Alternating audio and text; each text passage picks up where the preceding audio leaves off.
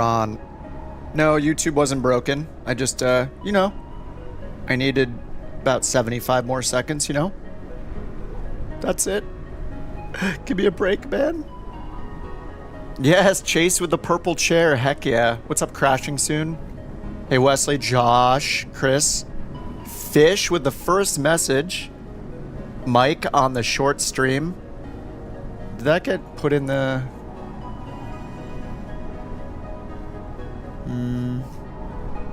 I don't know what to do about the short stream. People getting directed to one over the other. I don't think I can do anything about it right now.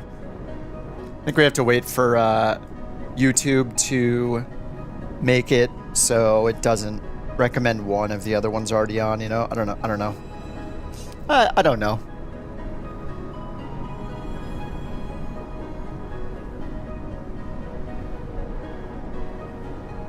Yeah, notifications for both, yeah.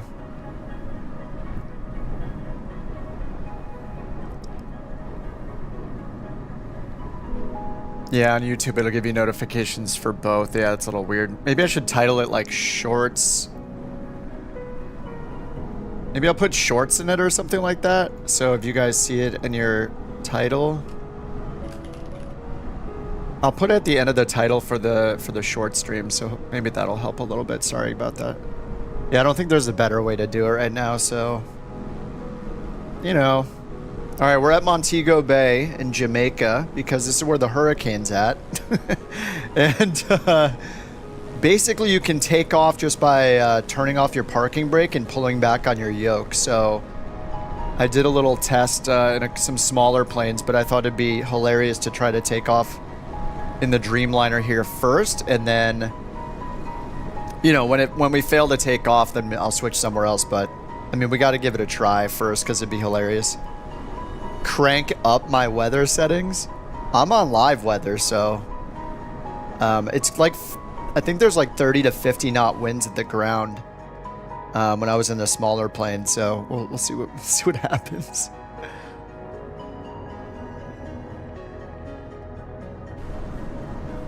You have 0 visibility? I'm on live weather. Live weather. 70 knot winds.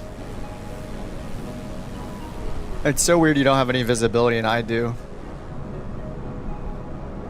Maybe it'll update soon, but yeah. The weather's looking great right now. Thought we'd fly to Miami first.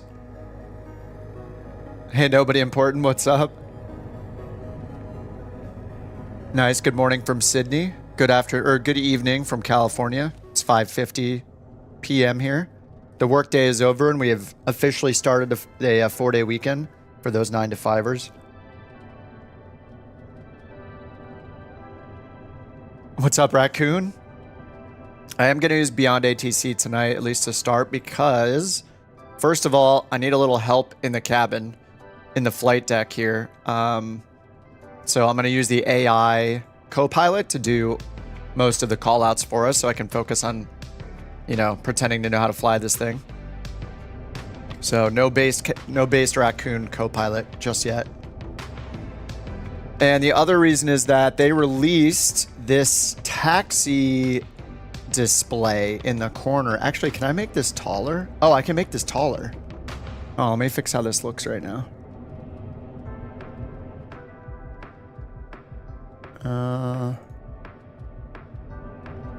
Oh, it doesn't really like that I made it taller. That's weird. The heck?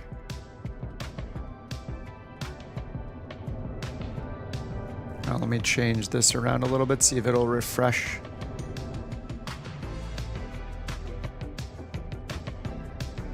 I guess it doesn't like it when I make the window taller or shorter. It only likes one size.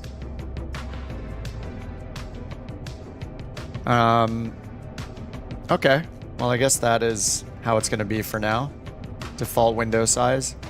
Whoa, now I'm messed up again. What is that? What is going on here? Yeah, BeyondATC map is out.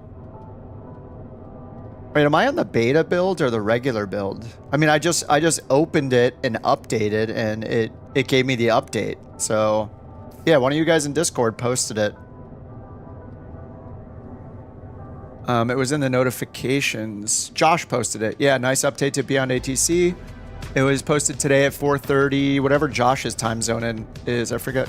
What time zone are you, Josh? Yeah, Josh posted it. That's what you... Oh, yeah, Josh posted his screenshot. Yeah, he sees almost nothing right now. That's great. This is what Josh just posted. Let me see. Can I bring this up? This is Josh's screenshot of what he sees right now compared to what I see. Me? Josh. Wait, are you in the air though? Oh no, you're not. Looks like you're on the ground. Anyway, yeah, that's good stuff. Lucky me. Oh, mountain now. Okay. So, yeah, what was that, like 2 hours ago they posted it? On the ground. Yeah, that's pretty insane.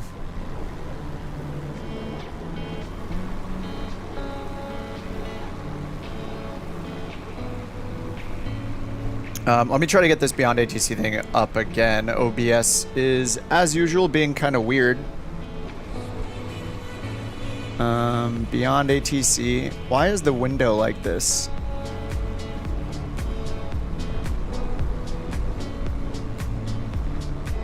What is going on with this thing? All right, I'm going to delete it and re-add it.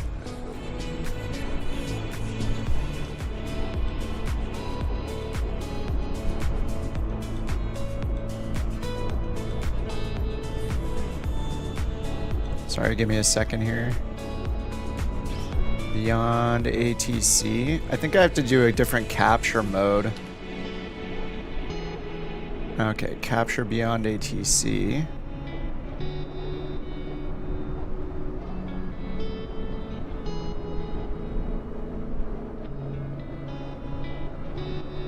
Okay, now it's in the corner. Nice. I think that's working now.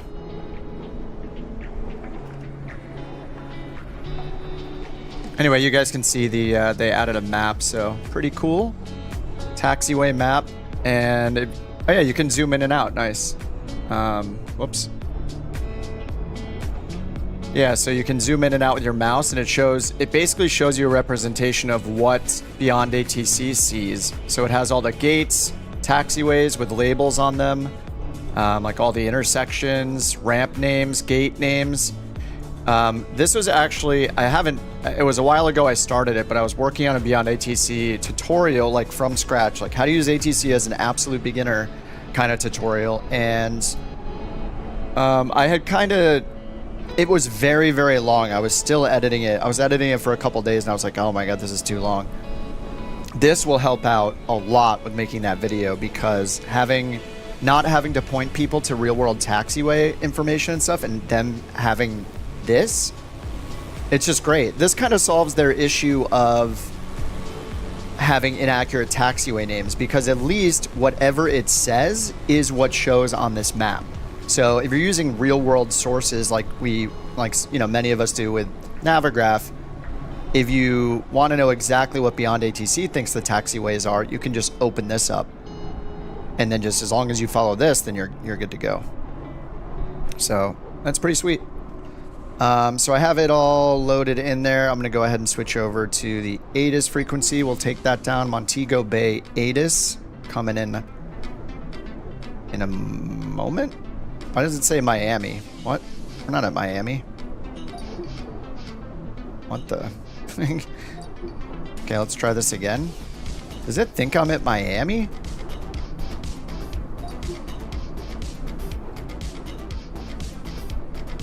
Oh, I don't have the battery on. That's probably why it's not working. All right, I'm going to do the abbreviated checklist stuff here by using the autocomplete page so you guys don't have to wait for me to fumble through it every time. And I love that these work in the sim. I just hit the button and hit autocomplete. Looks like it's stuck on flight director, so I'll turn that on myself. Or not. I can't turn the flight director on. Interesting. Auto throttle. Arm. Autopilot disengage bar. Up. Bank limit selector. Auto. Let me do autocomplete again. All right, let's try flight director. All right, it works now. Interesting. All right, checklist to the rescue. Save a lot of time doing that. All right, so I think that turned the APU on already. Yes, it did. We have no external power available, it looks like, so we just have the APU on.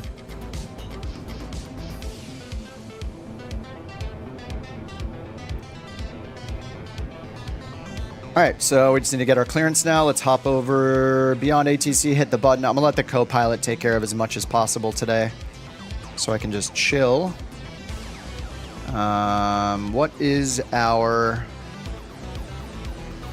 What's our frequency here?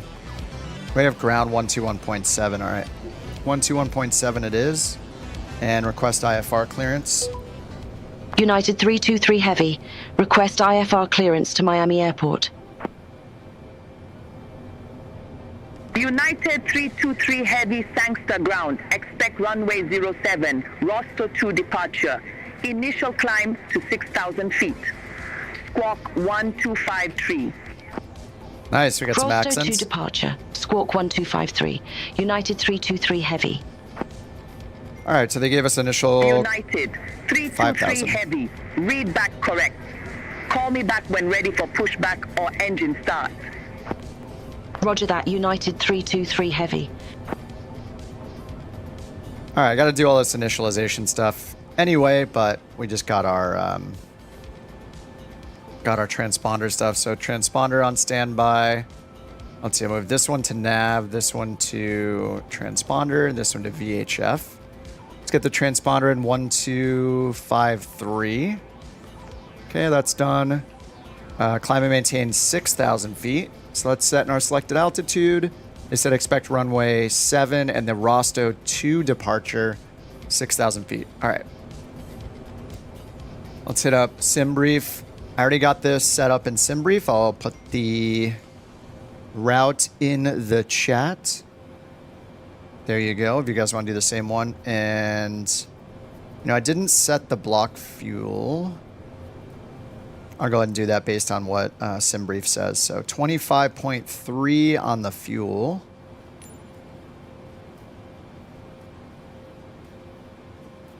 All right, there's 26.8, close enough. And payload 59.8.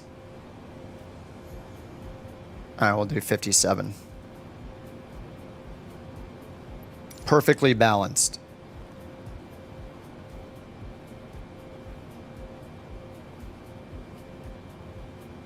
And let me see if I put the packs on. Okay, it did. Packs are on auto. Seatbelt sign is on. Window heat is all on. Engines are still off, of course. This might be the shortest flight ever because it's possible that we just can't take off. So we'll see. It's going to be hilarious either way.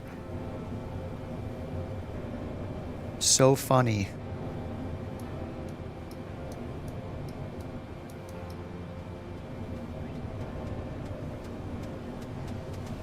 All right, 0 fuel weight. Actually, I think what I can do is go over to the computer on the left and do this. Is it 6? Yeah, over here. Oh, hey, the doors are... Oh, you can do the doors on this one. Nice. So I am using the -9 mod this time. So let me do performance and copy FMC data. Oh, I can't do that yet. So I have to import the flight plan first. All right. Flying through a hurricane. Yeah, I mean, we can't do it in real life, so we got to try it in the sim, Of course. All right, let's go to route requests, and we'll get it from... Oh, I have to do my SimBrief login again. Index, settings. Oh, you can do the V bar or the... Actually, I like the cross instead.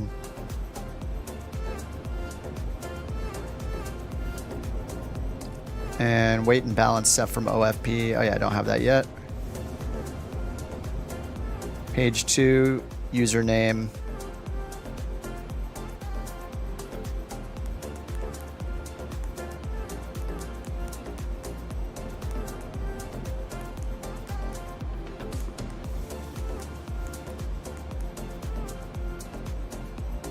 Okay, done. Username is in, back to index. All right, now we can go to weight and balance, set it from the flight plan.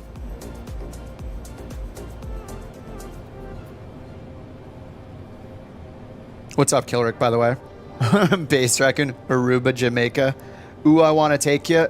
We might not be going anywhere, though. We'll see. See what happens. What's up, Delta?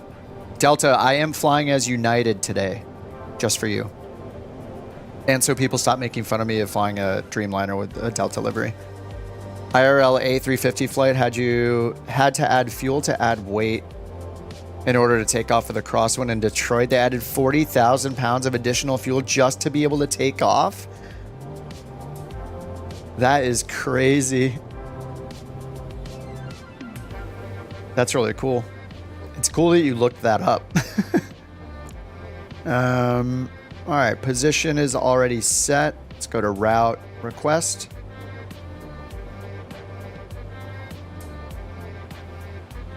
All right, load. Some route data rejected.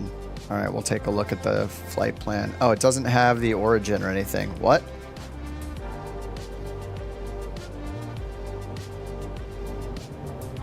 Let's try again. Oh, there we go. Worked that time. Okay. MKJS, which is Montego Bay to Miami. Miami was the closest U.S. destination I could find, so I want to be a little more comfortable in the U.S., so I'm running home. And I pulled in the flight number as well. Okay. Performance init. And actually, if I go back to the computer now, I think we can do this. We'll do copy FMC data. Airport search. Well, you know the airport already, don't you?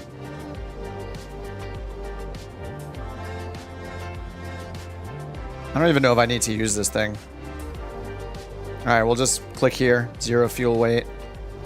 Reserves, I'll hop over to SimBrief and grab it from the reserve section. Where's Fin? I use FinRes, right? That's what I was using last time.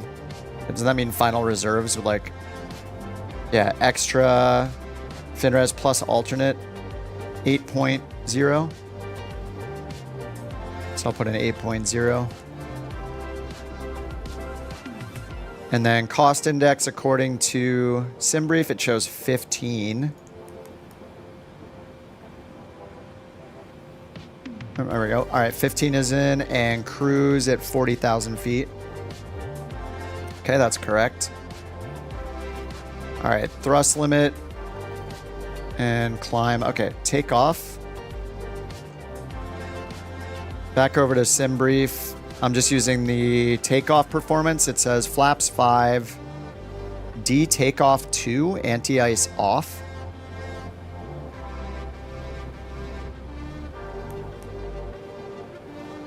Flaps 5 will autofill. I think we can autofill.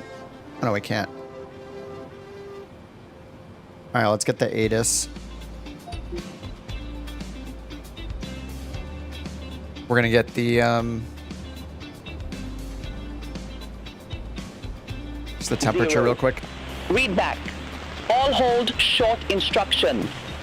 Advise on initial contact. You have information, Juliet. We need this anyway, I guess. Sangster Airport information, Juliet. 1559er Zulu. Wind 085 at 26, gust 3, 7 light rain. Ceiling 1800 broken. Tree 400 broken. Temperature 26. Dew point 23. QNH 1006. Landing and departing runway 07. Transition level 180. Read back. All hold short instructions. Advise on initial contact. You have information, Juliet. All right, back to ground. All right, we got information, Juliet. So I'm using the premium voices. I just paid the $30 for BeyondATC's mega credits pack. So it gave me 700,000 credits. We'll see how long that lasts, but that's what we're doing. Yeah, you were on the flight. Yeah, pilot said she is just a pilot, so she leaves the metrics to the engineers. That sounds like a good idea. Crosswind component exceeded their allowed with what was in the boxes with short domestic flight. Typically is fuel full, and that was a solution. That makes sense. So there weren't enough passengers to weigh it down. Oh, it's just because it was short distance. Okay, got it. Not because of the passenger limit, but just because it was so short distance, they didn't have a lot of fuel. That's cool. So they had to weigh it down. Interesting. Okay, runway position. Let's see, do we get V1 already? No, I have to do the next page first, I think. Yeah, there we go. All right, we're going to put in the winds detected by the sim. And it is wet. Oh, how do I type in wet? Do I type 0/wet or something? Let me type /wet and see what happens. Invalid entry. So I probably have to do 0.0/wet. It's kind of weird having it up down here, right? Let me do it down here.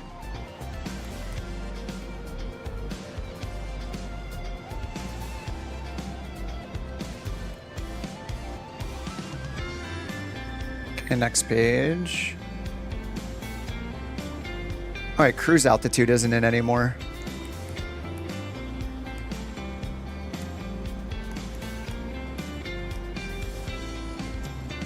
Huh, I wonder how that got taken out. All right, cruise is in there now.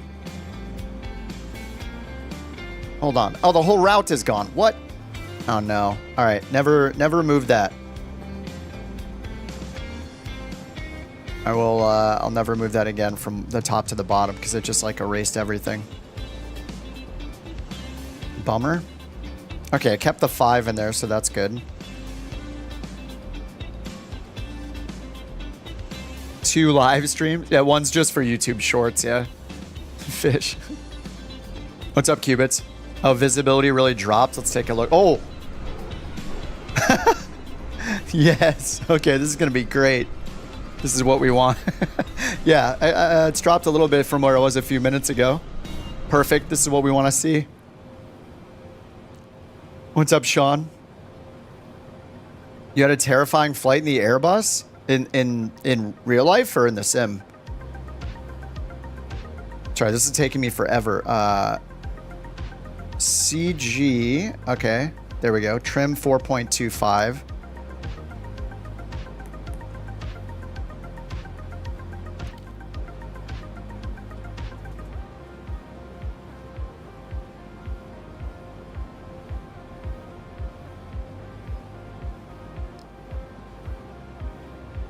All right, trim is set.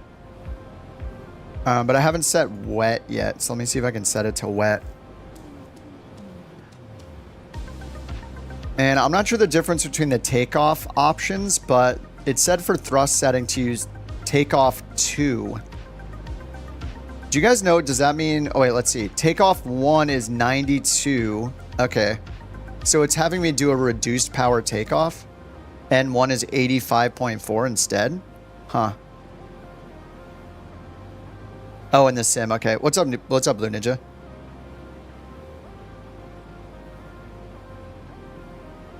I don't know if I should use takeoff too. I mean, the winds are insane, so I don't know. I'll try it. I'm just gonna do what it says. It knows the winds, so we'll see. What's the worst thing that could happen? Let me go back to departure arrival because I don't think I can do anything here until I set the runways. So runway 7 and the Rosto 2 departure. Rosto 2 runway 7. And then at the Miami side, we got the Vice 2 via Zeus and 8 right.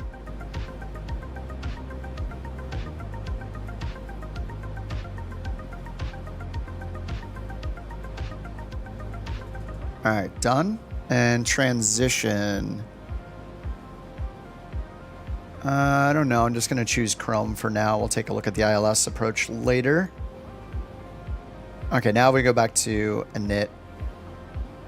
Now we have our runway.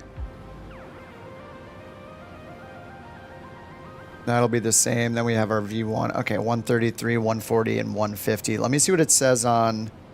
Yeah, this is weird. So on SimBrief, it says 145, 145, 148.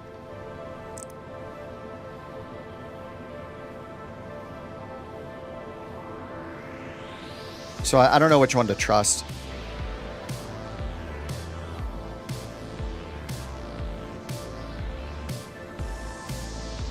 Okay, if I go back to weight and balance and pull it in, I assume it uses this. Oh, there we go. Now it's updated. It didn't have 260 passengers before, and now it does. So that might change everything. So now we go back to takeoff. And I need to set the gross weight again.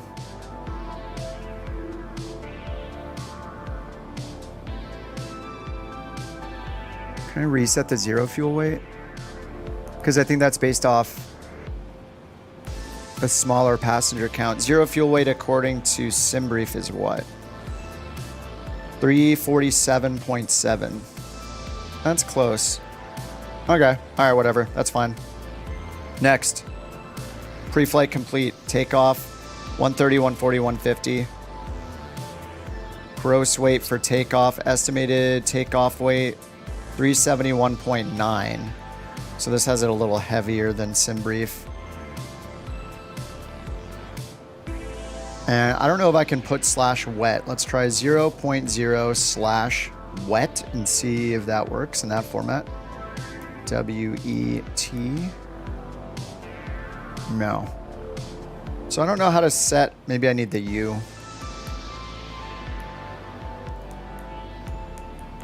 Or maybe it doesn't support it.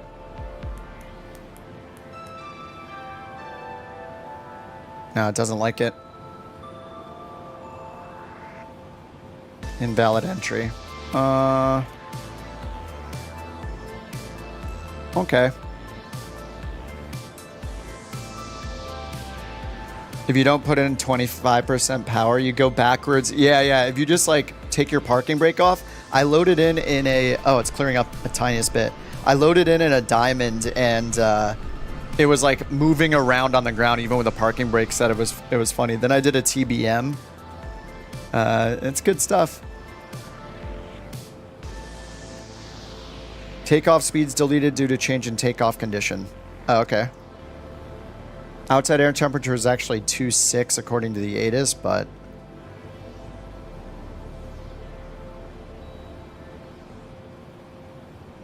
$140, $150. I don't trust this, but we'll see what happens. VNAV climb. Okay, the flight level is right. Transition altitude is 18,000 according to the ATIS. Let's add the forecast stuff. Winds. Okay, that's done. And then climb. Okay, let's go to descent forecast. Load the winds for descent. And the stabilizer, the pitch trim set, elevator trim changed to 5.0. Okay, that's also set. Okay, legs. We have some sort of DME. Let me go look at the departure procedure. Yep, 5, like a DME arc, and then a heading, it looks like. To Rosto.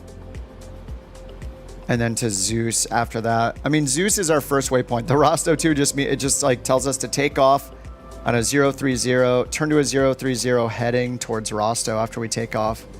Once we're half a mile from the departure end of the runway, DME 1.8 based on this VOR right here. All right. What's up, Jeff? Jeff says, dude, I spent more than 7 hours learning the 777. My brain is mush. 6 hours at the gate learning all the systems. Retained about 30%. Oh no, that's gonna be me soon. I'm in the /9 today, or the -9 today instead of the 10. So, yeah, I think that's. Hopefully everything's mostly the same. We'll see. All right, I guess we'll do the pushback. Let me see if we actually have a pushback thing available with the ATC here. We're going to go with BeyondATC and request push and start. United 323 Heavy at ramp 1, request pushback. There we go. We got ground services United request 323 pushback. Heavy thanks the ground. No pushback and tug is engine available, start it approved. says. Face southwest. All right, so we're going to use Pushback the approved. hack. Face southwest, United 323 Heavy. All right, pushback and face southwest. Okay. Let me go to plan. So we're facing southeast, so we need to turn the nose to the left. Actually, I'm not going to be able to do that with the default pushback anyway. I'm just going to be able to go backwards because I don't have like a pushback assist turned on. So we're going to hit Shift P and we're just going to go straight. I don't think I can turn it with the nose wheel, right?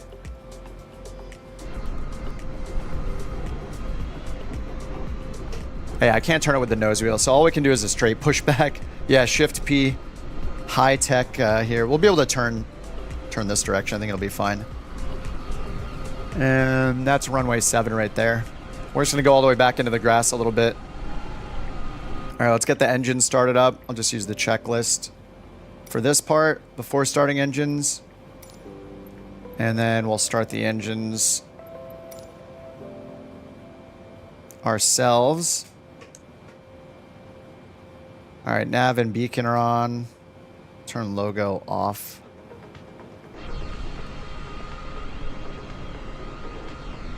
Delta, are you in the carbon cub? All right, Shift P, there we go. All right, let's get the engine started up. Right, left, we'll just do them both at once. Right, left. And once they're started, we'll get the APU off and we'll set the flaps and all that good stuff.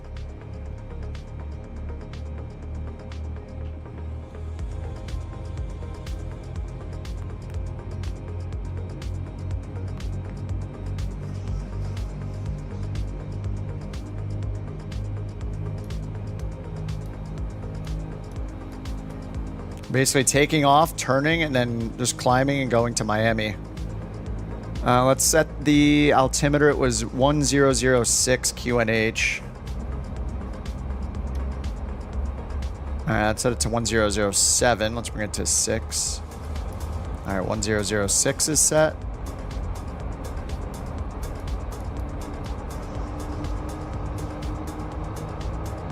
Alright, we got 6,000 up here. We're going to use VNAV and we're going to use LNAV as well. Okay, auto throttle is armed. Flight director is on. Engines are both running. Let's go ahead and get the APU off. And center pumps are on. I'm going to turn them off because we don't have any center fuel. Okay. All right, engines running. TCAS is off is our only warning. Our trim is set right there.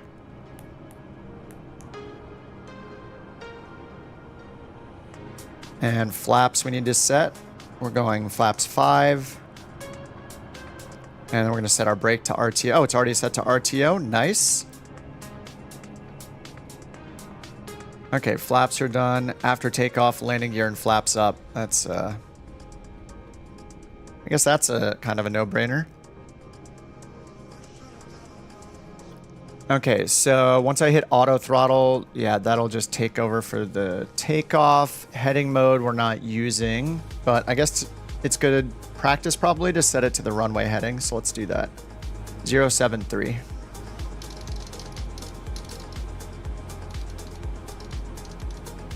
We might not even take off. All this setup, and who knows if we'll even get off the ground. Look, we're showing an indicated speed of 30 knots on the ground. No problem at all. It's almost a 10,000 foot runway, so we'll see. We'll see. I think we can do it. All right, flaps are 5. Stabilizer trim's good. TCAS is off. All right, let's get our taxi instructions from BeyondATC. Go, go, co-pilot. What's up, Darren? Request taxi to the active. Why is the screen in portrait? It's because you're on... I'm doing 2 streams, and one of them is for YouTube Shorts only. If you click the link in the pinned message, that goes to the full stream. Alpha. United 323 Heavy. I'm not sure there's a better way to do it right now, Darren, for me to be able to use do the Shorts streaming thing that's on YouTube now. If there is, I'll figure it out in the future, but for now, this is kind of how I have to do it. All right, they said runway 07 via Alpha. So if we check the map, of course, Alpha's right behind it. Oh, it highlights it.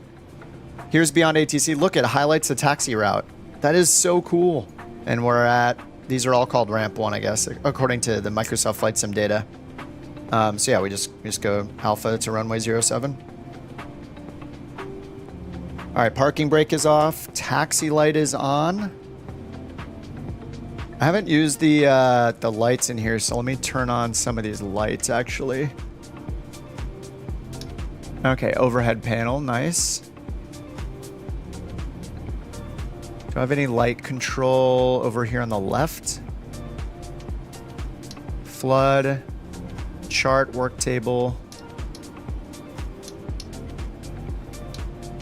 That's just for the... Oh, there we go, that one. Flood, the inner flood one. Okay. These are mostly lit up. That's fine.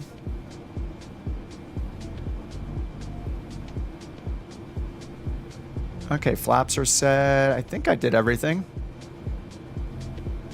And the only warning still is TCAS. Okay, parking brake is off, and let's go to runway 7. What's up, Smeg? You got ejected into the air like a catapult launch. Nice. Yeah, I don't know if we're even going to be able to take off, but that's why this is going to be the start of the stream. Okay, I'm trying to taxi.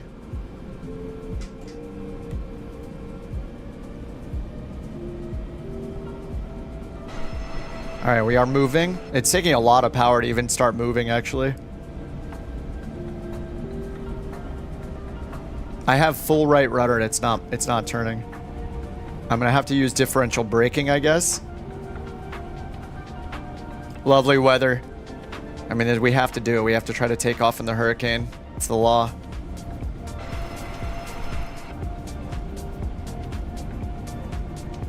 Good luck, everybody. United 323 Heavy. Contact Sangster Tower. 118.75. Bye-bye. Bye-bye. Contact Tower 118.75. United I am on 323 Payware, yeah. Heavy. I downloaded the one for this airport, yeah. There was just one for it and it had a high rating, so I grabbed it. I didn't take note of who made it, though, but it had really high ratings. All right. 787-9 everywhere. You guys said this is the best plane in the entire world, even better than the Phoenix.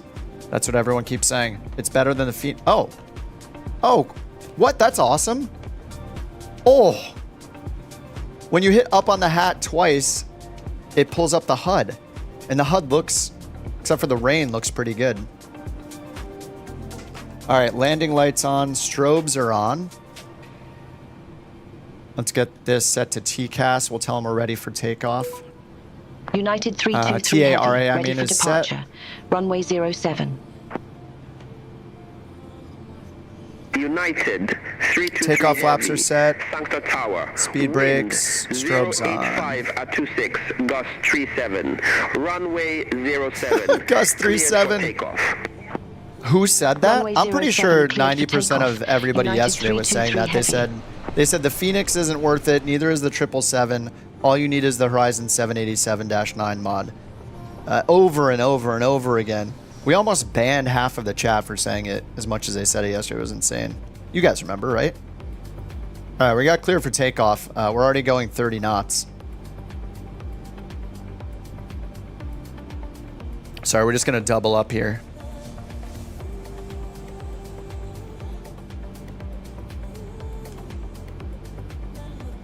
Hey, Systox, what's up? Hey, Chemistry. All right, let's get lined up here.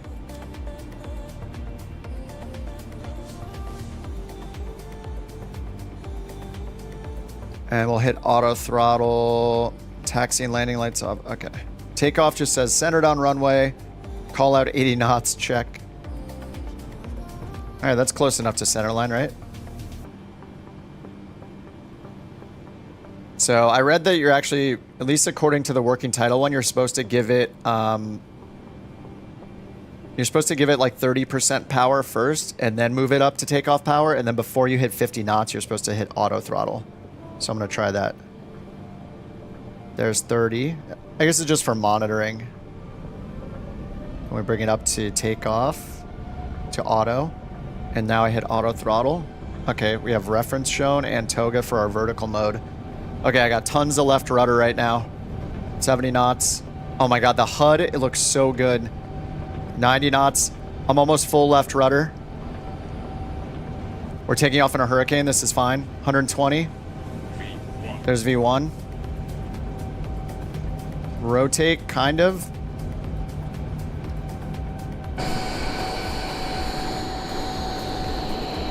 Gear up. This is fine. I'm aimed way too high. I'm pushing the nose down. Flaps 1.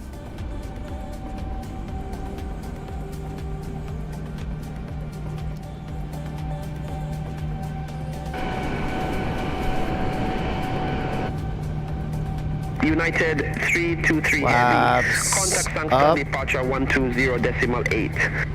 Oh my god, I have to be going. Contact Sangster departure. I'm pushing so hard on the 120.8. stick right now. United 323 Heavy. Sangster. United I don't think we can 323 use Heavy, autopilot in this either. 2,200 feet. Good thing we have the co-pilot. United 323 Heavy, Sangster departure identified. Climb to flight level 190. All right, 190. Climb to flight level 190. United 323 Heavy. I am so far forward on the yoke right now.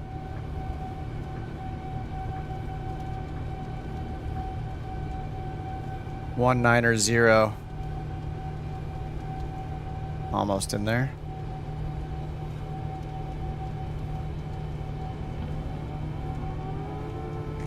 Okay, flaps are up.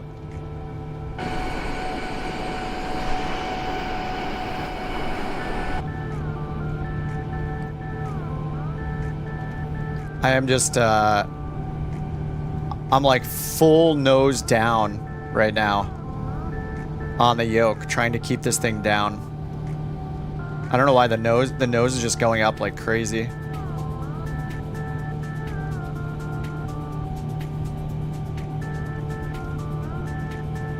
All right, now we need to make a left turn.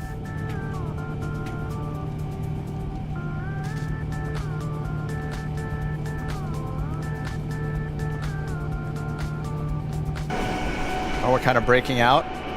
Okay, we can see the ocean. This is fine. Get out of the way, Boeing yoke.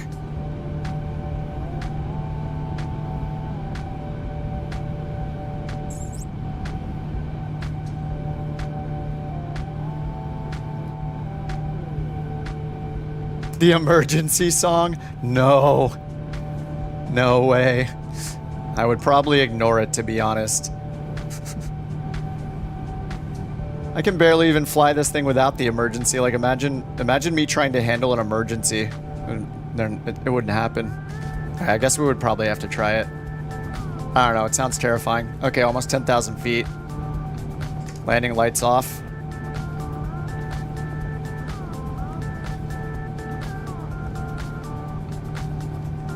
All right, let's see if the autopilot can even handle this.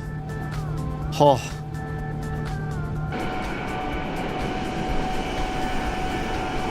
Oh, man. Yes. Hurricane. Winds are gusting 70 knots right now. Did you guys get off the ground? Some of you are in TBMs. Systox is in the Hornet. Okay, autopilot's doing pretty good right now. Yeah, auto throttle's on. Thrust reference, LNAV, VNAV speed. And climb to flight level 190, which we have in there. You never got down to the ground? Wait, you just loaded in and it just took off?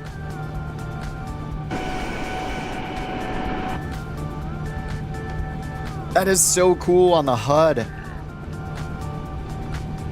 So I don't know if it's I don't think it's an instrument camera preset. You just hit up on your hat twice and then it pops the HUD down.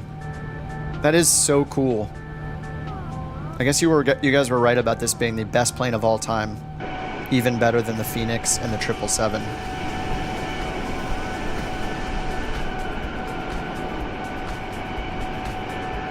You were essentially a flying kite. I did hop in earlier in, like, right before the stream. I hopped in a Diamond DA50 and then I hopped in the TBM 850. The 850 didn't do as bad. Yeah, you know, you need something heavier. Definitely a turbo prop.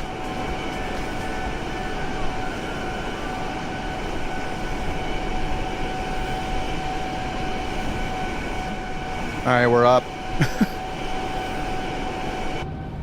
This isn't as terrifying as I thought it would be, but we're in a big boy plane, so... What's up, Sean? The 787's in premium. Heavy. Contact Kingston radar 128.1. Contact Kingston radar 128.1. United 323 Heavy.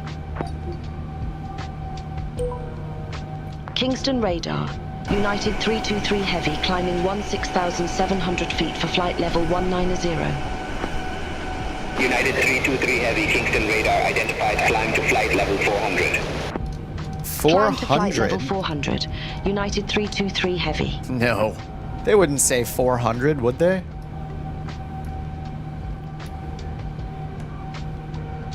Nice. That's so nice. So if I hit Control 2 to go over to the glare shield, and then I hit Control 2 again, or I hit my reset to seated position, it just goes back to the HUD view I was in. All right, there's 18,000. Let's get the Barrow set to standard. Done. And did I do the other checklist? No, I did not. Before start. All right, we'll just check all this. Done, done, done. Yeah, after takeoff, and then the only other one after that's descent. So let's just put this on the progress screen. All right, looks like we're direct Zeus now.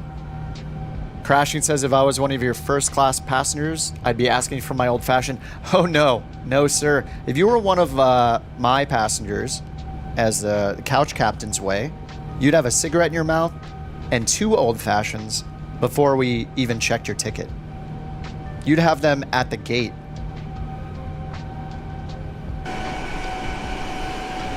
Yeah, this is the Horizon mod that you guys recommended. Delta recommended it yesterday, or was that 2 days ago? And I stubbornly wanted to use the 10 to start, just the full stock one. And now I'm getting the mod experience. So it's a slightly shorter 787 with like 40 fewer passengers. But the mod has apparently a ton of bug fixes and stuff. I mean, the HUD works properly, which is nice. When I move into the other one, it was like I was seated back and like oh yeah, this was the default position. It was basically like this, so it's all like half cut off. It was all messed up, but this one zooms you in perfectly. And then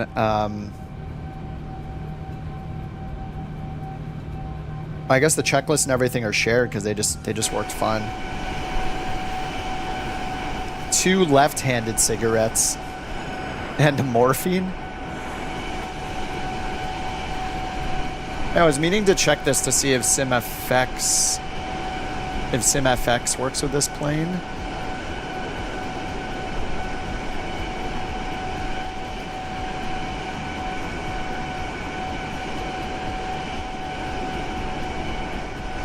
Yeah, okay, it's enabled. Contrails are not on right now, probably because of weather, but engine pollution, heat blur. Yeah, looks like it supports all of this stuff. I think if it's green with the box, that means that it's visible right now. And if it's green without the box, that means that it's just not active right now.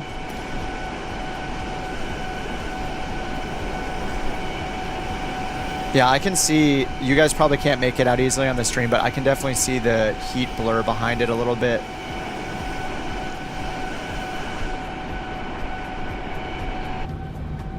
All right, 24,000 feet.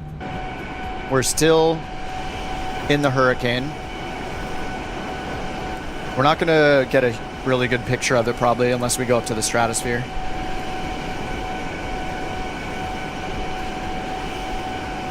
I'd be wearing my old-fashioned.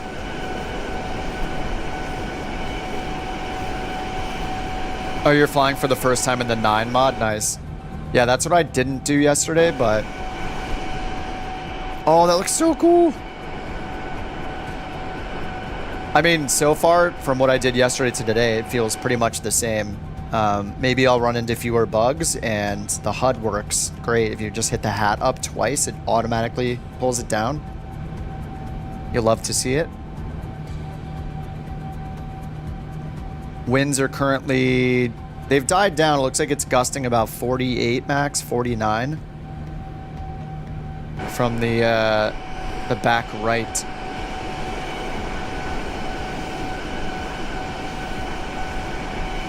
The Super Hornet's like, this is easy. Alright, I gotta turn the engine sound down. This is very loud.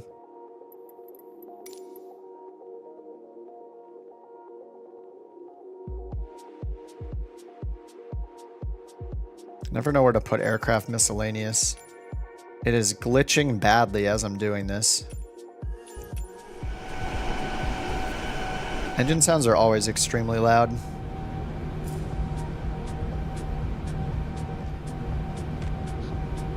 Alright, top of climb's coming up in, what, 60-something miles it looks like? And our Zeus waypoint is 266 miles away. Maybe we should just divert to a closer airport or go to 4x speed. Maybe when I'm up at the top of the climb, we'll just go to 4x. Yeah, we're in THR, thrust. I don't think THR means thrust, though, right? It means like, is it like turbofan, something, something? Or does it mean thrust? There was another acronym over here. Oh, I think these, are these different because we're in using a different engine than the other plane?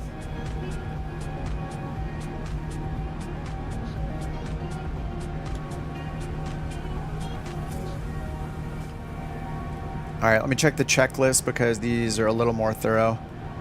After takeoff, climb. Yes, we did that. Seatbelt selector as required. I guess we can turn the seatbelt sign to auto.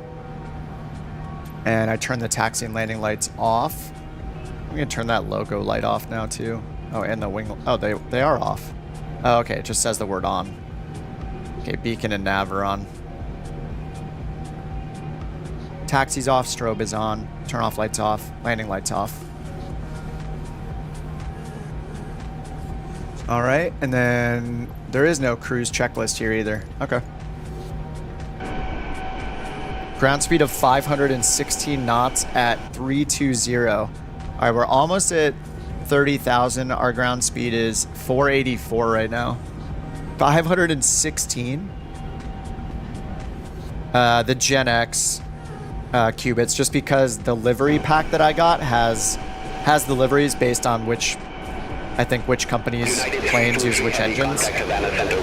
So this is using the GE engines. Contact Havana Center 123.7. United 323 Heavy. Have a good day. The Rolls-Royce engine didn't have a United livery. United 323 Heavy. Or like any US carrier liveries, I don't think. Flight level 400. United 323 Heavy Havana Center. Radar contact. These are the premium voices, by the way. It's kind of cool to hear not just the premium voices again, but the like different accents or different regional accents. It's pretty cool. All right, we can see our contrails starting now. They're visible. I mean chemtrails, sorry. Secret mission has begun. Fox says I'm at cruise in the at cruise 777 has a hard time flying when it's super heavy. You're dumping fuel. You can dump fuel in it. Nice. Missed the takeoff. It wasn't too bad actually. I just needed a lot of left rudder to stay on the runway because of the winds. But when we took off, it was a lot of yoke movement to keep it pointed at the flight director. So I did that for like a few thousand feet of climbing, and then I turned on the autopilot. And it's been surprisingly stable.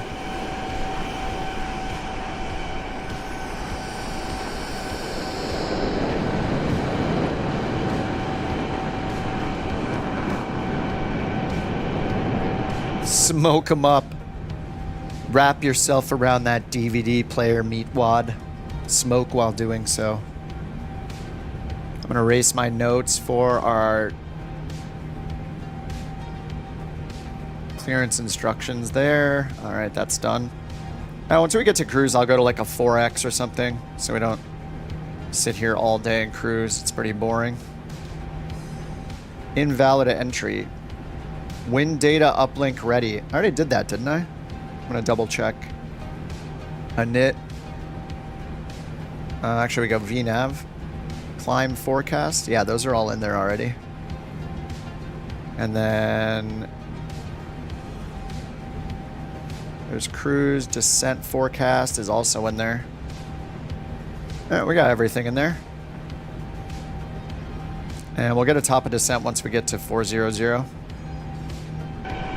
Flight level 400, as they said. Oh, we can kind of see the water again. Oh, yeah, we can see the water. No one can withstand the quad glazer. The foreigner belt. Well, how can you do that when you're cold as ice? Dude, I love that show. We're talking about Aqua Teen Hunger Force, to those who have no idea what I'm saying. Or what Raccoon is talking about. Wrap yourself around that DVD player. Smoke while doing so. That's a good smoker.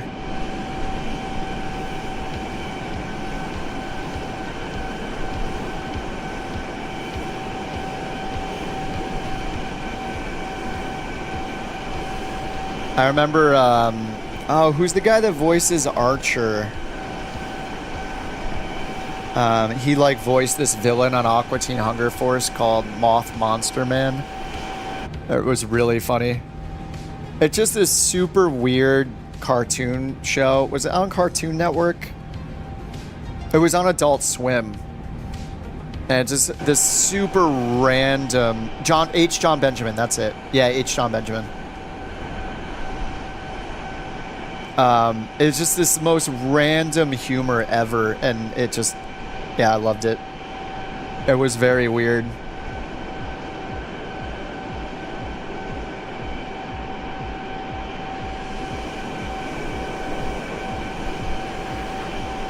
The frat aliens. My dad owns a dealership guys. Those frat guys.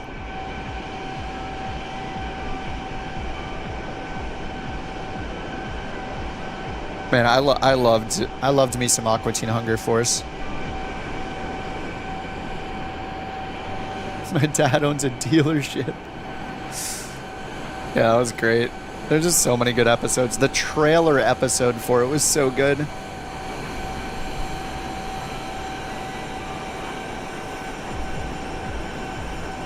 Oh my god, we got some views now.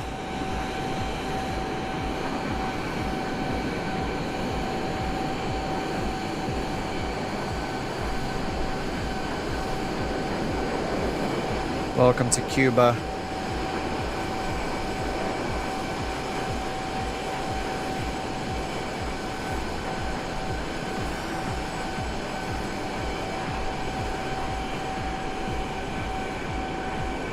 We don't mind this at all. What's up, Rasta, man? Thanks for what, Rasta?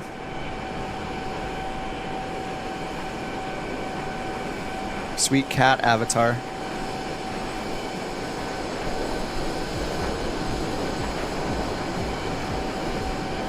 This looks too good right now. Yes.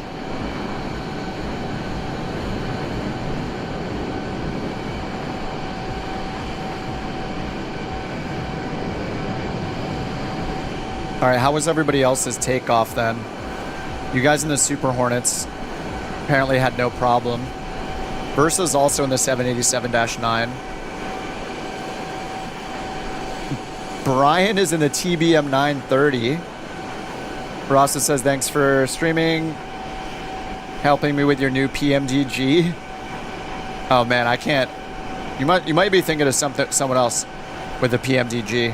Definitely, I definitely can't help with that. On-air company for sure, though. If you're on the Rossi, you're on the shorts stream, just so you know, if you want the full one, I pinned a message there. There's like 2 streams going on at the same time. So if you want the full screen version, non-vertical one, you can hit the link that's pinned. I have to keep explaining it because YouTube didn't think like, oh wait, there's gonna be people that want to stream on the shorts feed and their normal stream at the same time. So I need to be the repetitive guy telling everybody each time if they're like, why is it all vertical? Come on, YouTubes. I'm sure they'll figure it out eventually. Yeah, the fighter escort looks awesome. Hey Lake, do they have you down there to lower cruise? Are you using BeyondATC as well?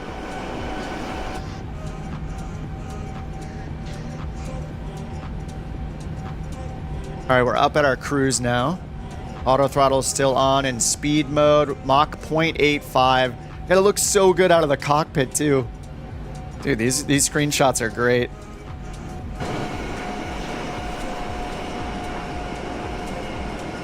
Holy. The clouds look so good. The diagonal lines, I have no idea.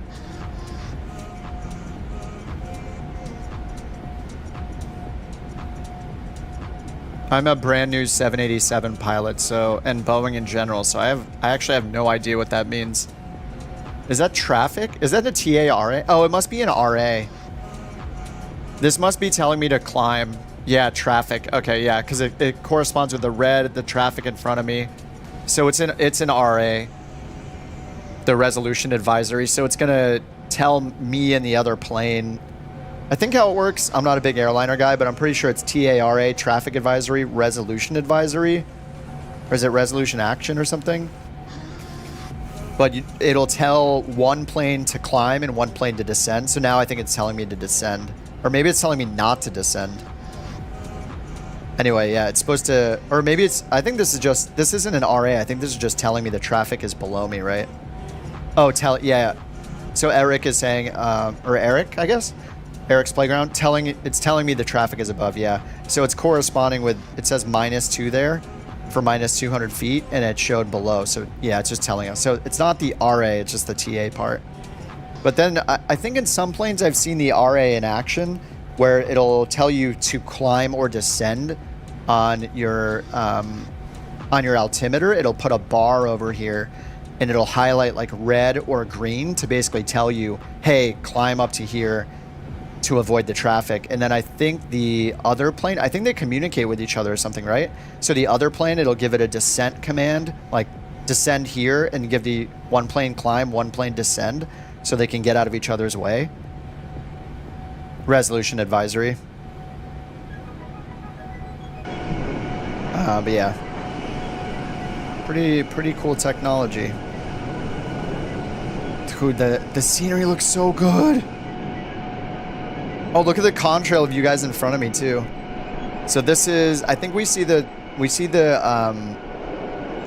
contrails from, I don't think we're seeing the Dark Star, but I think we're seeing Flying Foes 777 contrail and Cubits' 787 contrail. Maybe FX's 777 contrail as well. There's a few of them kind of overlapping. I love sim effects, dude. It looks awesome.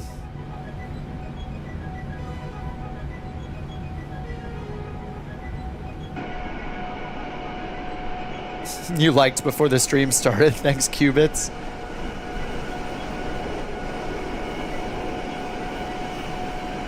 I'm getting so many awesome screenshots right now. I'm gonna have to keep flying the 787, I guess, because I have all these screenshots I have to use for future thumbnails. I actually haven't checked out the the preset camera angles out here either. It's probably just all the standard Asobo ones. Oh no, that's pretty cool. This one gives you a look at the wing flex.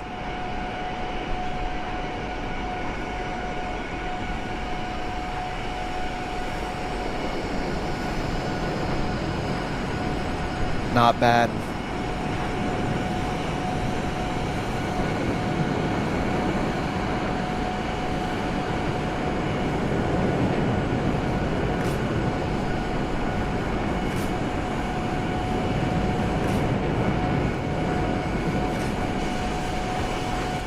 Oh man, that is so cool. With the Hornet right there. Is that overtie? Yeah.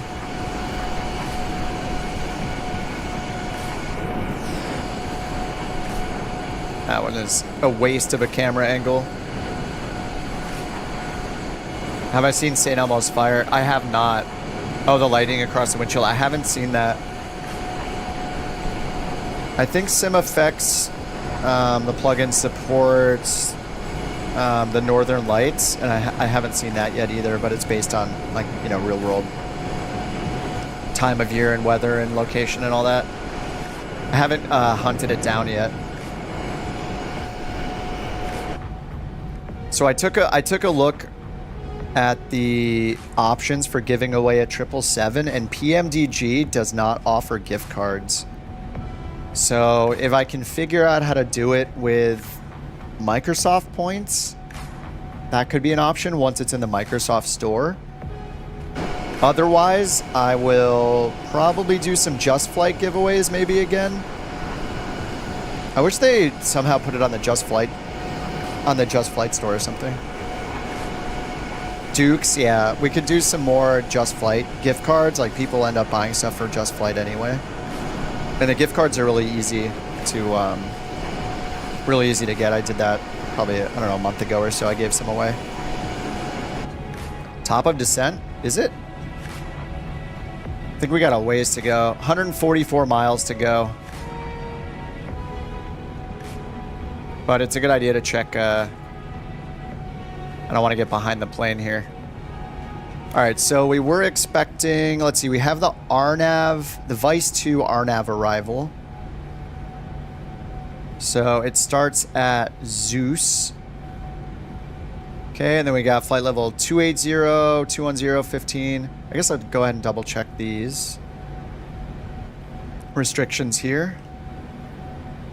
So starting at Mullen, we got flight level 280, that's correct, 210, at or above 15, Vice below 16, and then, let's see, next page here, between 14 and 12, yes, 11 and below, at 9, above 8, and at or above 6 at Dala,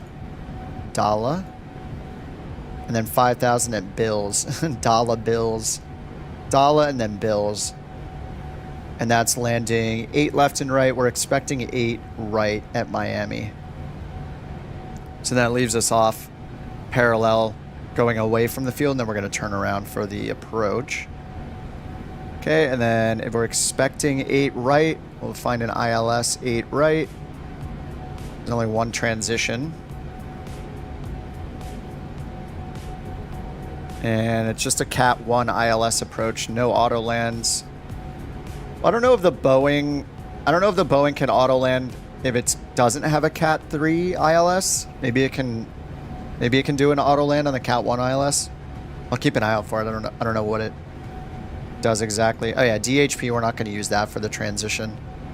That's like flying right near the field, so probably just going to get, I guess we should do Chrome. Can we even do Chrome? No, it's the only one that shows is DHP, which is the Dolphin VOR, or Vortac maybe. Okay, but yeah, we'll be out this way, then we'll get vectored for the final approach course. I'll go ahead and put in the ILS now so I don't forget later. 110.3. I'll do it the way I was taught last stream. 110.3 up here, and then the final approach course is 092. done, and turn CTRL on.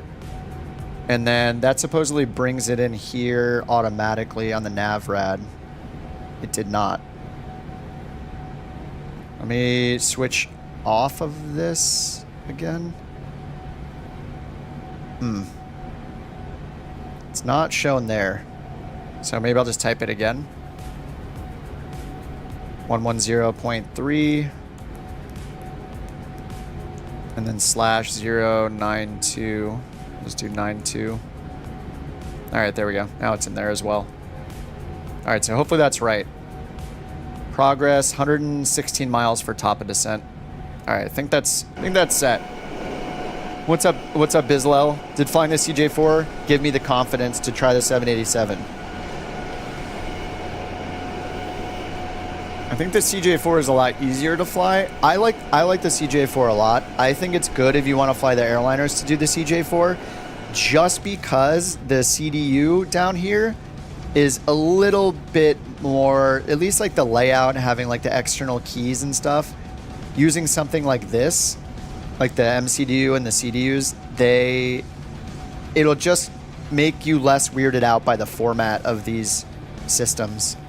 So I think that's the nice part about doing it. And it goes fast, like, and it goes really high. I think the CJ4 is super fun to fly. Dude, why does the sim look so good here? This is crazy. It looks awesome.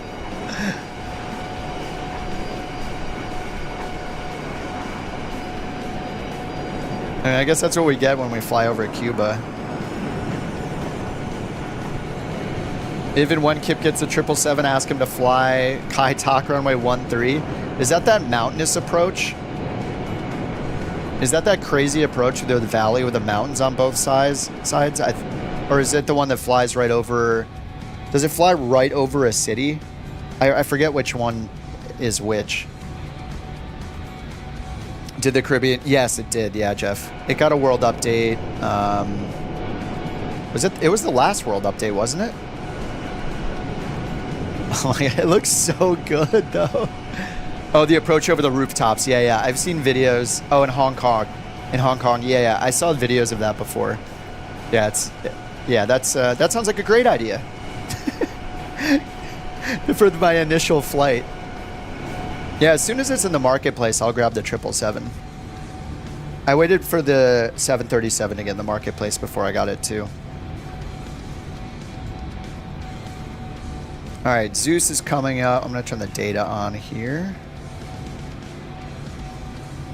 All right, so top of descent's coming up right after Zeus. 86 miles till Zeus. And then we will let Havana Center know. Actually, we'll probably be on... I wonder when we switch over to Miami Center.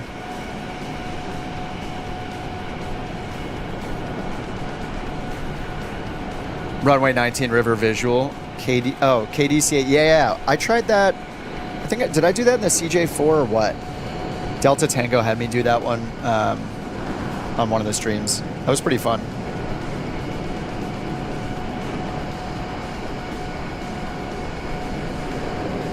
So I wonder if let me put my Navigraph on my little bitty monitor over here and see how crazy it looks on the stream. Whoa. Let me fix that. It's a little crazy.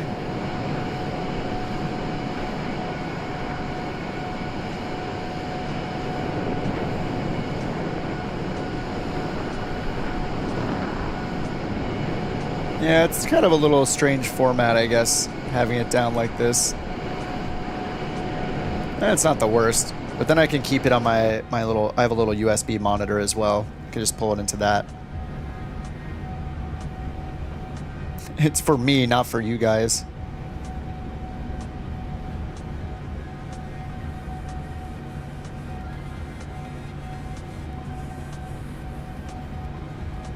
Kind of like it better in a vertical format, though. Oh, I could turn this monitor to a vertical format. Maybe that'll be an option later. I'm becoming a professional streamer. I love this being flanked by a Super Hornet and another Dreamliner.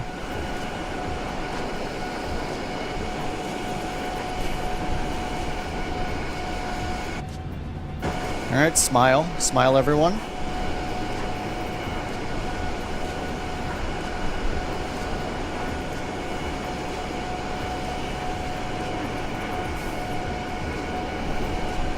Oh, this isn't so bad, you know.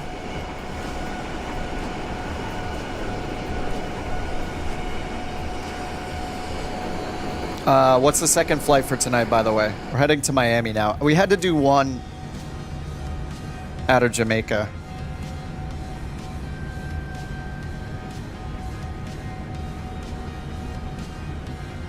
We obviously had to do this flight, so...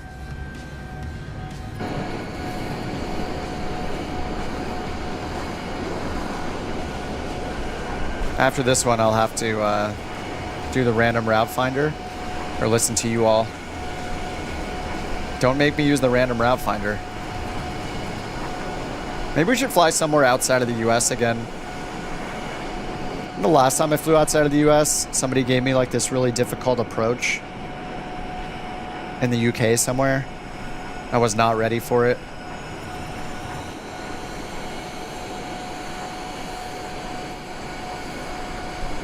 Yeah, the view is incredible right now.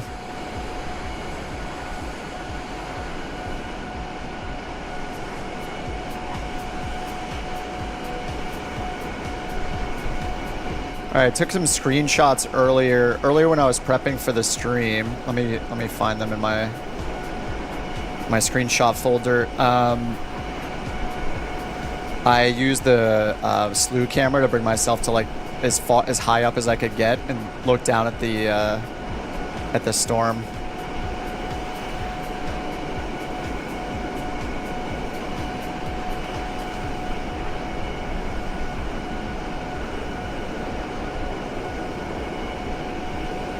Loading screenshots. What? Yeah, Chase, that's an easy approach. I don't know which one we did last time where the approach was so difficult. Somebody set me up. Somebody set me up for failure.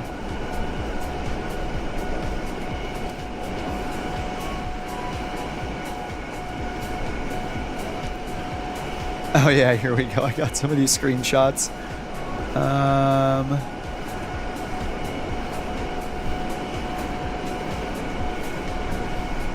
Okay, this was after I took the Diamond up and then I slewed it all the way up in the air and looked down at the Hurricane. I got this. This was all the way up with the drone as high as possible. Or not, yeah, it was with the drone. After I slewed all the way up and then I took the drone up as high as I could. That's what I got.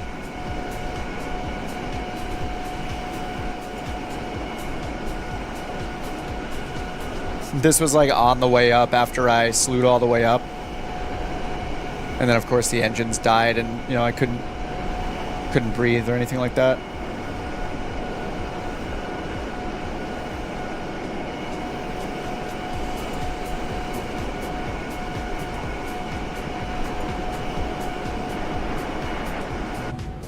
All right, we're probably getting close to descent here.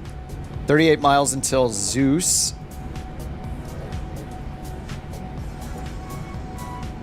All right, hopefully they'll give us descent via the Star.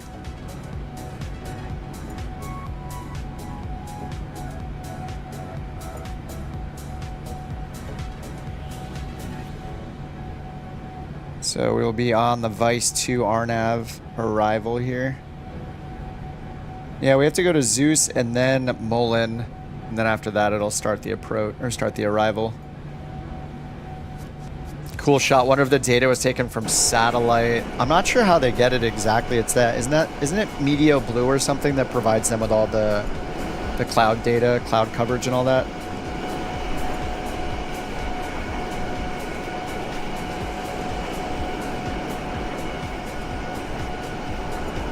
Versa has joined the party. What livery is he rocking? Oh, China Eastern.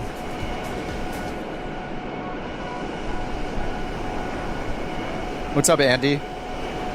Andy's asking if the 737-600 is a good deal over on the shorts stream.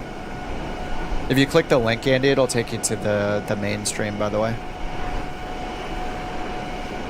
I'll let you know if anybody in chat replies to your question if the 737-6 is good. I think everybody has the 9 or the 8. Is it 737-800? I think the 800 is the most popular.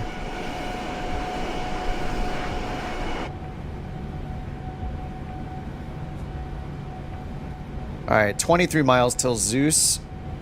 And then after that, our top of descent. I'll just go ahead and ask them for descent now.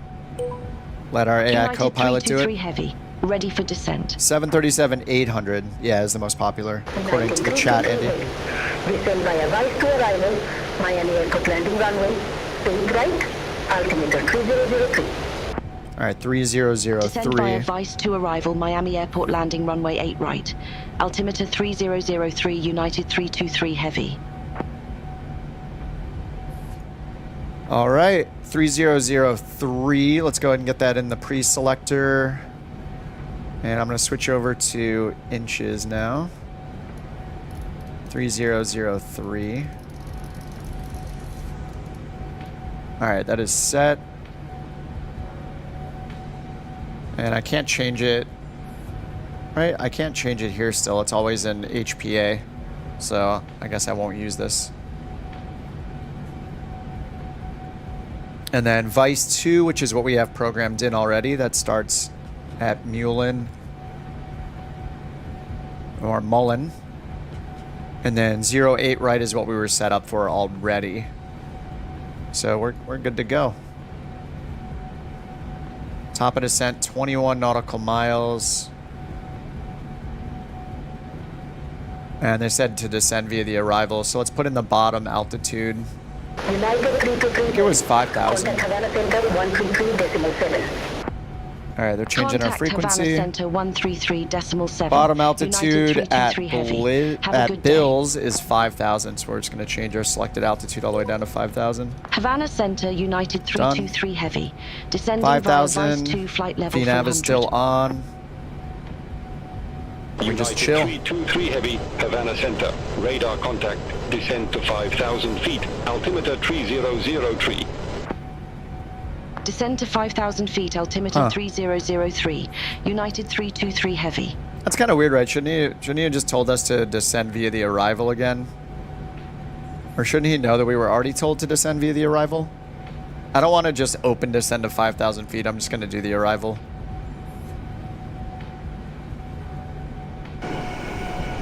I don't want to be lower than we have to. Or I guess it's giving us an option to do a continuous descent all the way down to 5,000. I guess maybe that's more comfortable for passengers, like a continuous descent all the way down to 5,000. But yeah, I'm just planning on using the VNAV. All right, we're making our left turn direct Mullen.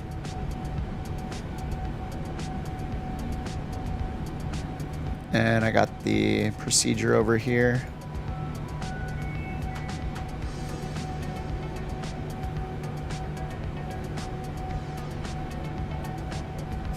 All right, we should get the ATIS. United 323 Heavy, contact Miami Center 125.7.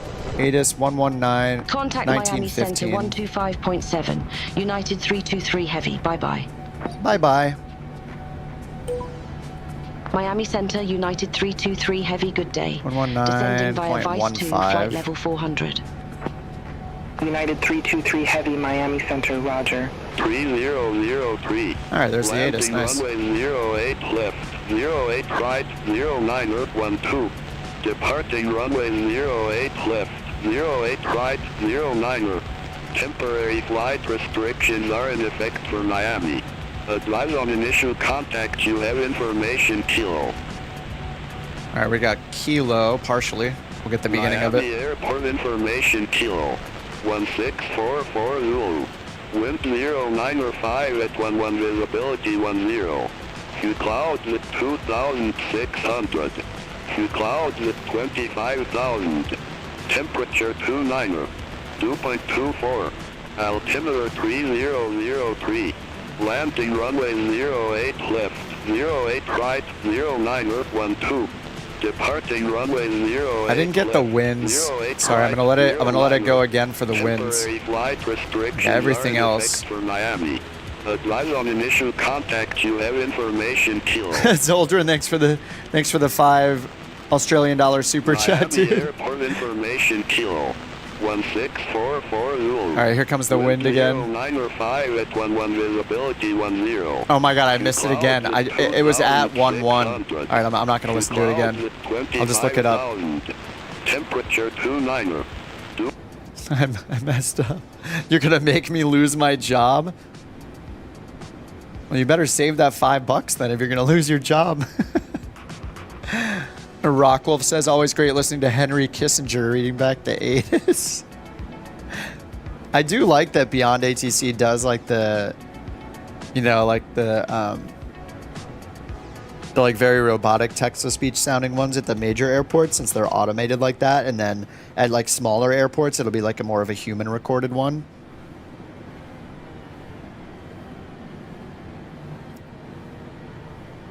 It's kind of cool that they do that. Oh my god, the water! This is very nice. Very, very nice. I'm not even... There are no filters. No filters on this thing either. No filters on that face either. What is this? 24/7 Kipper TG. 24/7. This is, you know... We can thank America, you know, 4th of July weekend. And it's been a lot of fun flying the 787, actually. It's been terrifying, which makes it fun-ish and stressful.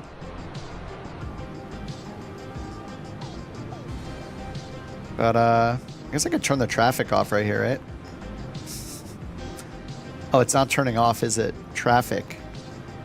It just keeps turning it back on. I don't know what these buttons do, actually. Anybody know what these do? What's this hidden button? Is this a hidden toga button right here? Or is that a master caution button? It's probably a master caution button. Anybody know what these are? Accept, cancel, and reject? All right, descending via the VNAV for the star. 33,000. And our first constraint here is at or above flight level 280, so we're going to make that one.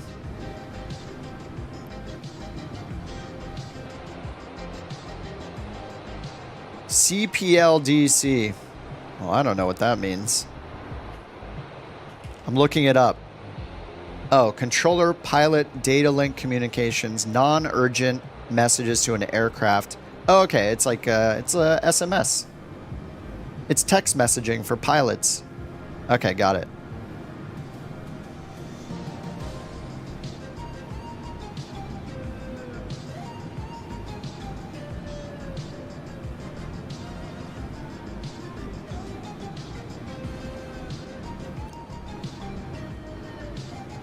All right, it's got our auto throttle speed held at 261 during the descent. 2,000 feet per minute on the VNAV. Our next constraint is at or above flight level 210. Contact Miami Oceanic 123.775. All right, the constraint that's scary is the one at Contact Vice, Miami which is Oceanic 16,000. 123.775. So United we're still at 323 31,000, so we'll see if we make it down to 16. 16 or below at Miami Vice. Oceanic United 323 Heavy, good day. What's up, Joe? Descending via Vice 2. Any reason I flight don't level use say 312. intentions? I actually almost always use say intentions, actually. Oceanic, Roger. I use say intentions, I'd say 19 out of 20 times. The reason I'm using BeyondATC tonight is just to check in on some new features. So one of the features they added is a taxiway map, which is, I think, a huge improvement. So it'll show you what BeyondATC knows about the taxiways and runways. So that way, it's actually really beginner friendly too, because a lot of the scenery is going to have inaccurate taxiways. So if you're using real world charts, it's most of the time going to be wrong unless you have custom scenery. But now they have their own taxi map you can look at in the program, and it's going to show you exactly what the gates, ramps, runways, and taxiway names are for exactly what's coming from the sim. So it's like looking through the eyes of BeyondATC, essentially. So at least you can look at that. It's actually going to make... I was working on a BeyondATC tutorial for like absolute beginners, and part of the difficult part while I was working a little on it was just like explaining, you know, I always had to have the caveat like, oh, you know, it's going to give you, you're probably getting wrong taxiway information, but now I can pull up the taxiway chart they'll be able to get, which is pretty cool. But yeah, I almost always use say intentions. I'm a huge fan of the multiplayer. I'm a huge fan of the tour guides and now the new cabin crew. I was like a day one supporter when that thing came out. And beta tested it too, but yeah, I'm a big fan of both of them. And the other reason I'm using BeyondATC right now is I'm learning the 787, and was doing it yesterday and today. Yesterday I used say intentions, and it's pretty hard doing the single pilot airliner thing. There's not really much as far as assistance goes. And in BeyondATC, you have the full co-pilot doing all the radio changes and responses. So it just takes some of the workload off. So it's definitely making it more chill right now. I topped off my credits. Maybe we should use a celebrity voice. I have it on UK female, which is a free one. Did they add anybody? Doesn't look like it. Squirrel, Civ Ryan, Jeff Avignano, EasyJet, British Avgeek, Overkill Flyby Simulations, FSFO. We can put on British Avgeek maybe. Who's the best? Squirrel? I like EasyJet. He's got a super unique voice. We'll go EasyJet. Hello friends, followers and channel members, this is EasyJet Sim Pilot and I'm a guest voice in FSFO is a BeyondATC. good friend of yours? Wait, let me hear what FSFO sounds like. Hi there, this is Matt from FSFO. Great that you're using my Virtual First Officer add-on, and I'm honored to be your co-pilot for this flight. Alright, well, if he's a friend of Sean's, we're going to have to use FSFO.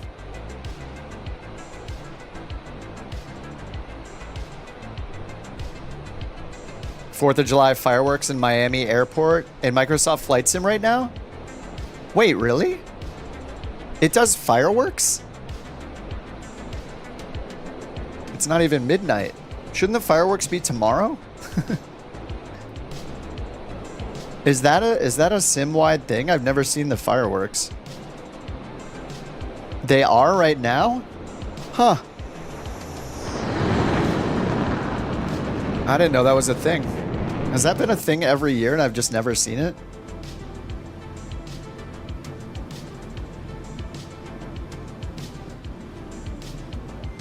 Isn't FSFO like the virtual co-pilot that'll do everything for you, like starting it up, like calling out speeds and all that kind of stuff?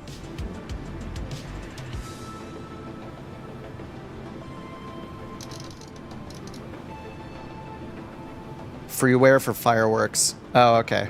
Yeah, I don't have the fireworks installed. I assume I have to get it installed. I feel like I should do that tomorrow though, not today.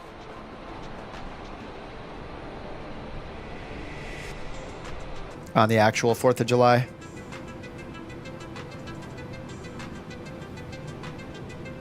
All right, the question is going to be, can I land?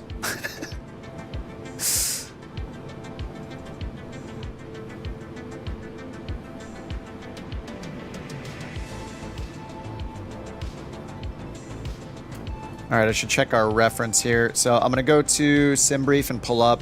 It recommends flap 30 setting with auto brake 1. So down here, ref, flap 30, that is set. I think that's all we do, right? Isn't that all we do for landing?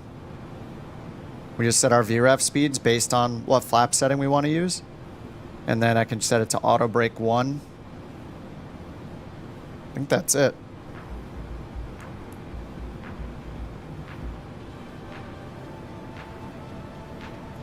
Altimeters, speed brake armed, landing gear down, flaps.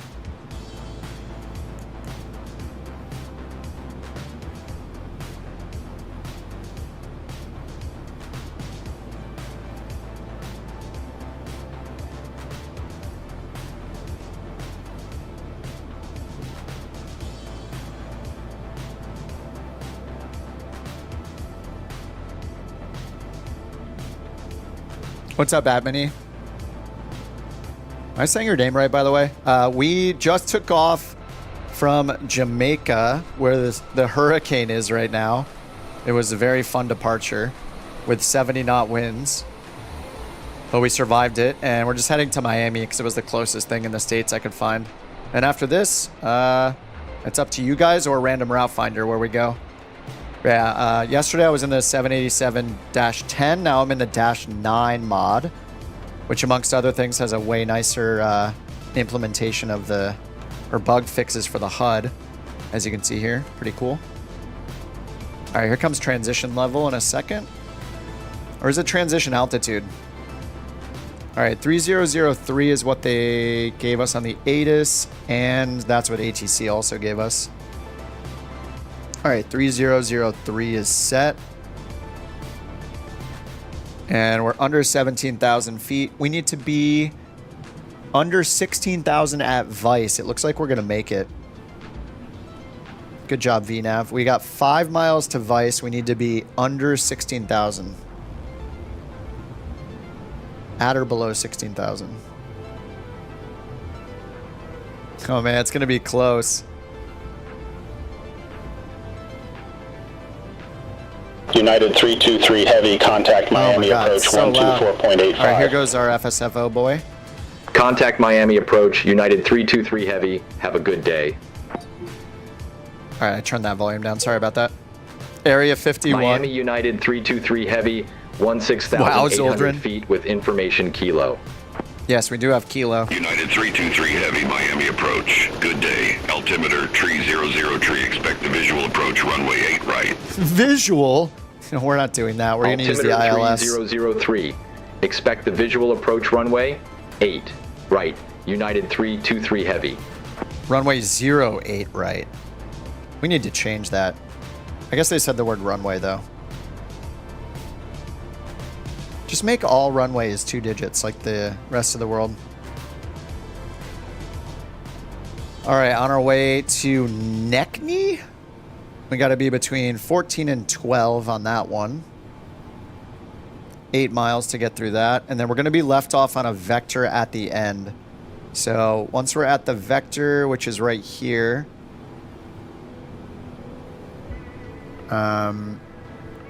This time I will remember to use the localizer button here or the approach button. Or if I want just localizer, I'll hit that, but I'll probably just hit approach. And I did have the ILS in already. Let me check the approach over here and set the minimums. All right, ILS.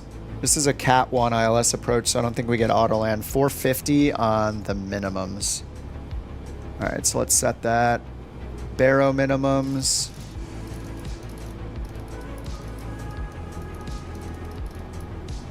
Oh man, this thing is so touchy.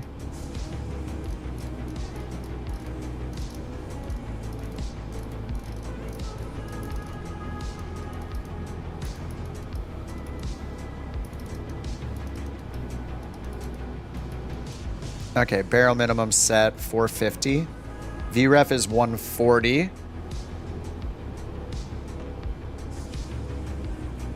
Delta says, yeah, visual standard in US, yeah. Still keep your ILS in the box. Yeah, they get out of the work with the visual. Yep. That's my very basic understanding of visual approaches. Rock says you'll get a visual every time. Every single time. I think that's true.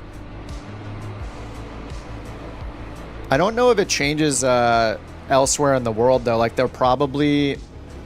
Wait, you don't get a visual if the conditions are really bad, right? If you're flying into really bad visibility, do you still get a visual in BeyondATC? Because it might just have a rule where, like, 19 out of 20 times you're getting the visual. if you're in the United States, just because it's so common, like Delta's talking about.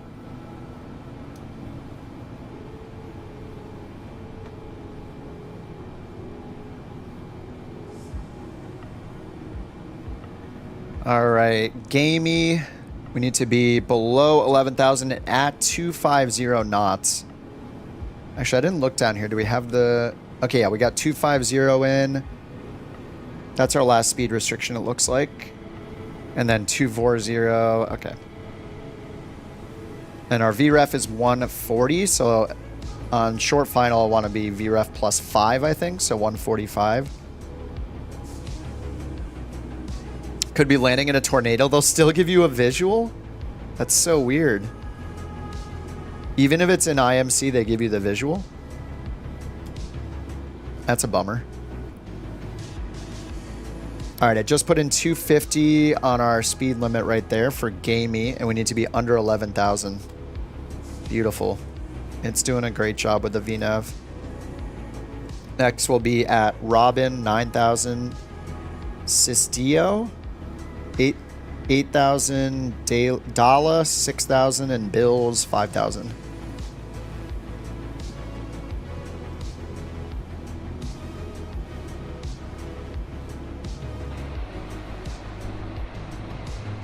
If the weather is right, you get RNAV or ILS, is what Josh is saying.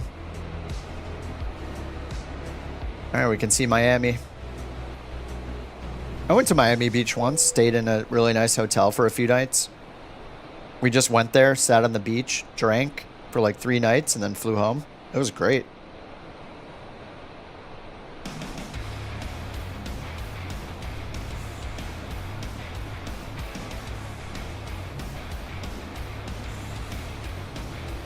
Oh, it's going to be so cool in Flight Sim 2024 with all the boats, too. They're partnering with a company that gives them real-time boat position data for freighters and stuff. And, yeah, that's going to be pretty nuts to have all of that data, too. You have to be armed to visit there these days. I feel like that's what everybody says about every big city. Like, whenever people think of LA, they're just like, oh, LA must have tons of crime. But I do think LA crime is like quite low compared to tons of cities in the US. You can just actually look up the stats per capita. It's not that crazy in LA. Places like Philly are way worse. All right, we're getting the frame drops. Look at these frames. Oh, oof.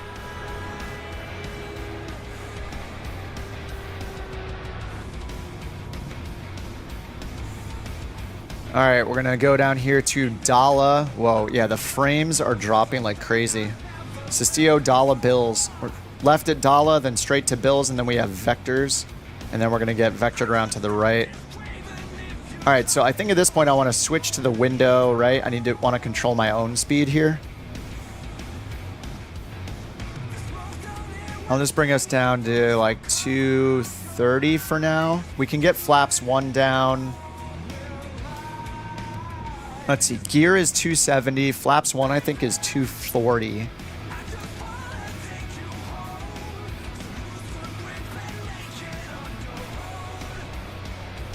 Someone's coming right at us on the traffic. Oh, it's just the F-22 right here. It's Rex. I gotta get the F-22 because a lot of you guys are flying it. I don't know what it actually shows though. Looks like it shows the Hornet. The rotation looks so funny. All right, 5,000's in the selector. Let's check the ILS now. 450 is our minimums, and we end up at 3,000. Yeah, 092 is in there, and 110.3. Final approach course 092, and then we need to get all the way down to 3,000 feet to capture the glide slope.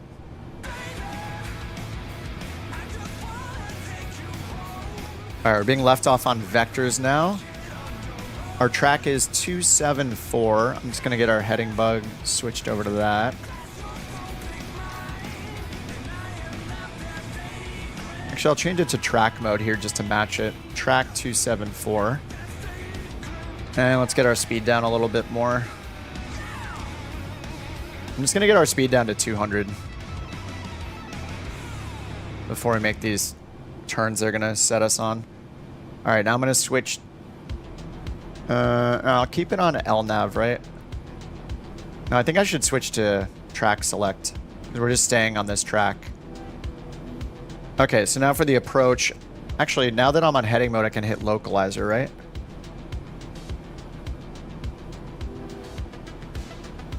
.090. IMFA 090. It should be 092. I thought I put in 092 here. 110. United 323 heavy. Leave Bills heading 305. Expect radar vectors for visual approach. Runway 8 right.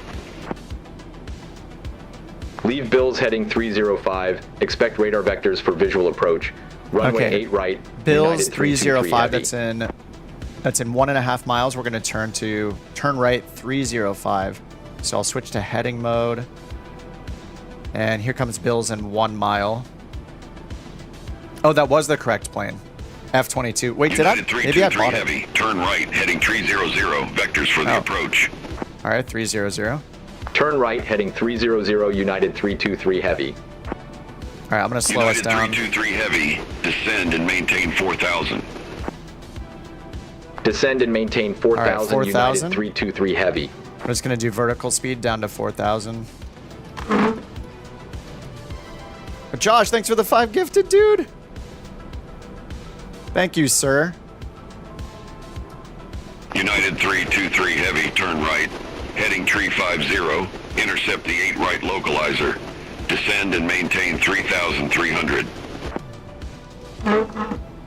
Turn right, heading 350, intercept the 8 right localizer, descend and maintain 3,300, United 323 heavy. All right, 3,300. Why is the IAS back at 220 when I told it to... I told it to go down to 200 and something. Or I told it to go down to 175.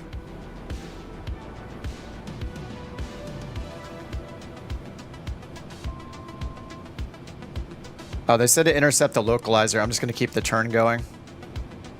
All right, I have approach mode set. We are above the glide slope. That's annoying.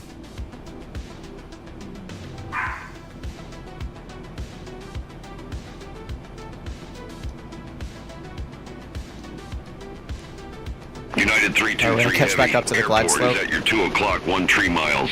Report the field in sight. All right, I'm going gear down.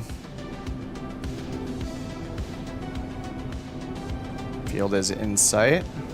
Field in sight, United 323 heavy. United 323 heading heavy. select. Why? Approach runway 8 right. Oh, I need LNAV on, right? Cleared visual approach 8 nope, right. It's United not working. 323 Approach heavy. mode. There we go. Localizer. Oh my god. Okay. United 323 switching from heading mode back is weird. Why does it keep speeding me up? This is crazy. Stop speeding me up. We're on Contact short tower final. 123.9er United 323 heavy. Have a good day. This is ridiculous. I hate having to switch from one to the other. It's so Miami janky. Tower, United 323 from heading heavy, mode then visual back, runway and it keeps 08 messing right. with my speed. Turn off auto throttle, but I'm selecting what I'm telling it what to Wilco follow United with auto 323 throttle heavy. though, aren't I?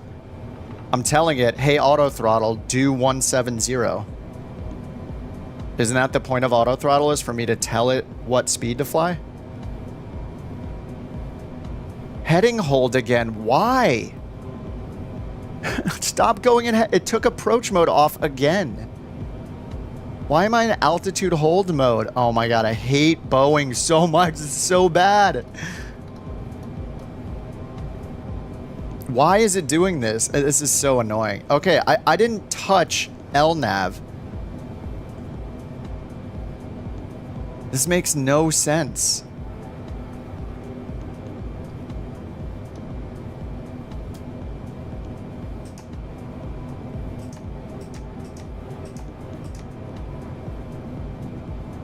I don't understand. When I open the IAS window, that's supposed to tell it I'm manually entering a speed to follow, which the auto throttle should be following instead of the FMS or whatever it's doing. If I see the speed, this is supposed to be setting the speed manually. Hand fly it. What could go wrong? 323 heavy wind 09 or 5 at 11. Runway 8 right cleared to land. Runway Right, 8 right cleared to land. United 323 heavy.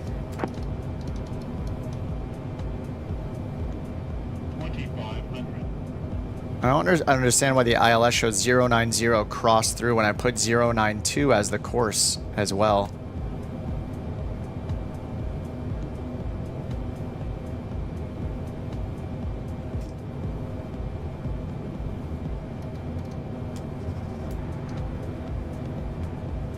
I'm still trying to catch up to the glide slope.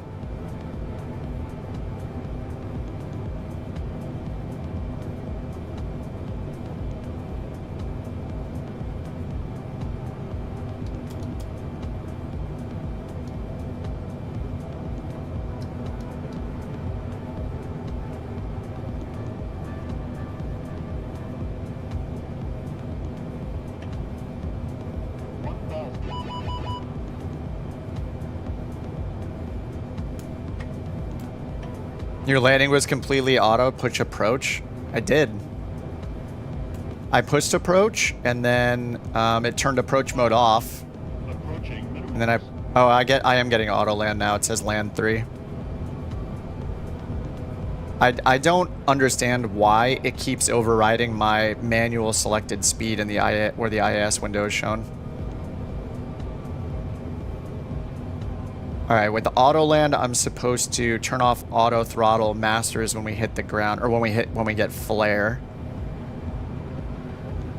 And then I'm not supposed to touch the rudders because it's going to automatically hold the center line in theory. And then I need to arm reversers. 50, 40, 30. All right, I don't see flare.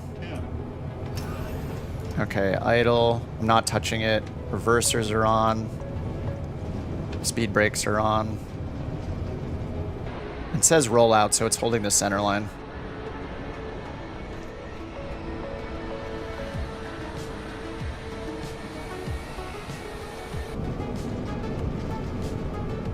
Oh no, the glitch. 800 feet per minute. It's the Boeing way, apparently. That's how Boeing does it. 0, United 323 heavy. All right, flaps up. Get flight director off. I don't understand. It is so confusing. What did they say to exit? It just says exit right at 0. Okay. It doesn't know the plane's on the ground. Yeah, this is pretty painful. This system is not intuitive. When I tell it to fly a certain speed manually, why is it ever changing that speed? It's so weird. Oh, I forgot to turn autopilot off then. United 323 heavy, contact ground 127.5. Very strange. Ground 127.5, United 323 heavy.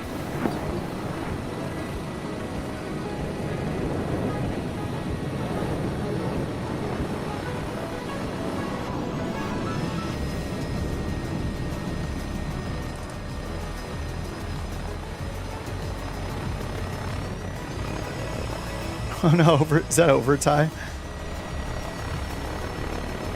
Alright, we can watch Flying Foe and Lake Pilot land though if I get this stopped here. Those are some hot brakes. Or hot tires or something. Alright, we're just gonna stop here.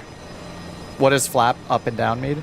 The flaps are surfaces on the wings that basically change the form of the wings, so you can descend at a steeper angle. It adds drag and it increases or decreases your stall speed. So you just use them for takeoff. Usually for takeoff, but they're most important for landing. They change the chord line of a wing, which is like one of the fundamental measurements of a wing and how it produces lift.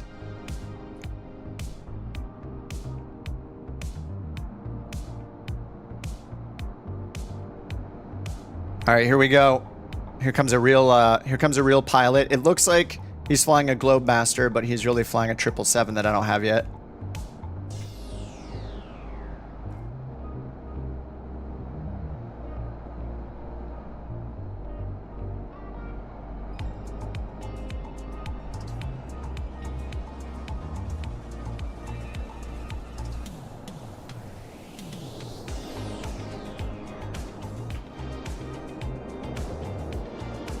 It's so funny that it replaces it with that instead of just... I don't know why it doesn't replace it with a 787 model. The model matching in Flight Sim is so bad.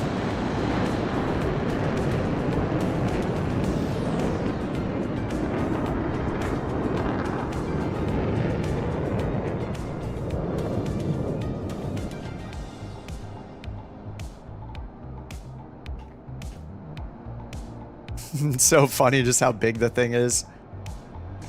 This is the 4-engine 777.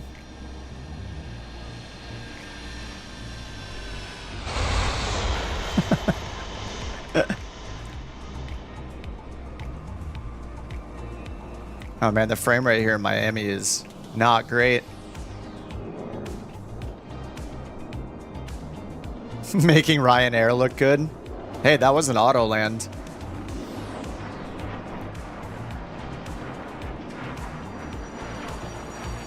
All right, here comes Lake Pilot, 787-9. What's up, Southwest? Oh, you're riding your bike and watching? Nice.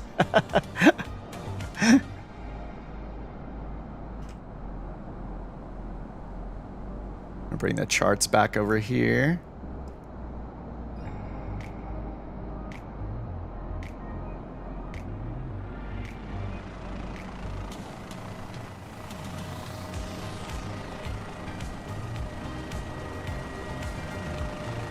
Which livery is this one? It's dark blue.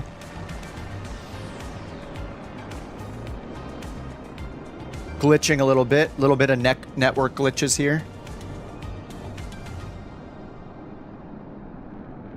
What is going on over here?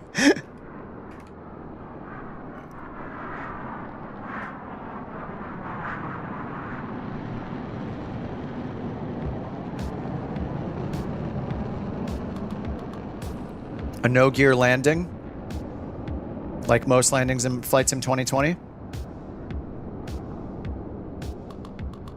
Dancing to the beat. Oh, it's Air New Zealand. 787 in heat.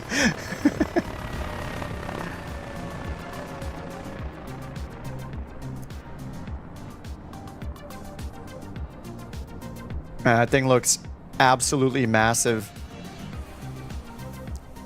It's beautiful. Too bad its systems are raccoons here in the Icon A5. Would you just go splashing a little bit in the water there, raccoon? Which would make sense, I guess, given his name.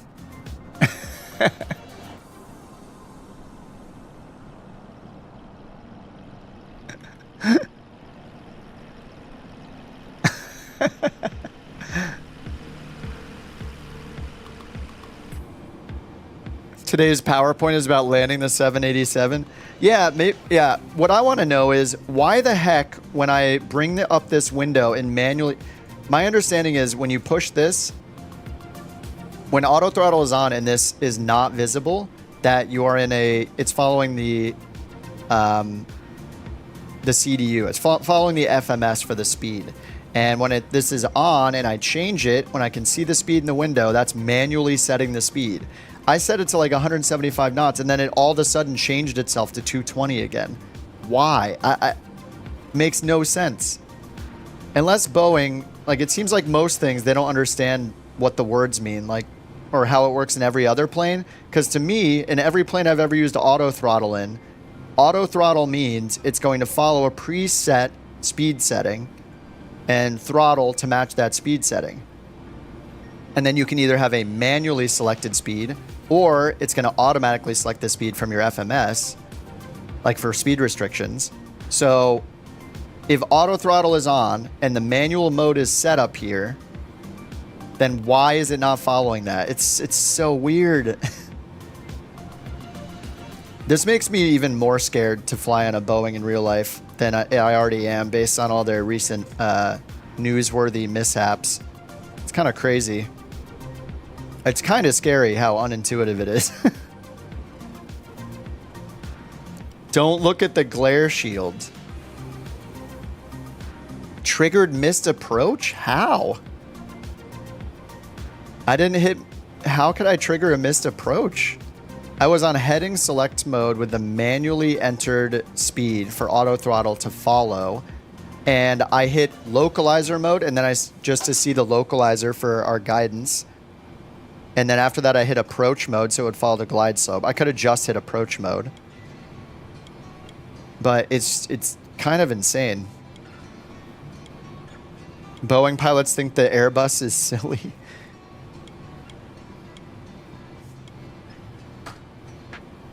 The dog is trying to eat my my work mouse that's on the floor.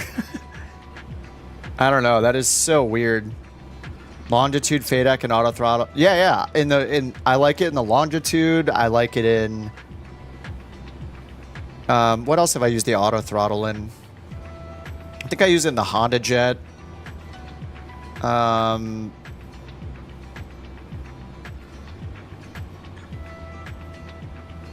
The Vision Jet has auto throttle, doesn't it?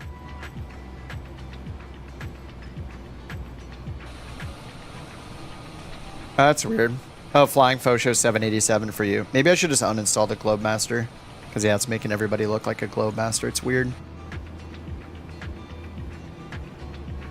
Alright, well, flaps are up. Let's get taxi lights on. Let's get these off. Let's see how BeyondATC does with taxi to assigned gate. United 323 Heavy request taxi to company gate. United 323 Heavy, gate Foxtrot 19er taxi via Mike. November 5. Oh, this is pretty nice. Papa. Yeah, it's automatically showing exactly what route gate to take on the map. 19er taxi via pretty Mike, awesome. November 5. November. Whiskey Papa, United 323 Heavy. Globemaster likely has an update. Yeah, I think somebody flew it one time and then I installed it. It's locked to the autopilot in the Vision Jet. Longitude's able to use, yeah, auto throttle while manually flying. That is pretty cool, yeah. Yeah, it is. Papa.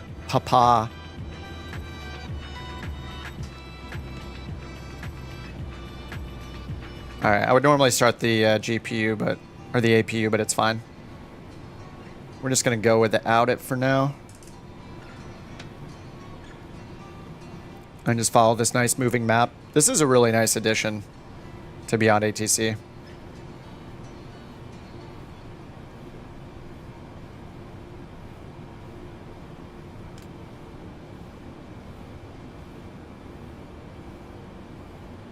Where to next? I'm down for whatever. If you guys have any recommendations, otherwise, I mean, we can fly from Miami or we can go somewhere else. We can go somewhere internationally. Or, you know, by that I mean outside of the US.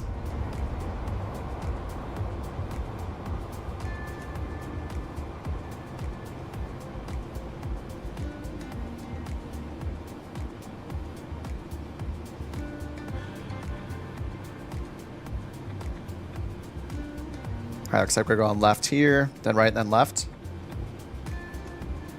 Heathrow to Paris. That sounds pretty fun. Yeah, I'm down for anything. I'm going to mess up the approach anyway, because when you hit approach mode and you choose a speed, it does whatever it wants. Apparently, it's the Boeing way. I just hate that something like... I feel like something in a little cheap Piper is more intuitive than what's in the airliner, and that scares the crap out of me.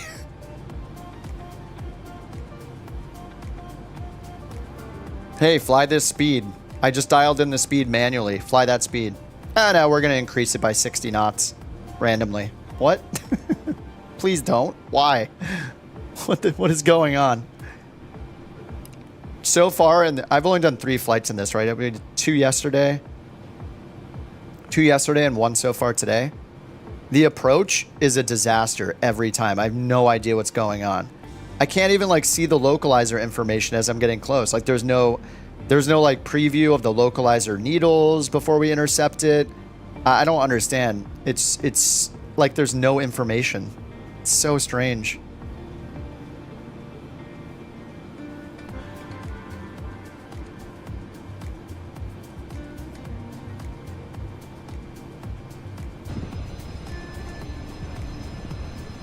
I do not like it.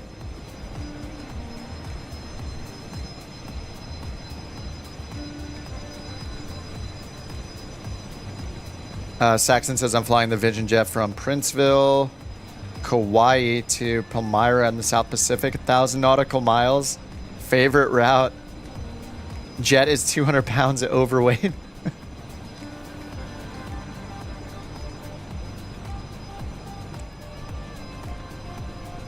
This is pretty cool how far you can zoom in too.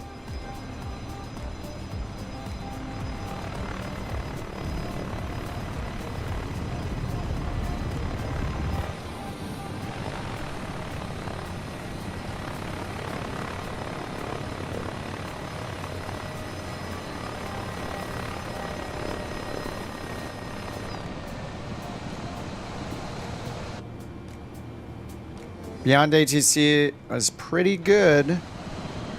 Pretty good, that flight. Watch a 320 pilot tutorial. Like, I was reading the official, like, the working title tutorial a little bit.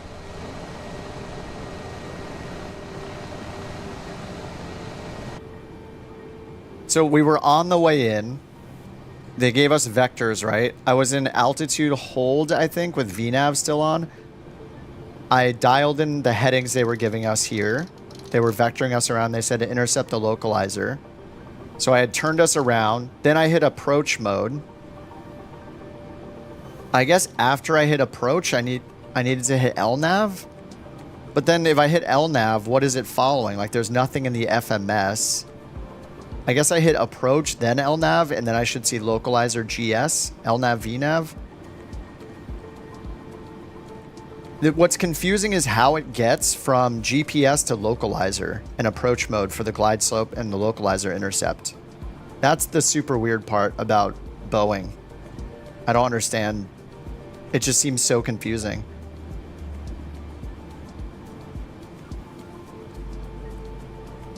I think it's like having these split up like LNAV, VNAV compared to approach and altitude and then heading. Ugh. It's so weird.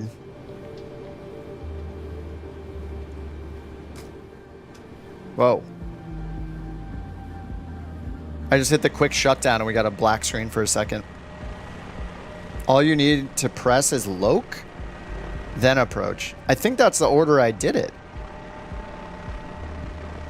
I definitely hit localizer first before I hit approach. United uses gauge 8s 14 to 17. I just followed what ATC told me to do. That's always my excuse. All right, we can either fly from Miami or we can do something in Europe if you guys want to do what Delta suggested.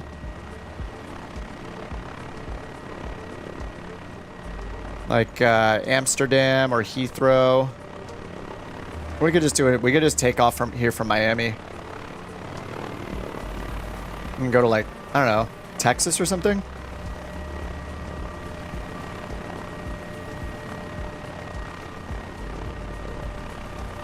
Kennedy Space Center.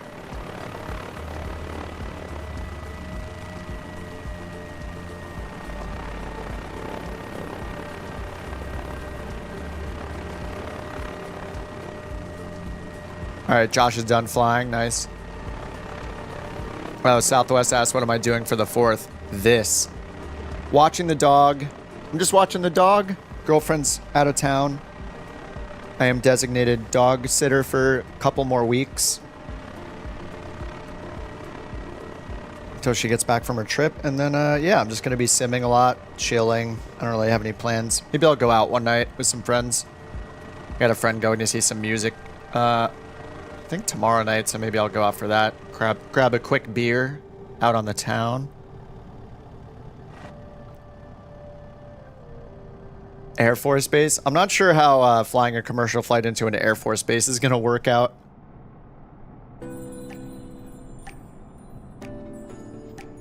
Miami to Charleston.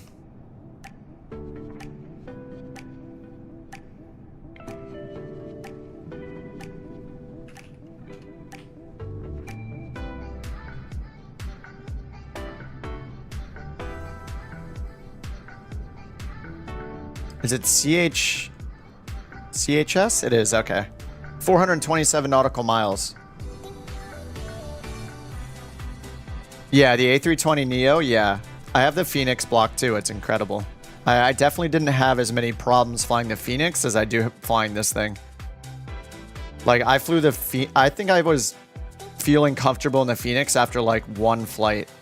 In this thing, I've done 3 of them, and every approach, I'm still confused, even after reading the tutorial, the written tutorial, and it's just like, I don't know why it's so confusing for me, but it is somehow extremely confusing. I don't know why. Like, I'm using heading mode and turning, I'm descending with vertical speed, it's time to intercept the localizer, I hit loc, and I get like no indication that it's going to do anything. And then I have to realize I have to hit LNAV again and then loc again or something and then approach again and then VNAV. Like the fighting between LNAV, VNAV, loc, and approach button seems very, very weird. I don't know what it is, why when I hit those, it seems to just not know what to do. Seems like the most common situation ever is using heading and vertical speed while getting vectors to final for an ILS and then intercepting the localizer and the glide slope. I don't know why it seems so difficult in this thing. I can more easily do it with the technology for GA pilots than I can in the millions and millions of dollars of avionics in this thing. It's it's scary.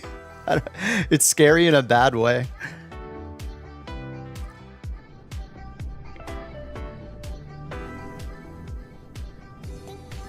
Charleston back to Miami would be a delivery flight.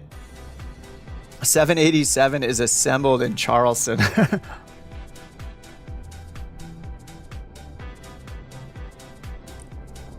Just some paperwork.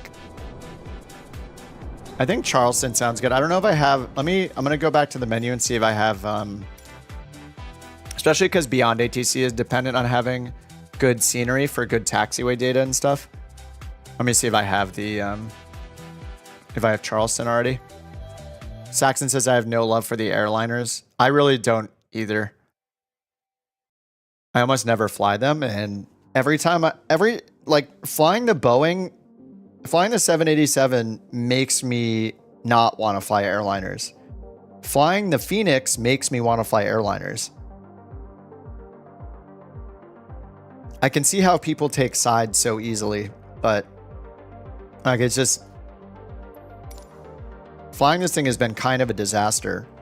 Everything up until the approach is great, like, and it makes sense. It all makes sense to me until we get to the approach, and then I have no idea why it behaves the way it behaves.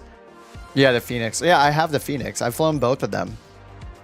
I understand people are hyped for a 777, but if it flies like this thing, I'm not gonna like it.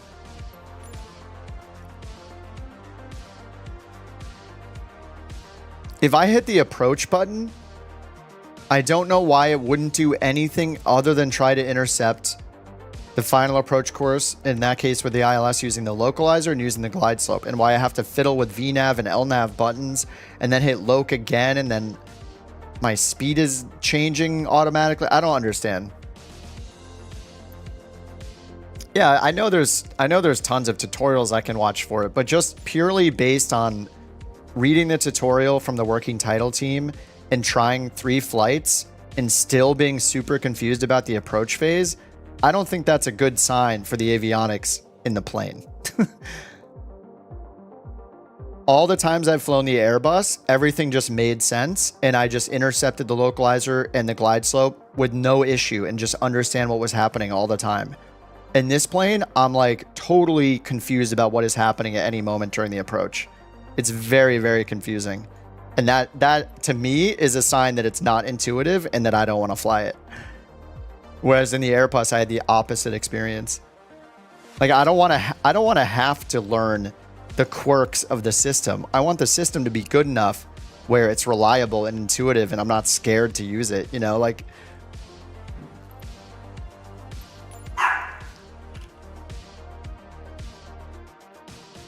Got people setting fireworks off already.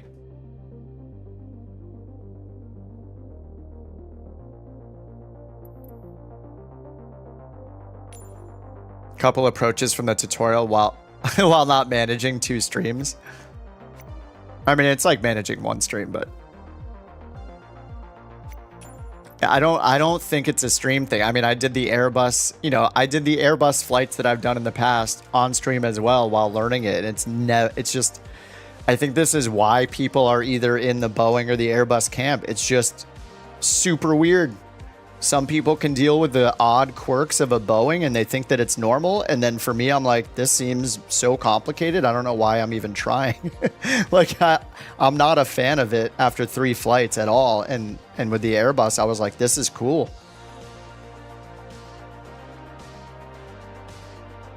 And the 777, when you're ready to intercept the FAF, click departure arrival. Click intercept.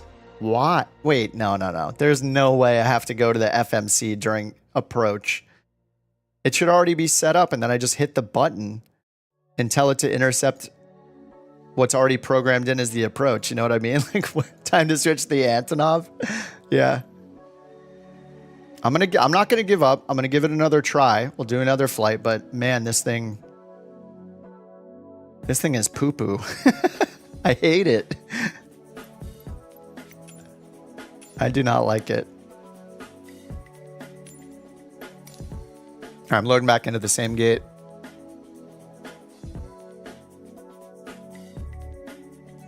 There's usually some design history and philosophy. Like, make it confusing. Make it so when you hit approach mode, it disables the approach mode. Then you have to hit VNAV and LNAV again, and then hit approach mode again. And then by that time, you're already overshooting the localizer because it didn't switch to approach mode and intercept it. Is the design philosophy, I guess. I don't know. I don't have patience for things that are unintuitive and buggy feeling. And so I'll use the alternative, you know. I'm just like, ugh. How is the G1000 a civilian grade autopilot and avionics 1,000 times more reliable than whatever's in the in the 787 in the sim? It's crazy. I'm just like, oh god. Boeing worker, I'm sorry.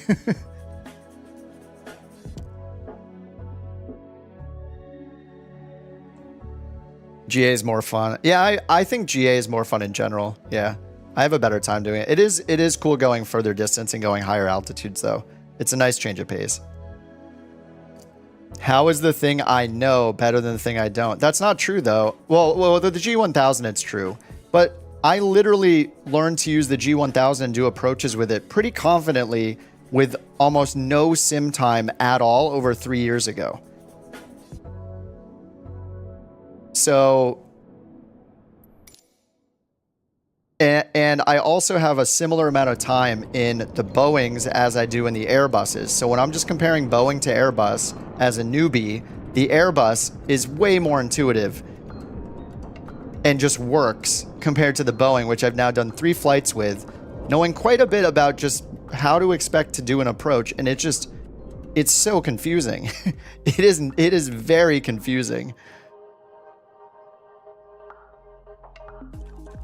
Flying Fox says, yeah, some instructors say the G1000 and G550s are capable of more than the Collins and most private jets and what you'd find in modern airliners. Yeah.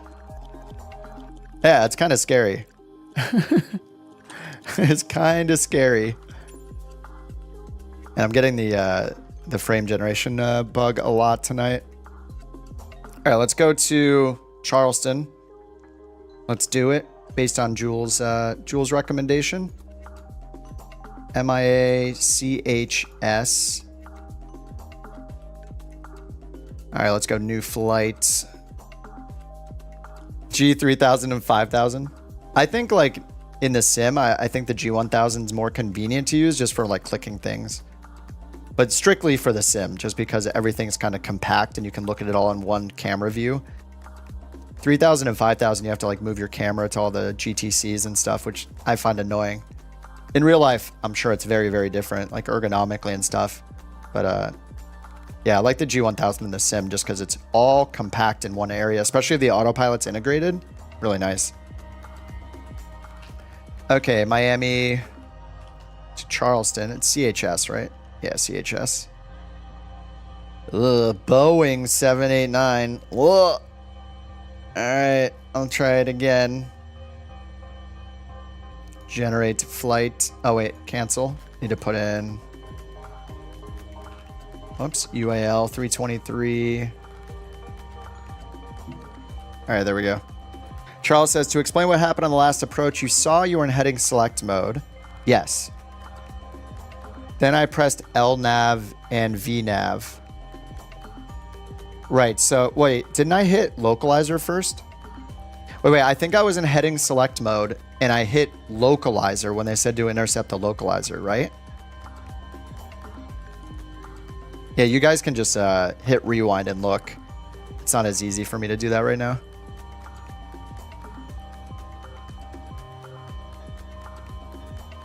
I thought I hit localizer first.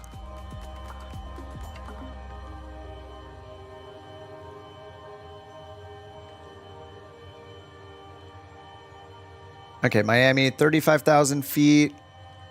Let's do the fuel and cargo, or fuel and payload, 29.5 and 61.2.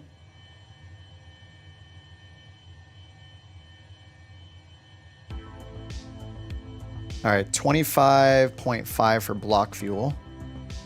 No need for center tank again. Almost never when we're just flying these short flights. It's crazy how much range this thing has. How much fuel it can carry. 29.5. All right, we'll go 31 then. And then payload 61.1. 61.2. All right, 61.9. Little extra fuel, little extra payload. All right, that is set. Here's the route. Charles says, pressing VNAV, re-engaged VNAV. So I did hit VNAV. I thought I hit loc first. I was expecting it to intercept the localizer at some point. And then after that, I looked over and I saw that it was still not in... It didn't show loc or GS in white. So then I hit VNAV and LNAV again because it didn't show them in white. And then I think I hit approach again and then it finally showed them in white. I'll try it again on this one.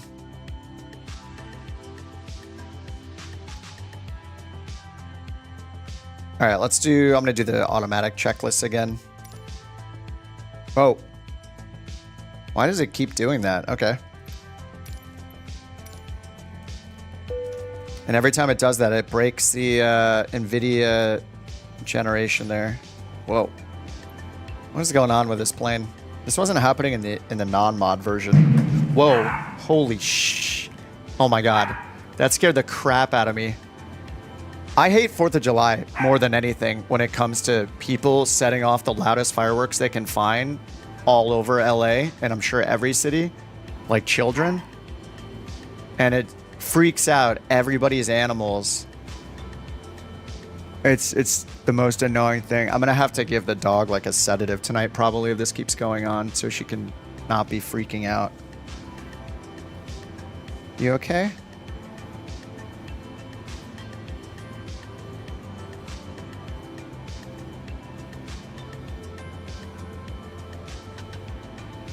Oh god, like literal children. I made a loud noise. It just pisses me off so much. I'm so sick of it every single year.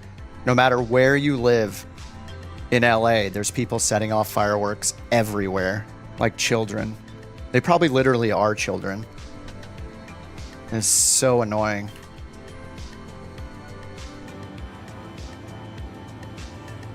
I pressed approach after I pressed VNAV. Yeah, because when I hit VNAV, it didn't because I had hit localizer first, right? And then it wasn't capturing the localizer. So I was like, okay, maybe it's because I have heading select on still. So then I hit VNav, or sorry, then I hit LNav, I think. I'll have to go back and watch it. But basically, I had thought that I set it up to intercept the localizer while I was on heading select, but localizer was not in white armed. So I was at the point where I was supposed to be intercepting localizer, so I was hitting all the buttons until I got it to say loc GS. Because for some reason, it didn't say loc GS, even though I'd already used localizer and approach buttons. What's worse, they set them off at 4 a.m. Oh, yeah, I was woken up like 2 nights ago, all night long, like every 30 minutes, somebody's setting them off. Yeah, police refuse to enforce it. I've seen people like drive their cars by, launching them from their cars, like on the go. I was about to intercept the localizer when I pressed LNav VNav, but loc wasn't in white, right? I'm pretty sure I looked at the flight modes and loc was not shown in white. So that's why I was hitting other buttons, because it wasn't going to intercept it. Was it actually in white and I just didn't notice it? Okay, before starting engine. Okay, we're not ready for that yet. Let me restart BeyondATC, get the new flight plan in there, and get the new Volanta flight plan going, and the new Simbrief flight plan going. Import Simbrief, Charleston.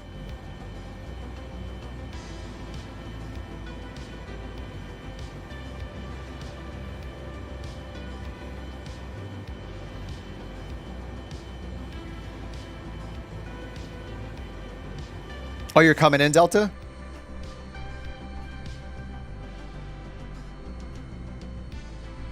Oh, there he is. Oh, he's at 6,000 feet. A320. Ah, that just looks so good when it says A in front of it, doesn't it? Oh, they were in white already? Really? Okay, then I don't know why I hit LNav and VNav then. So if I didn't hit LNav VNav, then everything would have been fine. All right, I'll give it another try. The Alton 2 departure. Yeah, it looks like Doosan is the transition. Looks so good when I look around outside the plane and it just flies itself. Jeff says I manually landed the 777. Now I'm going to change my pants. It's like landing a beanbag full of pudding. What? What? Huh? I'm just thinking of that meme. Huh?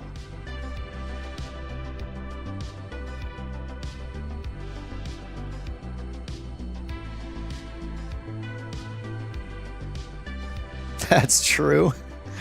Handles like a washer dryer combo. I didn't trust the plane. I guess so. I guess I had it set up correctly according to Charles, so maybe this time if I don't freak out it'll be fine. Manual landing not recommended.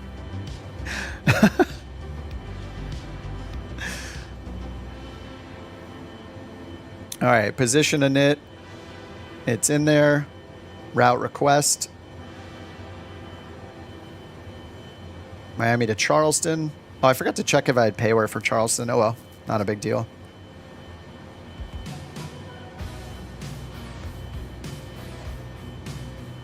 Let me check up here. Before startup. Okay, pre-flight. I'm using the checklist I got on the tablet here. Retract speed brake lever. Yes, that's done. Fuel pump switches off. Engine instruments check. Anti-ice auto. Window heating as required. I think they always have us turn it on, right? Which it is on already. And anti-ice is already set to auto. Nav and logo. I'll just turn the logo light off. Charleston payware is pretty good. Great modeling of Boeing facility. All right, I see Delta at 4,000 feet. 3,000 was the FAF altitude, I think. Try to remember to check in on him.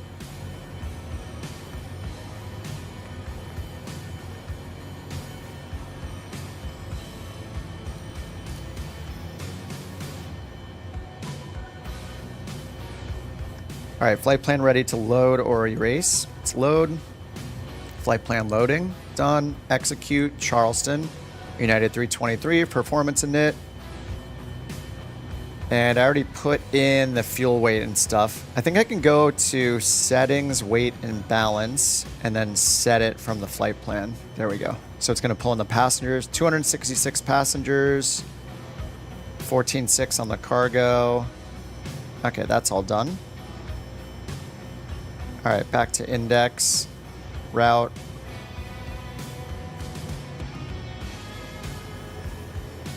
All right, performance, set the 0 fuel weight. I'll check the reserves in SimBrief.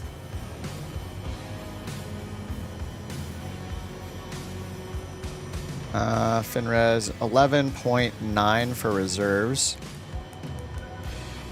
Okay, done. Whoops, that's 1.9. 11.9. All right. Cost index from SimBrief is 43. Okay, that's all done.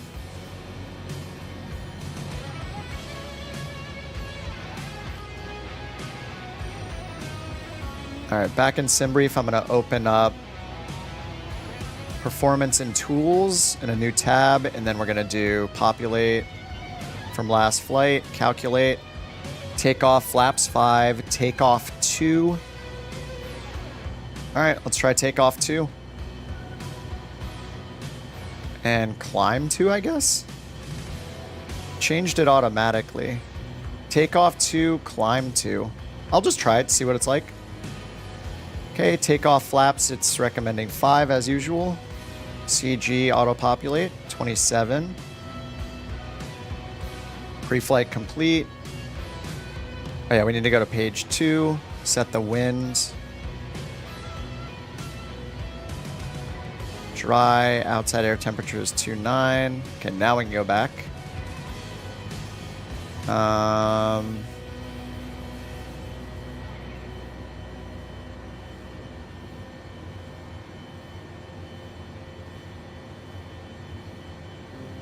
Why can't I set the V speeds yet?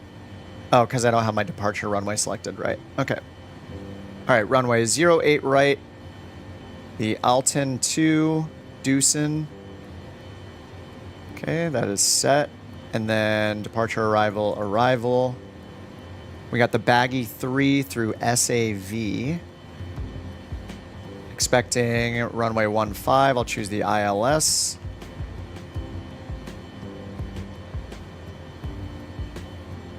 And we're going to be coming from the south. Let me check the chart for the ILS. Where is Navigraph? Wait, is Delta landed yet? Oh, not quite yet. All right, is it 2,700 feet?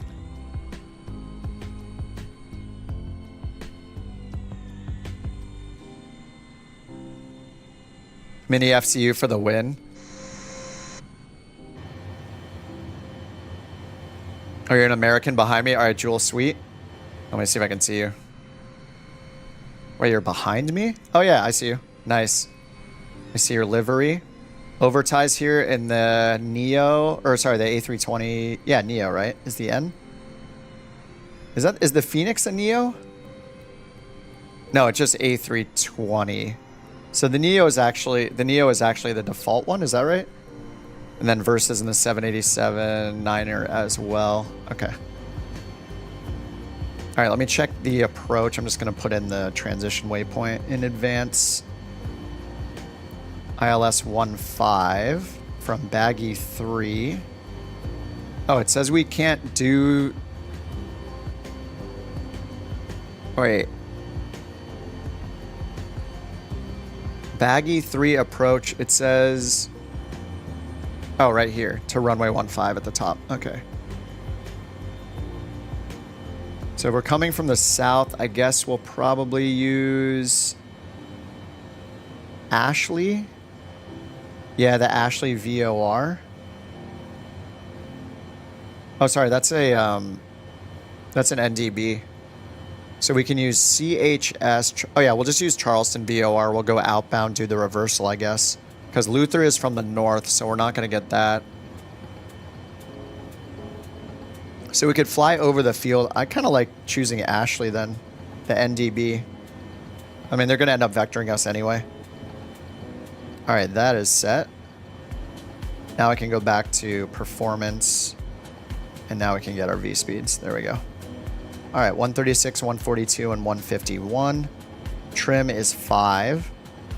So I'm going to change system, flight controls, nose down 5.0. All right. Yeah, mini FCU must be really nice when you fly the Airbus and it's like made for the Airbus. I just end up clicking around a lot. All right, Delta's at 2,000 feet now.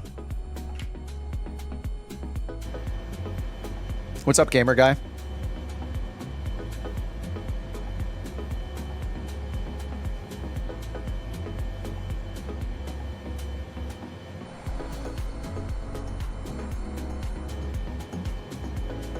Okay, now I think, yeah, load up BeyondATC. We'll get the...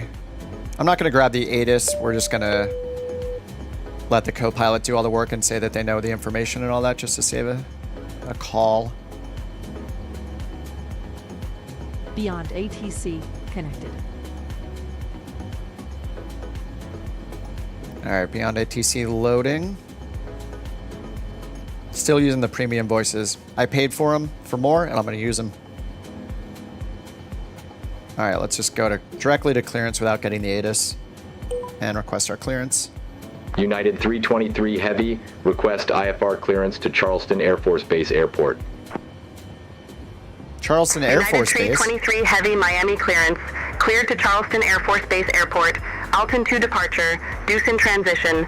Then as filed. Climb via SID. Departure frequency 124.85. Squawk 1431. All right, 1431. Cleared to Charleston Air Force Base Airport, Alton 2 departure, Dukin transition, then as filed. Climb via SID. Departure frequency 124.85. Squawk 1431. 1431. United 323 Heavy. United 323 Heavy. Read back correct. Contact ground 127.5 when ready for pushback or engine start. And climb via the SID. Okay, Ground so let's check out the SID. 127.5 when ready. United 323 Heavy. See you.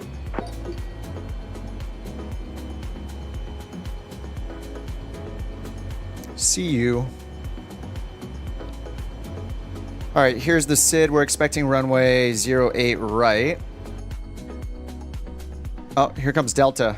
Wait, where's Delta going?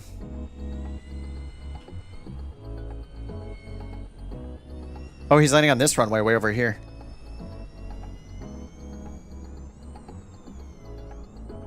I think? Yeah, okay. He's landing over here on 8 right. Or maybe 8 left. Looks like 8 right.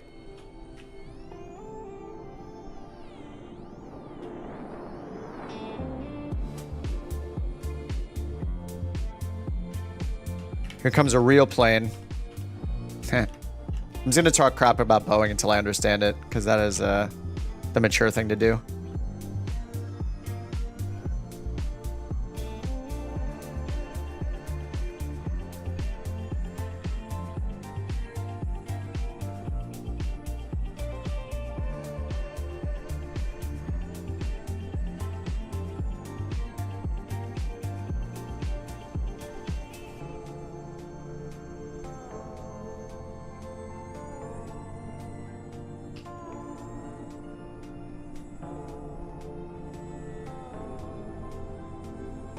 Oh yeah.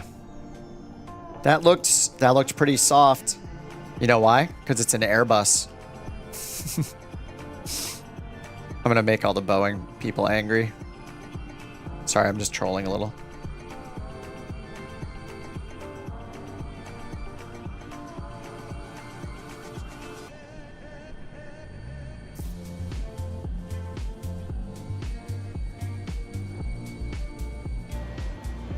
Very nice. Are you actually in the American livery, Delta? Was that accurate? All right, let's check this SID now, or check the SID again. All right, we're expecting runway 8 right. Heading 092 to 520, direct sea salt. All right, so that's over here to the east. 082, sea salt, then deals. And climb via the SID, we have to be at or above 5,000 by Agers. And it says routing is maintain 5,000, so we'll put 5,000 in. All right, 5,000. Auto throttle's on, flight director's on. And we're going to use both LNAV and VNAV.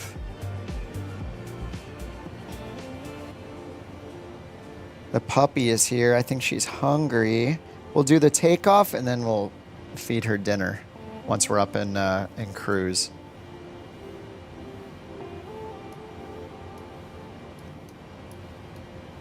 All right, all that connects and we're going to the north, so that's good.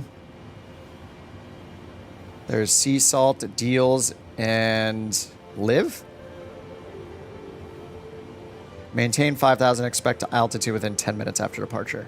Okay, so we're just maintaining 5,000, and then by the time we get to Agers, we need to be at or above 5,000. Accelerate to 250 knots until leaving 10,000 feet. If unable, advise ATC. Okay, so no speed restrictions. Let's check the legs. Yep, it's got 250 in there, 250, and then faster than that once we're above 10,000.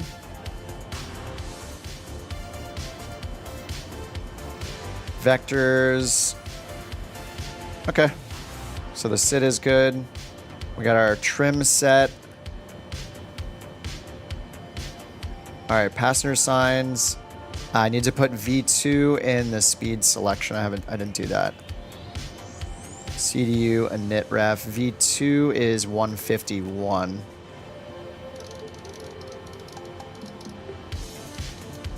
All right, 151.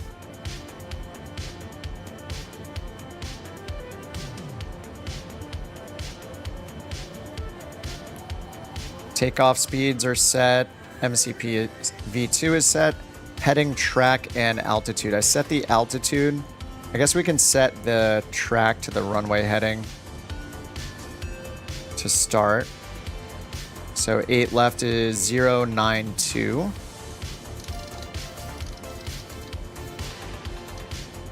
Okay, we have LNAV Toga on the left. And we'll leave auto throttle off until we're lined up. Okay. All right, taxi and takeoff. CDU pre-flight, that is complete. Trim was set. Okay, now we do beacon on and then start the engines. Do a pushback.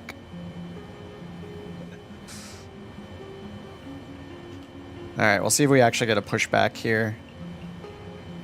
With the default ATC, didn't get it last time. So if I go to ground, we should see... There we go, request pushback. Okay, cool. So at least we'll be able to do a poor man's pushback with the default stuff.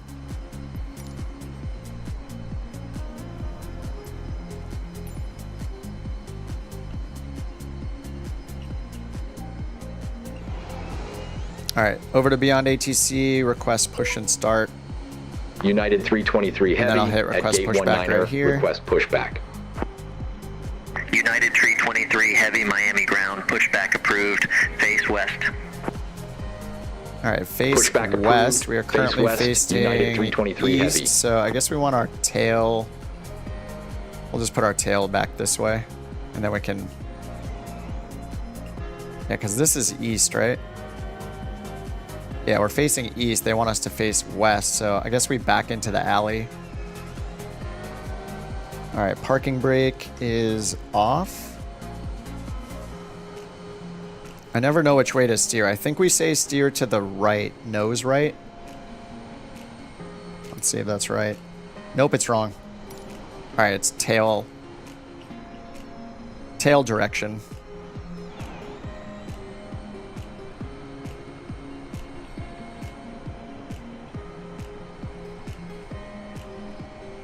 Puppy wants me to take a break and play with her so bad. I will take a break when we get up and when we're during our climb probably, and just feed her real quick.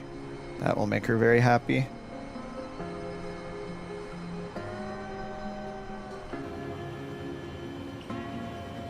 Okay, beacon is on. Seatbelt sign needs to be on. It is already.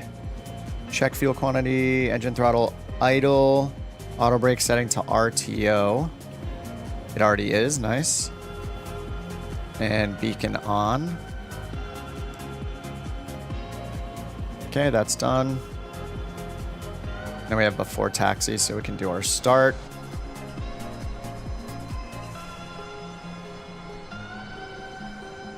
All right, hydraulic pumps. And electric on. Packs 1 and 2 auto, they already are. Fuel pumps on. We don't need the center fuel pumps. And we got startup already. We can probably stop. Yeah, let's go push back straight a little bit. Alright, we'll just do both engines at the same time. Getting the glitch again.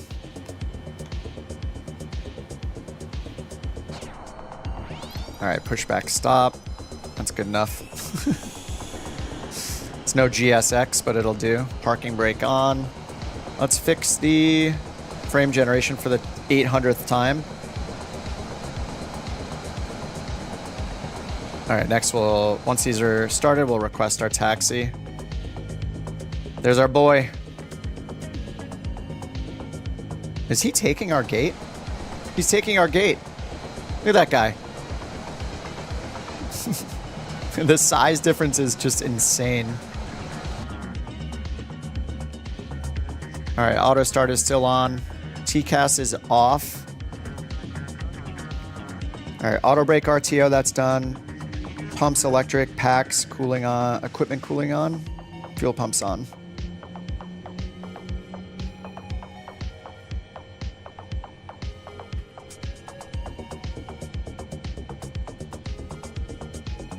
Alright, engines are running.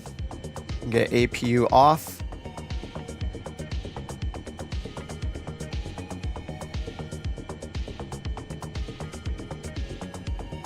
Engine generator L1, left and right are on, right? Yes, these are already in the on position before. External power off. Doesn't say on, so we're good. I mean, we pulled back from the gate, right? All right, before taxi, parking brake set, taxi lights on, navigation lights on, instrument display. Nav is already on. And then request taxi clearance. All right, we can close this and ask for taxi clearance. United 323 Heavy request taxi to the active. All right, we're going to expect like United 323 Papa. Heavy, runway 8 right taxi via 17 Papa, November, Quebec, Mike 1. Runway 8 right taxi via 17 Papa, November, Quebec, Mike 1, United 323 Heavy. Papa November, Quebec? November's up here. Okay, Papa November, Quebec 1. It's just like here, I guess. It's pretty much straight line all the way. Let me look at that again. Papa November, Quebec, Mike 1. So yeah, Papa. And then way up here is November, this one. And then Quebec 1 is right here.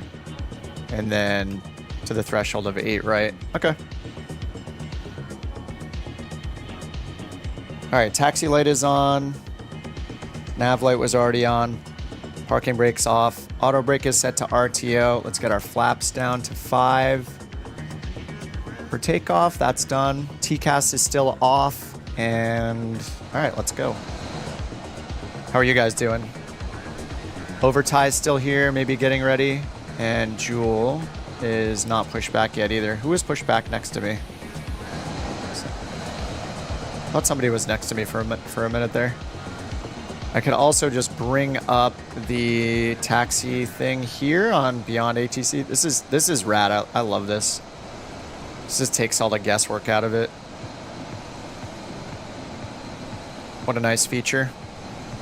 This is good for them. I think this is a good decision for them, not just because it's convenient, but it shows people that it reinforces that all the taxiway data and everything is determined by what is in the sim data itself. So if you have scenery, it's more accurate, but if you don't, it's really just showing you what's available in Microsoft Flight Sim already. Since they don't, they just use whatever's in the sim data. 1.24 Gs on the landing. Everything started screaming at you just before touchdown. We'll have to review the tapes. What's up, Chris 2? It's JJW says Papa no better. Sorry, I just saw that chat. JJW. All right, we're on Papa. The puppy is very excited for food. She's definitely asking for food right now. Yes, I'll feed you soon. Don't worry. Yep, you want dinner? Yeah, she's giving the head tilt. Okay. You'll get dinner and I'll get a beverage.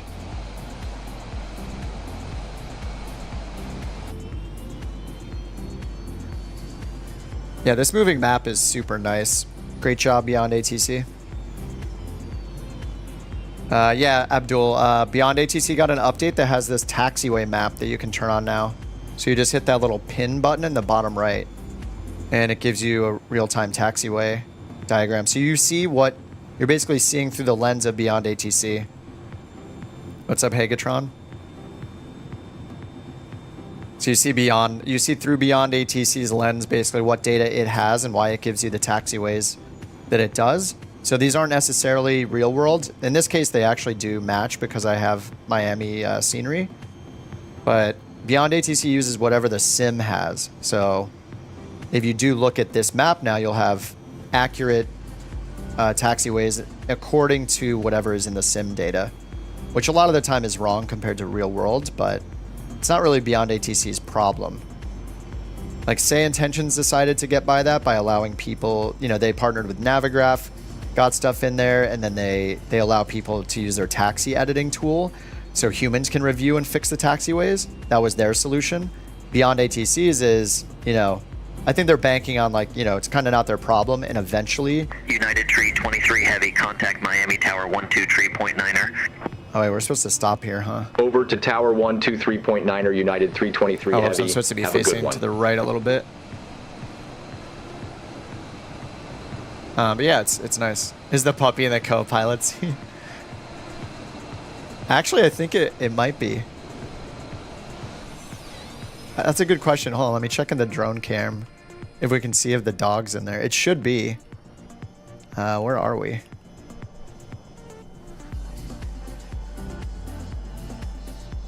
Do they all need the Bing key? I don't think any of them need the Bing key. Is the puppy in here? Oh, there he is. Yep, he's in there. Confirmed. Co-pilot, ready to go. It's so funny when you zoom in from this far.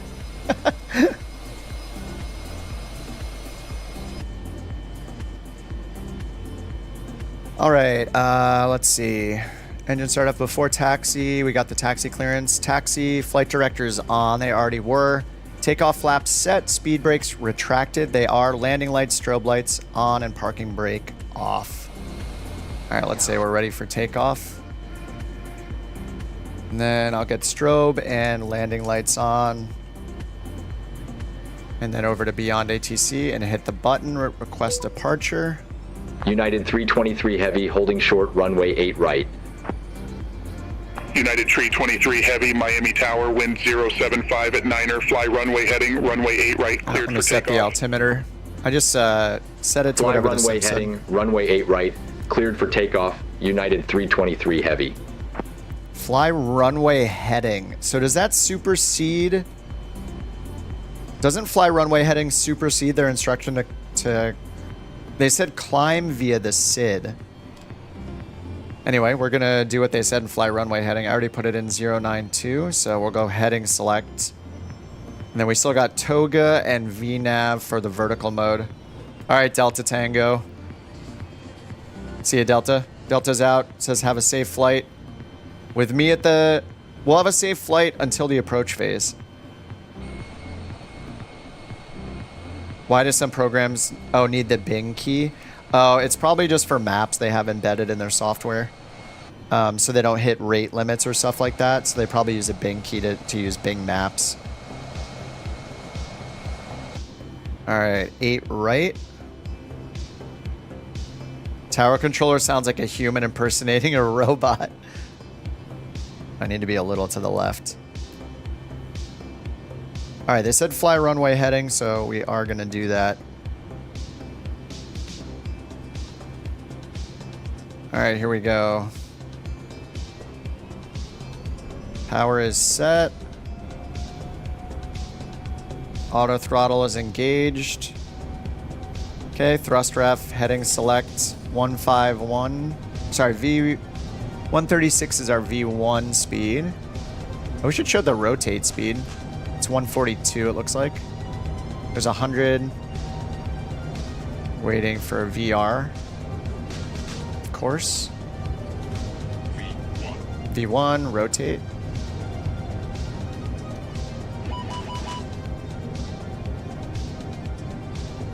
Oh, TCAS is off. All right, gears coming up. Let me get the TCAS on.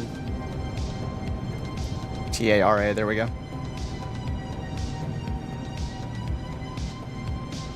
Okay, autopilot, runway heading. Heading select, VNAV speed.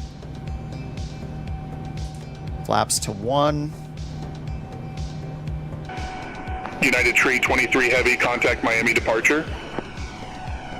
Contact Miami departure United 323 Heavy.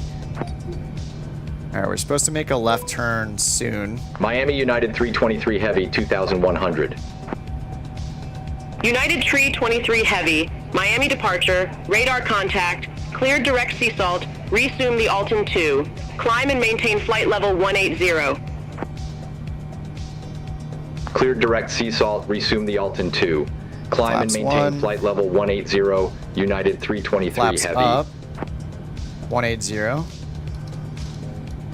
Okay. Okay, we got LNAV. Direct sea salt on the Salton 2.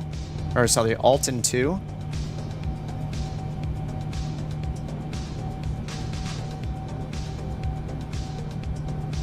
All right, to sea salt, and then we're turning left turn. All right, that's already starting.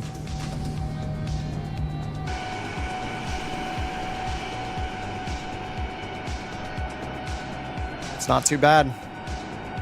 What's up, Dingle? Next group flight? Usually on Saturdays we do like a group flight somewhere scenic with no flight plans and stuff. We have flight plans, we just don't do like IFR and ATC and all that. A bit more casual, yeah.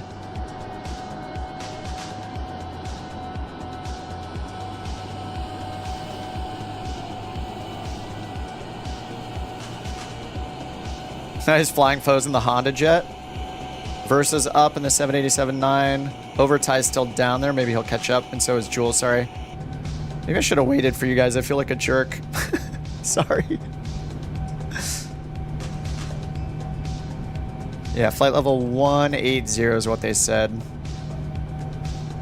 Okay, we turned left, direct deals now.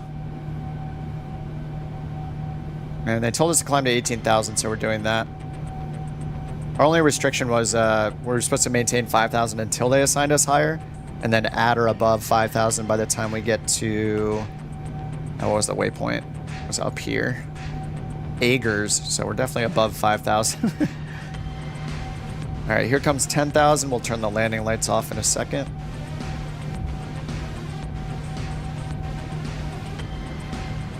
All right, landing lights are off.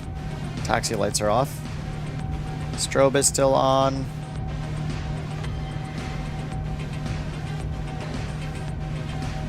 And once we get past transition altitude, I'll probably run to feed the dog in the kitchen real quick. Give her dinner. She's probably very hangry.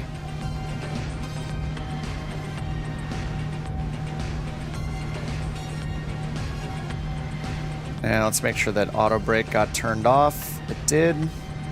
Beautiful. All right, so far so good. We're not at the approach yet, so I'm not messing everything up. Yet. Soon. Soon enough. Turn and burn cleared for takeoff. What's up, America? America's on brand right now, being here on July 3rd. Less than 24 hours until America Day. Feed the dog, that's what they call it these days. What do you think it means? Wait, what am I doing now? Okay, see ya, Dingle.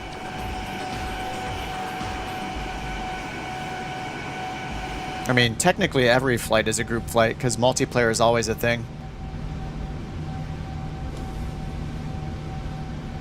The HUD's pretty neat. I guess it's nice for like takeoff and landing. I like it for takeoff. Once we're up, I feel like I don't really need it. Is that when it's meant to be used mostly, is takeoff and landing for like actual use? We did all that already.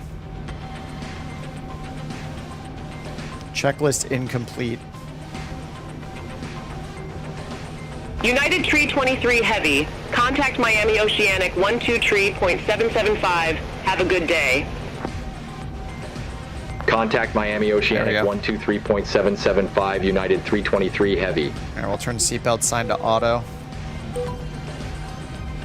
Miami Oceanic, right, United 323 Heavy. Out of 15,800. Flight director on the HUD 180. to be easier to interact with. Oh, to be accurate with. 23 Heavy, Miami I Oceanic. like looking at the crosshairs down here. I don't know why.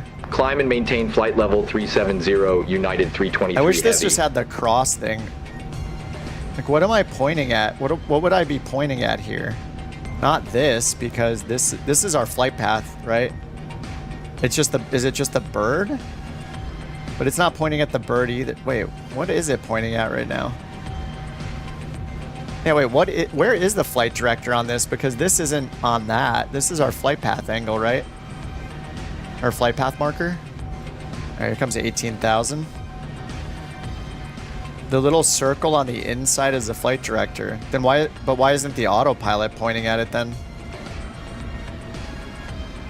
We're pointing up and right of it. We're pointing up here instead of here. So that can't be the flight director, right? Why doesn't the autopilot point at the flight director?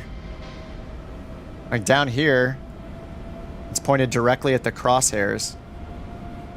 But up here on the HUD, it's not pointing at the circle. United 323 Heavy, contact Miami Center 132.15. Oh, two circles. Contact Miami so it's putting the circle within the circle. Okay, it's United this one. Okay. Heavy. You're lining this bird up with this circle right here, the smaller circle, huh? Okay, I see. Miami Center, United 323 Heavy, passing flight level 180 you put, for oh, flight you put the small one in the 370. bigger one. Okay, I got you. United 323 Heavy, Miami Center, roger. Alright, we're at... Oh, why does it say for flight level 370? When did they tell us to climb? Oh, climb maintain flight level 370. Whoops. Okay, VNAV speed, LNAV. Alright, 370. Alright,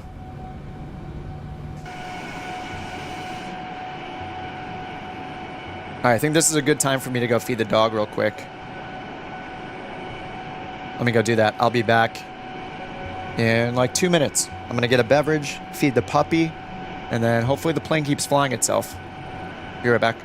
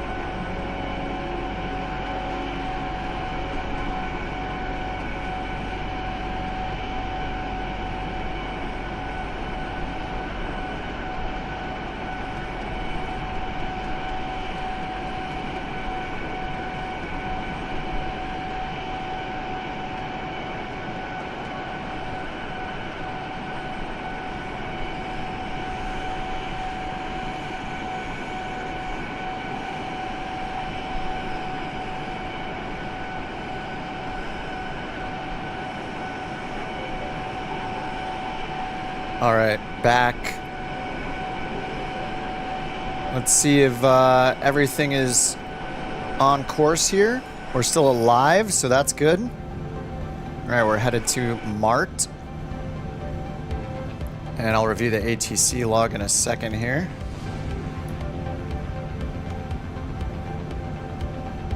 All right, we just have center frequency. Okay, looks like I didn't miss anything. What did I feed the dog? She has just food for dogs. It's like fresh food. She's got the chicken and rice recipe. She loves it. She's got some fancy dog food. She's living the life. She might eat better than I do, actually.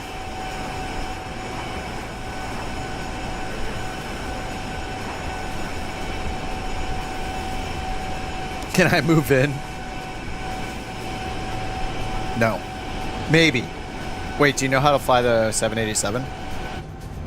Do you know how to fly this? Because I need help. What's up, Kyle? Oh, you're late? How dare you?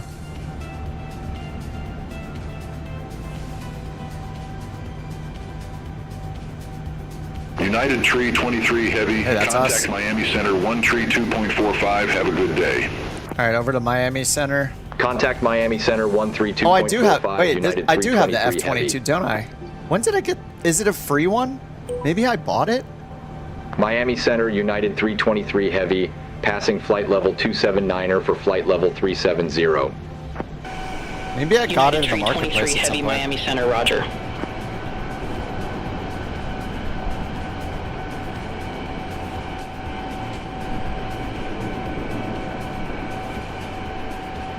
Negative, sir. Dang.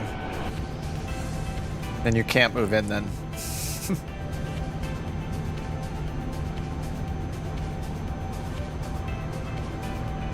I thought about grabbing a beer from the fridge, as I do during the later night streams, but instead I grabbed a protein shake. Very, very responsible right now.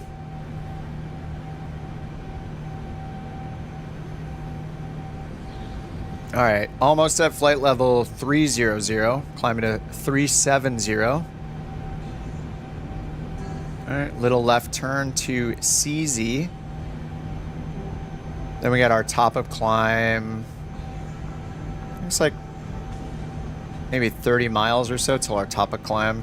Drinking and flying. It's a flight simulator way. United Tree 23 Heavy, contact Miami Center 132.25. Contact Miami Center 132.25, United 323 Heavy.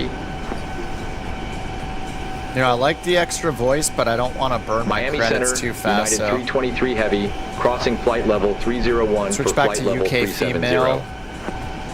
United 323 Heavy, Miami Center, roger. Sorry, FSFO is going. We're going back to UK female, the free voice. But we got premium on for the controllers. The only way to fly. Oh, would you like me to hand out the cigarettes for the passengers? Yes. If I was on Say Intentions, I could ask for that. But we're using BeyondATC now, so... Right now. So, unfortunately not able to do that at this moment. Not able to request that, so... Yes, please. I guess this would be a decent camera to set. I just have... Oh, it's a different plane, right? So I didn't set this other camera. I had one set for the radio here. It's like a super close-up of this as camera 1. There we go. Camera 1. Camera 2. Camera 1. Camera 2. Camera 1. Camera default. Today's cigarettes are Newports. Nice. That's why I'm not co-pilot anymore. Yeah. I don't mind listening to the UK female voice. Put me in the overhead luggage bins. It's better than being in the cargo underneath. Is there even oxygen down there?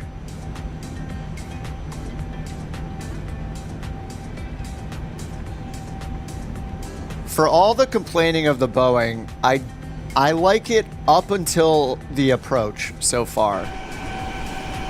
The approach, the modes in the autopilot are still very confusing for some reason, but they shouldn't be. Anyway, we'll see how I do this time. Worst case, I just mess it up again.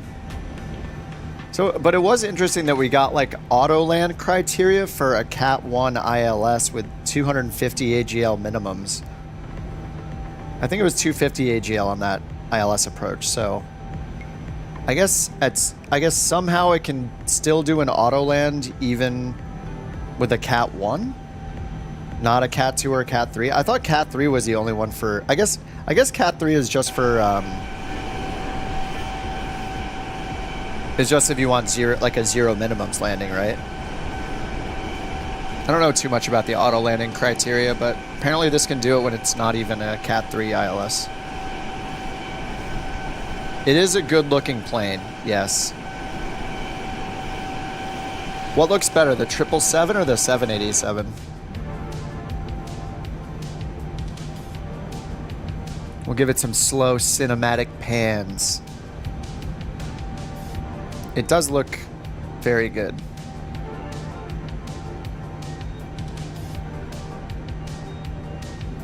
I mean, there are cup holders back here. Look. We got cup holders.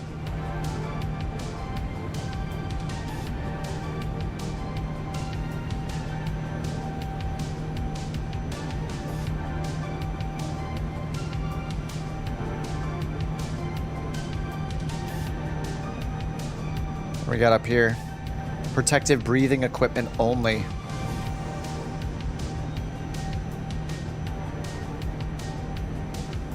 Plastic princess, is that what they call it? All right, we got 3,000 feet to go. Oh no, 1,000 feet to go, right? Yeah, 370. All right, almost at our cruising altitude. Auto throttle is on. Looks like we're good. All right, cruise checklist. Anti-ice as required. Oh, prior to top of descent, sorry.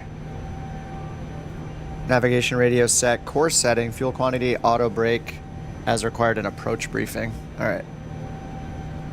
787 and 747 are your favorites from the outside. How does the 777 compare? I mean, people love the 777, don't they? Do they think it's better looking than the 787 or 747?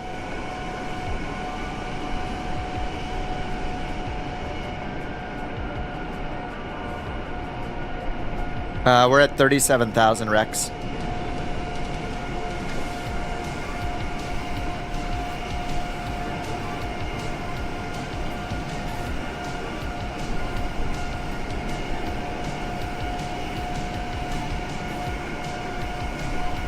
United 323 Heavy, contact Miami Center 124.1. Have a good day. Contact Miami Center 124.1. United 323 Heavy, have a good one. Miami Center, United 323 Heavy, flight level 370. What's up, Curtis? Come to Arizona, let me take you flying upside down in real life. I'm scared to get in a 172 and when I'm not even flying it. I'm too much of a wimp, Curtis. That's an extremely nice offer, though. You know, like 10 years ago, I probably would have taken you up on the offer. I'm too scared nowadays. I like my comfy existence, sitting in my chair. Okay, we're in cruise 37,000 feet.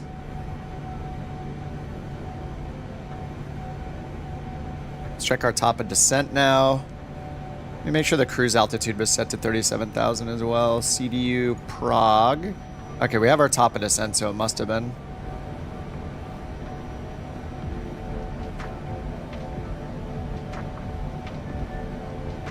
And then flaps, we're gonna do 30.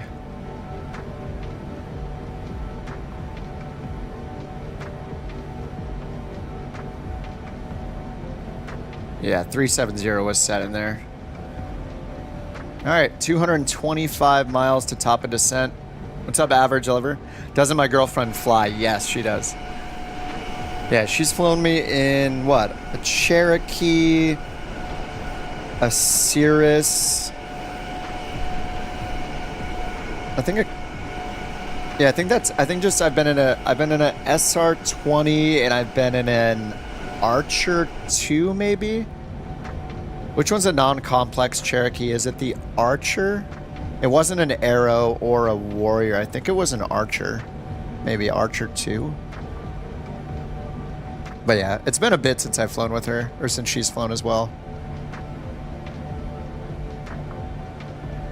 The last stuff she was doing was like working on her instrument, but that was like COVID time and it's been a bit. I think she went and did a flight. How long ago was that? She went and did one to brush up recently with a friend of ours who flies turboprops and is a CFI.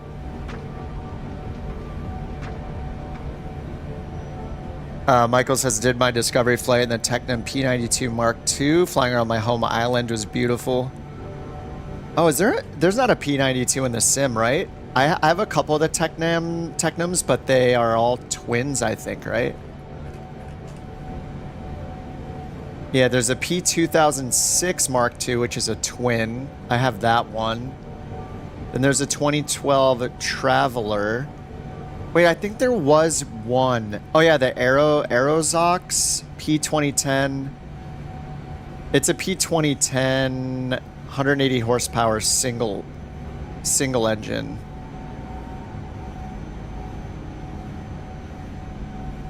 But yeah, I don't think there's a P92. Kyle says 777's looking good, but at this point it's already starting to look like a classic. 787 looks more modern. Yeah, I wonder why would somebody pick a for you Boeing knowers? Why would somebody pick the 777 over the 787? Is it just because there's more of them? Is it for shorter flights, maybe the 777, like something between the 737 and the 787? Do I think I'll ever get my PPL? It's possible, but I feel like I'd need to have like a midlife crisis or something to decide to do it. I don't know. Something drastic would have to happen in my life. It's also extremely expensive to get your PPL here in LA, and the airspace here is absolutely insane. So I can't actually believe that my partner did it. When she got hers, it's crazy. The airspace here is nuts. Like, go look at the sectional chart around LA. It's wild.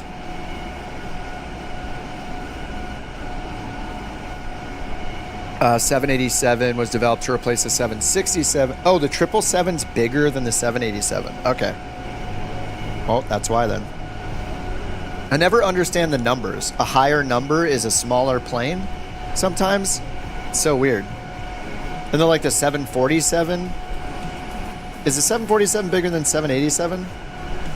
Must be. Yeah, it is, right? I mean, it's a 4-engine like double-decker. It's just always weird, like bigger numbers doesn't always mean bigger plane. But like with an Airbus, it mostly does, right? You know. It's never what you think. Here, let me look up how many passengers 777. 777 versus 787. Okay, seating capacity. 777 can go up to 392 passengers.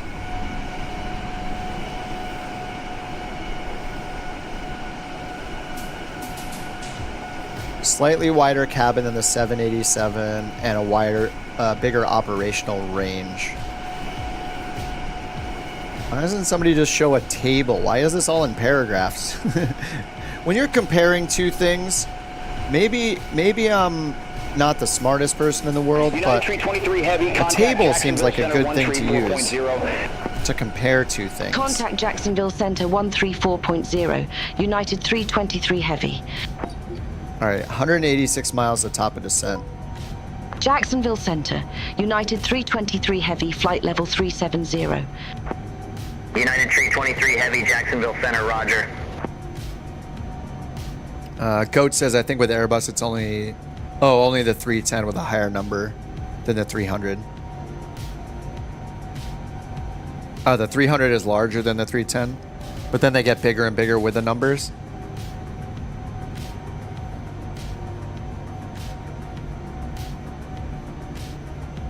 All right, we got a right turn coming up here.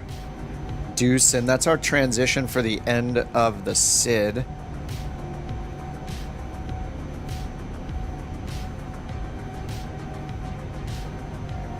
Navigraph has lost track of our plane. It's probably just not to scale. Yeah, Deucen's way... Look how far off scale it is, so not to scale. This is how far away Deucen actually is. Wow. Alright, then we got a couple en route. Oven P, Femin, VAP, and then Sav, which is Savannah Vortac.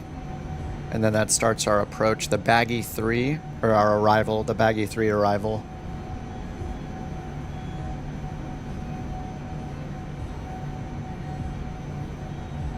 Alright, then we got a bunch of restrictions on the Baggy 3. 11, above 7, above 5.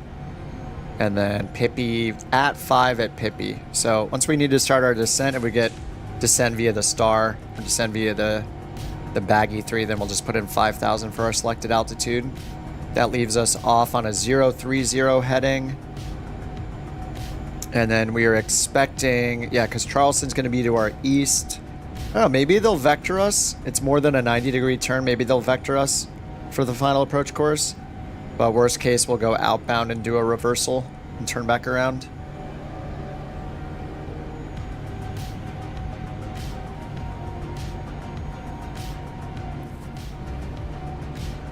Max, what's up, Squatch? How's it going, man? All right, the puppy ate her dinner. She came in here with her little pork skin treat that she gnaws on endlessly for like, it lasts her like a week. She doesn't even eat the thing. You know, it's just like it's a time saver. It's a time waster. She's right over here. Jumped up near the window and is just gnawing away. Very happy.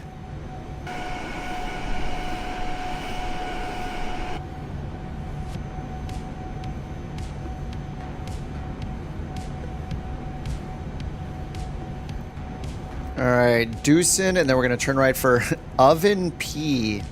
Oven P? Femin? VAP? What are these waypoints? So many waypoints are so crappy. The names they make no sense. Do I have plans for the 4th? Nope. Sit here and play video games. I do have a friend of mine said he's going out to see some music at this like dive bar. I guess a friend is playing some music at. Maybe I'll go out for a drink. I don't know. 4th of July sounds kind of insane. I don't know. There's probably going to be people just out being crazy with fireworks all over the place. I don't know. I'll probably just stay in like a loser. To me, playing video games is the best thing.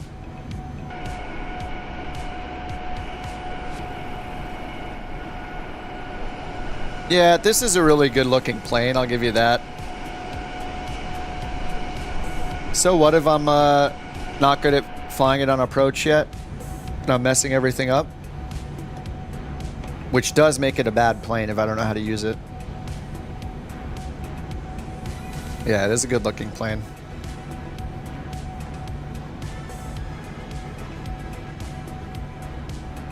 Empress Gin Cocktail. Empress Gin Cocktail? Wait, is that the one you had when you were here, Squatch? When we went to an unnamed bar that shall not be named. Because they'll someone will find the tapes from, how many years ago is that? Like a year and a half ago, something like that. It was more than a year, right? Or about a year? I forget.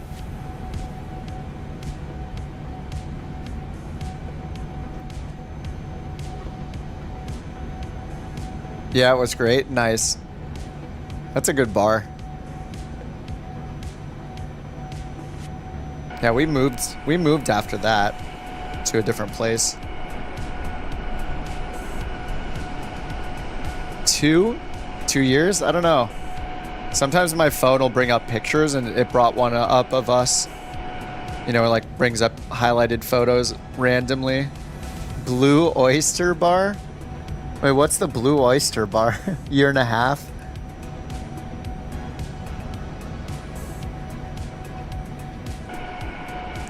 Yeah, it was definitely over a year ago because the mountain was still around. Sad face. Today is the 1 year since we lost the mountain. It's a bummer. Trying not to think about it.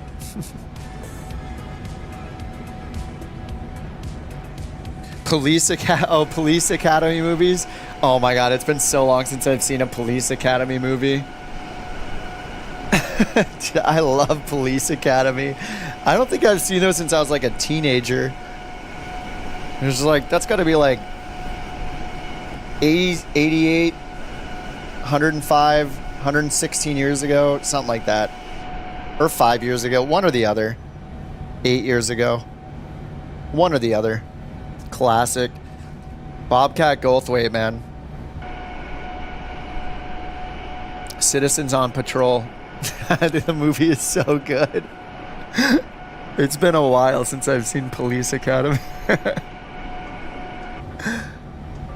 Good stuff. Just what silly movies. All right, top of descent. 1, 2, 3 more waypoints, and then top of descent. 130 nautical miles. We descend after VYAP. VYAP.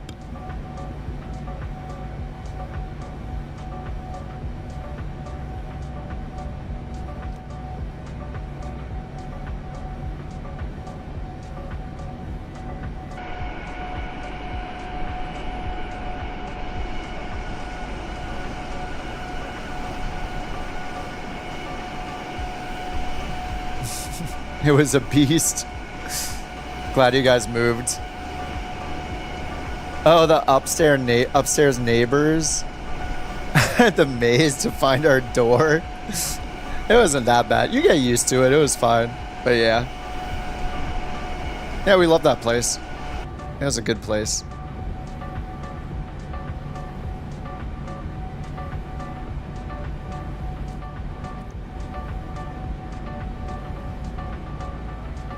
Rip Tackleberry and Hightower. What's up, Steve? Hi, everyone. Really high. What's up, Steve?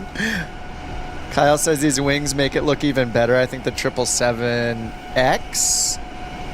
Oh, we'll have new wings that look like the 787. Huh. Andy says I love airplanes more than people. Heck yeah.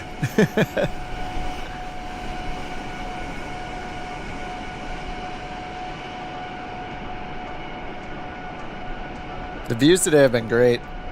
The flying over Cuba was so cool. I'm glad we did that first.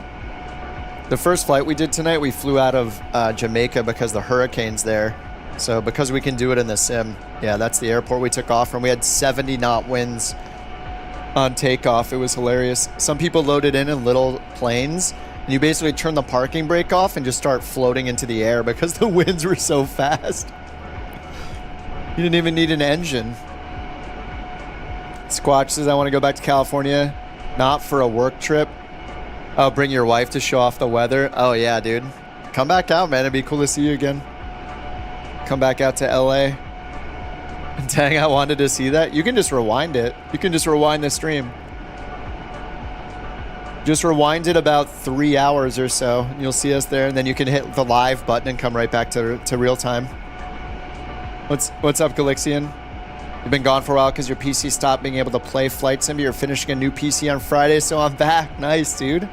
What did you get? What did you have to replace? Yeah, YouTube is pretty incredible for streaming because Twitch and YouTube are both great, but there's some big differences. YouTube, being able to rewind at any moment and go back and then just hit the live button and be back is so cool.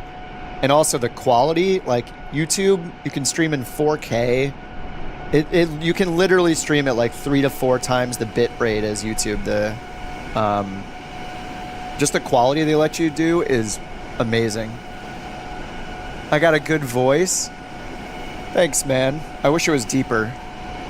A really good friend of mine has this super deep voice. Sounds like he could be a podcaster. I don't think that's in the cards for me. Just get a good microphone and everybody has a good voice. Or get a good headset. I was on the hunt for a really good headset. This is a headset microphone that I'm using. And I think it's pretty much on par with a large diaphragm microphone that you put in front of your face. Like the SM7B or the RE20, which are super popular.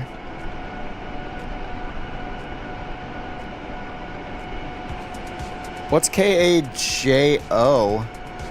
What airport is that, Curtis? I'm just somewhere in the LA area, which I know is basically the size of a state. Oh, Squatch says he's talking about me. I have a nice voice. Is the 9 variant worth getting? Well, if you're on PC, it's free. So, yeah, I mean, so far it feels... I don't have much to compare it to because I just flew the Dash 10 like, what, 3 or 4 times? 3 times? Or 2? I don't know. Heavy, contact Jacksonville Center 126.75. See you. All right, co-pilot will handle it. See you. Contact Jacksonville Center 126.75, United 323 Heavy. What's up, Marika? Does center maintain Center, negative United 10,000? 323 Heavy. Flight level 370. United 323 Heavy, Jacksonville Center, roger. Yeah, I mean, the Dash 9 is just a mod you download if you're on PC. It's the Horizon 787-9 mod. You can just download it and try it out. And it adds...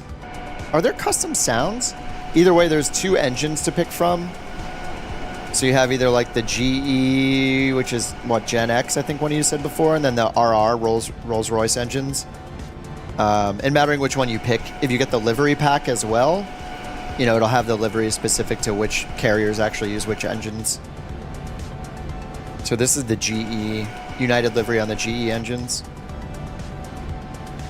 KJO, oh, is Corona. I know where Corona is, okay. So you fly out to Corona regularly.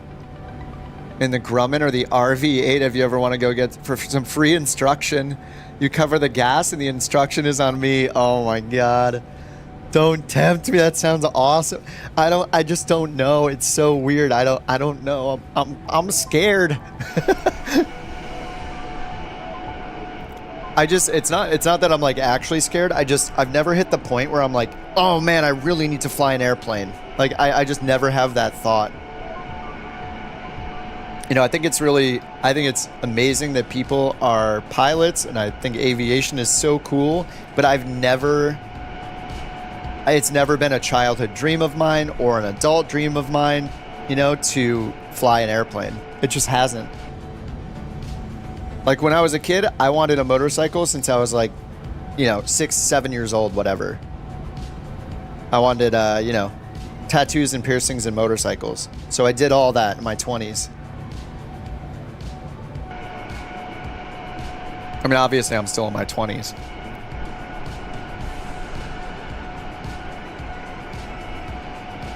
But I never thought I really want to fly an airplane. It's just never been a thing. I've never wanted to paraglide, you know, fly planes, bungee jump. I did skydiving and motorcycles. But yeah, it's just not something I've been just wanting to do, I guess. I don't know. Oh, Squatch, I was glad you kept up with the channel. Cool to get a notification. Yeah, dude. Yeah, this is much more chill than... I mean, playing random games. I used to, like, stream tons of random games a long time ago. But, yeah, it's been fun learning all about, you know, mostly realistic aviation stuff. The computer dork nerd in me is just like so stoked with learning all the systems, but the Boeing is it's making me angry.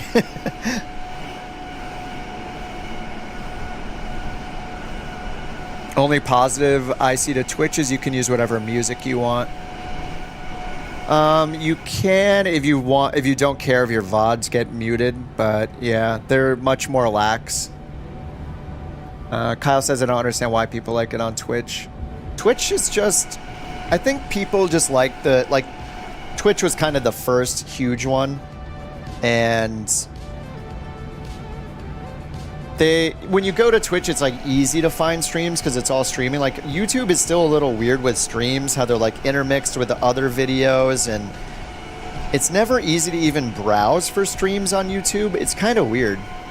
So Twitch is better at browsing and finding the streams because it's all streams. But on YouTube, yeah, I feel like it's kind of hard to find streams. You're mostly recommended VODs, you know, instead of streams. And I feel like Twitch has a lot more third-party tools that work with it. Like there's really cool interactive things you can do with Twitch. Like TTS things, you know, it'll generate voice text-to-speech for bits or donations or whatever. Or you can earn points and then use them and have funny TTS voices where people can just send messages. I don't think YouTube has like many, if any, of those things. Or like some people will use mods that let people interact with the stream. Like, you know, they can jump scare people. I would never use it for Flight Sim, of course, but you know, you could make it so on Twitch somebody donates enough and it'll like turn the engine off, you know, you can like mess with the streamer, like those kind of fun, interactive, silly things. But yeah, it's just a different feeling thing. But I think it's mainly like you just go wherever the streamer you want to watch is. I think YouTube overall is better just because the quality of the stream is so much better on YouTube. Twitch, if you put it like full screen on a big display or a TV, it just looks all pixelated and gross. Like they have a long way to go to catch up to where YouTube's at.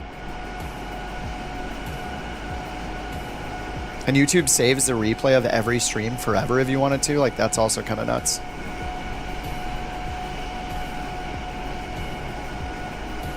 Come to Australia, kangaroo wrangling instructions on me.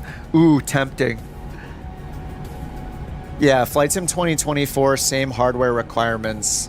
Yeah, it'll be interesting to see if that actually is true when if they actually publish the requirements somewhere. But I think, yeah, that's what I saw in one article that Seb from Asobo said that basically the optimizations they've made with multi-threading and stuff, it's essentially the same requirements as now. Like they said, you won't need to upgrade your hardware, I think is what he said. All right, we're coming up to our top of descent. 44 miles. I'll wait till we get to like 20 or so. Squatch says, don't get me started on the Steam watch your friend feature. Oh, it's so bad. Yeah. Steam is horrible. It's so weird how Steam has live streams too. They're so weird. I've never been less impressed with like a streaming platform.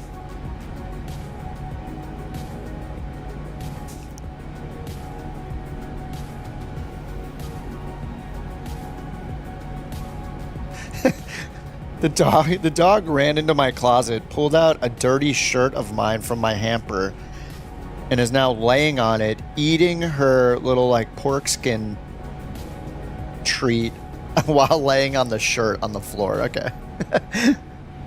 She looks hilarious. United Tree 23 Heavy, Jacksonville Center, expect baggy tree, runway 15. Ooh, okay, yeah, that's right. That's what we got. Runway 15, United 323 Heavy. All right, baggy 315, that's what we got. All right, top of descent. Yeah, we got baggy. Let's double check the plate.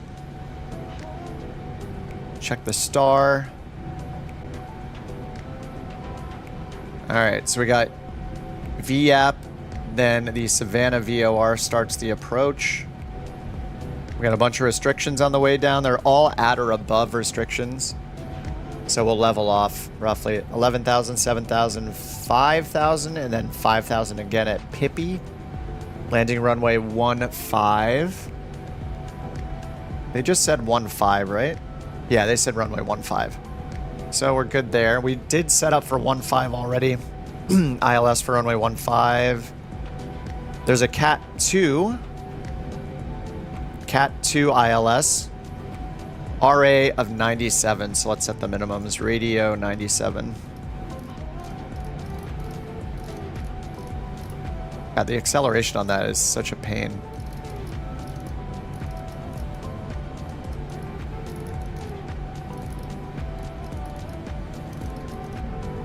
Oh, man. Alright, this thing is annoying to use. Setting the minimums, the acceleration when you roll the knob is really annoying. It's like way too fast. Alright, I'll set radio minimums to 97. Okay, 97, that's set. And then we just have Ashley at 1,600 feet. We'll get the glide slope at 1,561. Okay, so for our descent, oh yeah, and then let me put in the localizer frequency. 1097, 154. 97, 154. Let's see if it works this time. 1097. And, United Tree sorry, 23 154. Heavy. Descend via Baggy Tree arrival. Charleston Air Force Base Airport landing, runway 15. Altimeter tree 009er. Alright. Descend so we got via Baggy 3 arrival, Charleston Air Force Base Airport landing, runway 15. Altimeter 3009er, United 323 Heavy. Nice. Okay, 5,000 is our bottom altitude for the arrival, so that's set. That's based on this. We just looked at Pippi 5,000. So that is set there. And then we got VNAV and LNAV still armed.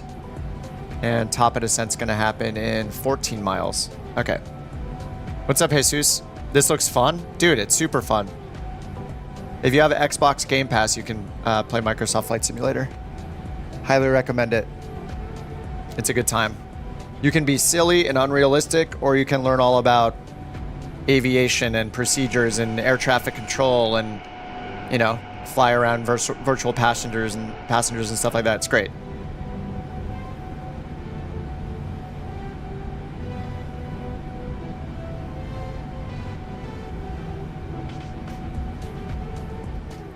Okay, so we set 5,000. Let's go and look at, let's see here. So we have Sav, Drury, Baggy, Dina, and then Pippi. That's the last one. And then after Pippi, we have Vectors, and then to Ashley. I guess I picked Ashley. Yeah, I did pick Ashley for our transition for ILS 15. So that's already in there. Okay, this time, when I go to NavRad, it has it pre-selected here. Last time, this was not in here. I had to do it in both spots, so I guess that's probably a good sign. All right, sweet. United All right, 323 Heavy, soon. contact Jacksonville Center. Soon we're gonna mess up the approach. All right, let me look at the Contact checklist. Jacksonville Center 120.85. United 323 Heavy. Have a good one. Okay, it says anti-ice as required. Navigation radio set. We did Jacksonville that with Center, ILS. United 323 Heavy. Descending via Baggy 3 flight level Course 370. setting is set, so that's right there. You know what was weird? 23 Heavy, Jacksonville Center, descend and maintain 5,000, altimeter tree 009er. All right, descend and maintain Descend 5,000. and maintain 5,000, altimeter 3009er. Oh yeah, let's put in the altimeter. 323 Heavy. All right, 3009er on our pre-selector. All right, 3009, and we've started our descent. Auto throttle's in a hold, LNAV, VNAV speed mode. All right, descent started. So it's gonna step us all the way down. Let me turn the data on. I wish it would remember the states, but I like having this data thing ticked. Now we see our constraints and our estimated time for each waypoint. All right. Should we get the ATIS? All right, I'm gonna not be lazy. Let me get the ATIS. 124.75. 124.75. And then we'll activate it on comm center. 2.22. All right, here's the ATIS. 3009er. Landing and departing runway 15. Advise on initial contact. You have information Alpha. Alpha? Charleston Airport information Alpha. 1326 Zulu. Wind 135 at 5, visibility 10. Sky condition clear. Clear, nice. Temperature 27. 2.22. Altimeter 3009. Okay, we got the whole message. Runway 15. Swap off, back to comm 1. Alright, so altimeter 3009, that's what they already gave us. ATC gave it to us. What's Hawking doing the weather? So BeyondATC actually will, depending on the size of the airport, if it's a huge airport, it'll use the text-to-speech style, like robot voice like that. And if it's a smaller airport, it'll sound like a human recorded it. So they're trying to mimic, like, I guess, real world, where it's more likely that a small airport will just have a human recorded ATIS, whereas a giant airport will have, like, the automated ones, I guess. I obviously don't know from personal experience, but I think that was their reasoning.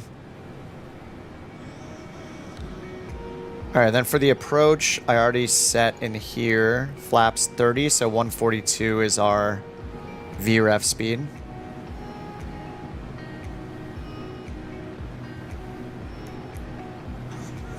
Okay, for descent, I'm supposed to hit this recall button up here. Okay, done. No messages. Auto brake. Let me check SimBrief to see what they recommend. All right, SimBrief, landing performance. Populate from last flight. Flaps 30, auto brake 3 is the recommendation. And it says we'll stop in 6,559 feet. All right, flaps 30 and auto brake 3. All right, auto brake 3 is set. We did set VREF and our minimums already, and then approach briefing. Okay.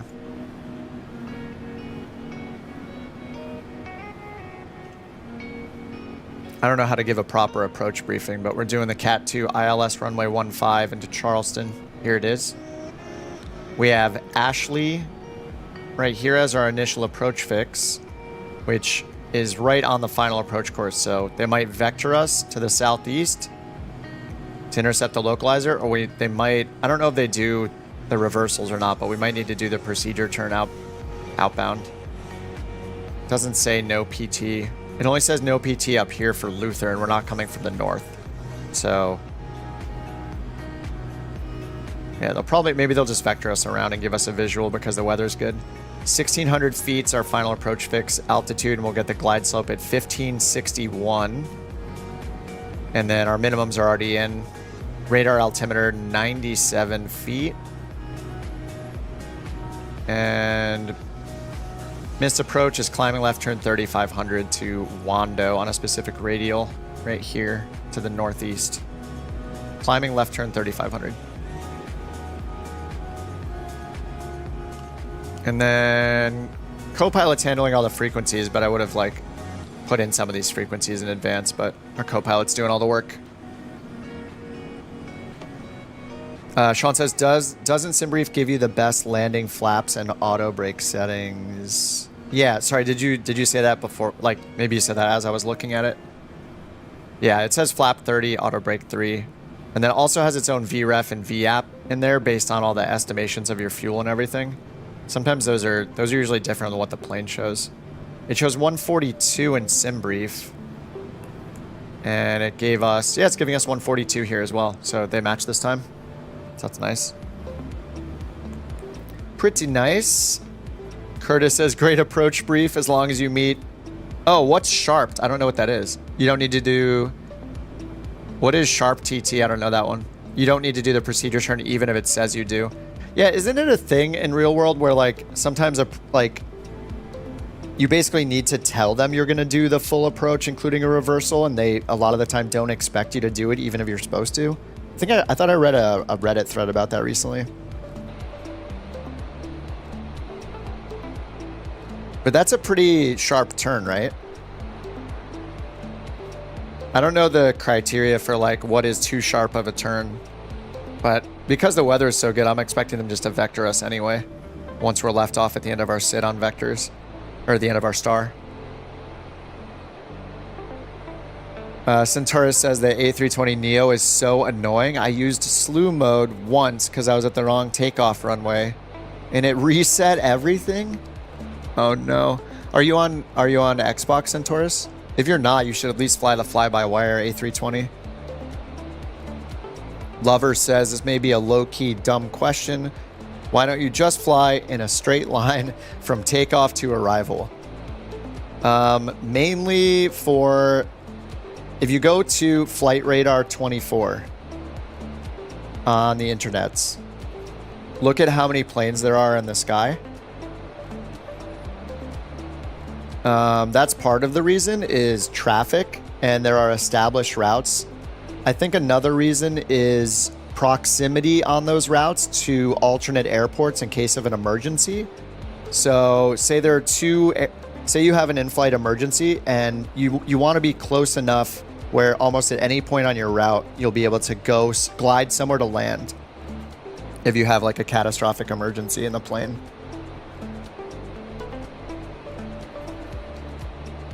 You follow a sky road. Yep, pretty much.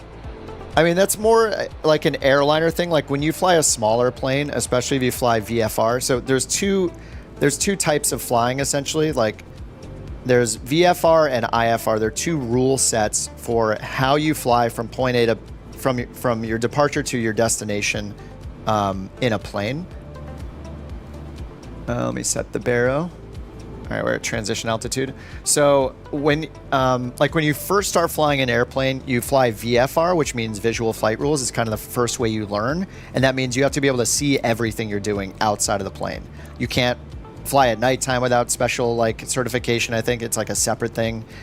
You can't fly into clouds. You can't fly in bad weather. You can't get near clouds. There's rules how close you can get to near clouds even, because you're just relying completely on being able to see outside the windows of the plane and do everything based on visual references.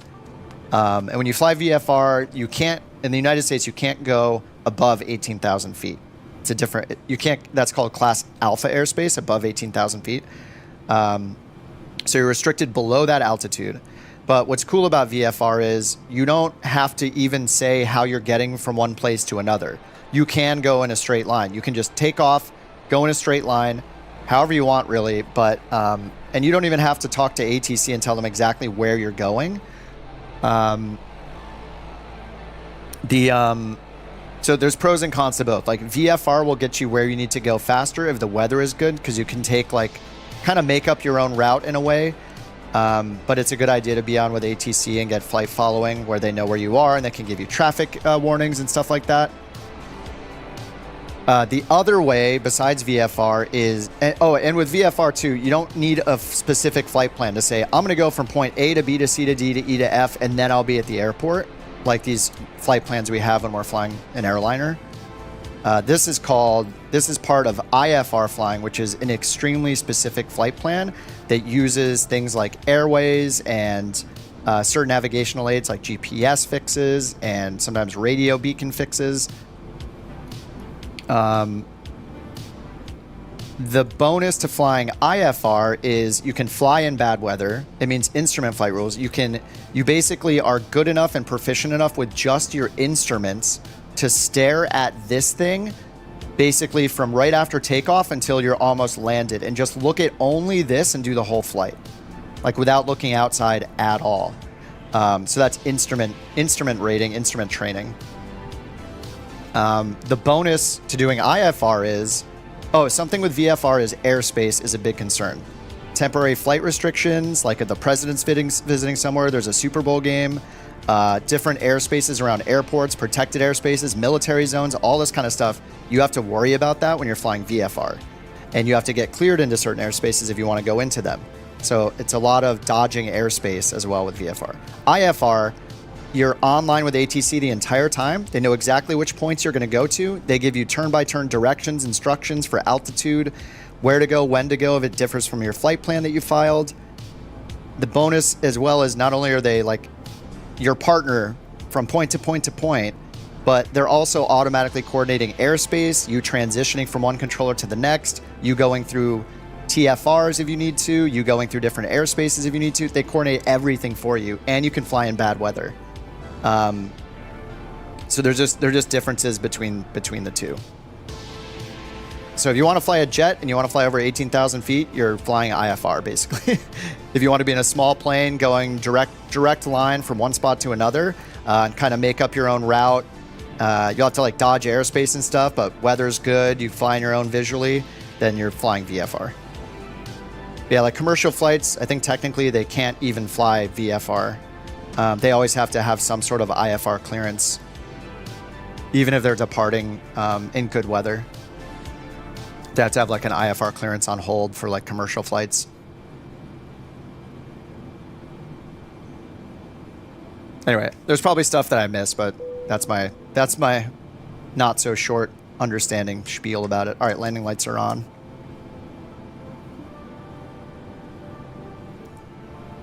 What's up, Tyler? Were you given another membership?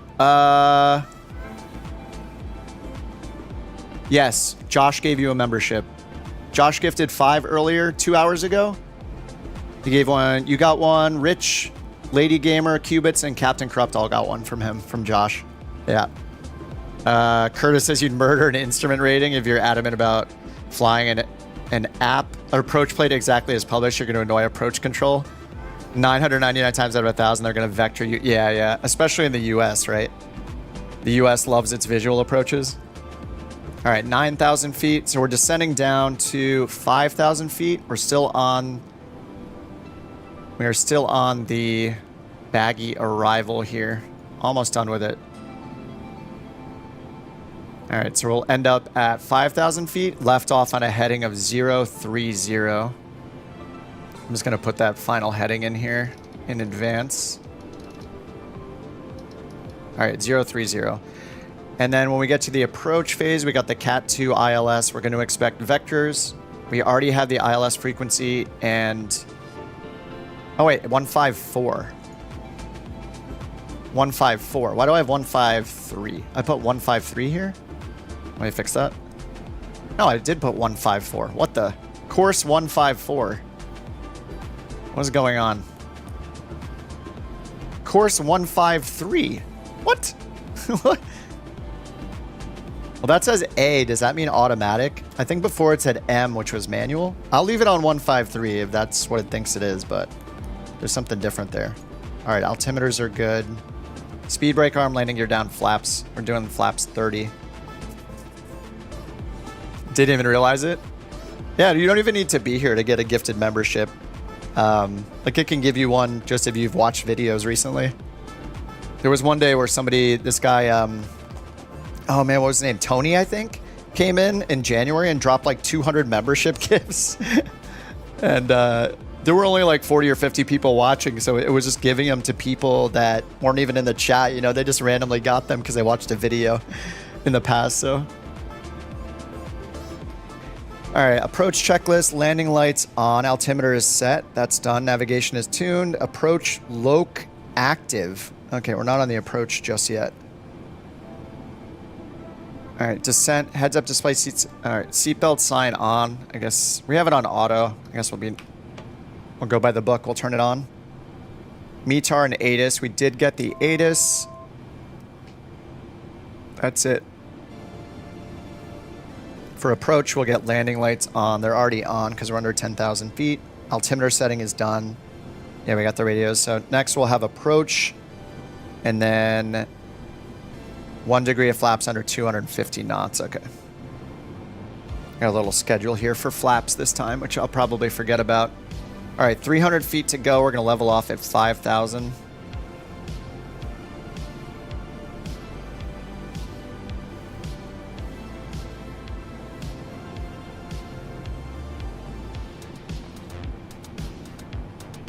All right, we got our minimums in. Where'd that Tony guy go? I don't know. He was around for like a week. He hung out like 2 days. He flew a bunch of times with us. He gave away like 1 billion memberships. Always forgetting the flaps. I'm going to remember the flaps. Okay, I do see the local... I see the glide slope right here. It's below us already because we're flying close to the airport. Airport is off our right wing. Right over here. Looks like right there. All right, it's got us down to 240 knots, so I can actually get flaps 1 out right now. I'm gonna do flaps 1.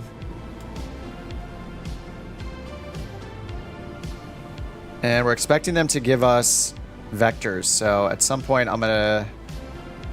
Well, we're off on this heading already. I'm just gonna switch to heading select mode because we just need to stay on this heading. And then for the approach, we're going to need to get down to, what is it? 1,600 feet. So I'm just going to put it at 16 and we'll see when they tell us to descend. They haven't talked to us for a while, right? Descend and maintain 5,000 was the last thing they said, and we haven't heard anything since then. We're getting close to this reversal, but they didn't clear us for any turns or anything like that. Oh, Charles says for flaps, it's easy to know when to extend them before your speed crosses below a flaps bug. Oh, yep. Wait, before it crosses? Don't you need it to cross under? Don't you need it to go under the bug? Or it's as you're catching up to the bug, you set it. Before it crosses below. Huh. I thought it was as it crosses it. Okay. Good to know.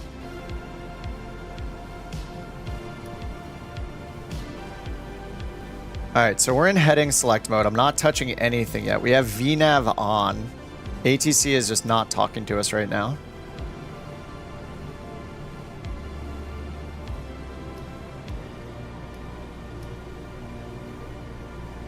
Flaps bug shows you minimum maneuver speed. Oh, for that flap setting. What's up, Arrow? Yeah, this is a 787-9. Only one with a HUD. I think the CRJ, the Aerosoft CRJ has a HUD, I believe. It might be the only other one that has a HUD. But yeah, this is a 787, but this is the -9 mod I'm trying for the first time. I'm a total newbie in the 787, so I'm just been learning it the last couple days. Yesterday I flew the -10, which is the default one. This is the -9, which is a mod. You would want to be at least flaps 1 before you go underneath the up bug. Okay, yeah. I switched it. I got it. Yeah, I'm at flaps 1 now, but we're not slowing, and ATC is kind of ignoring us. We're pretty much at the reversal right now, though.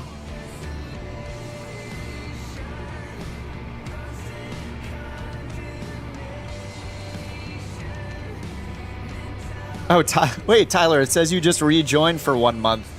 Oh, is that because you, like, redeemed the gift or something? Well, welcome back for another month there, Tyler. Sean says 737, 700. Oh, also had a HUD equipped. Nice. Oh, dude, Tyler, thanks for the gifted, man. Tyler gifted a membership to Sean. Pull up your stool, sir. If Michael's here, he'll be delivering cigarettes to you for you and your passengers, of course. Watch out for the splinters in your stool.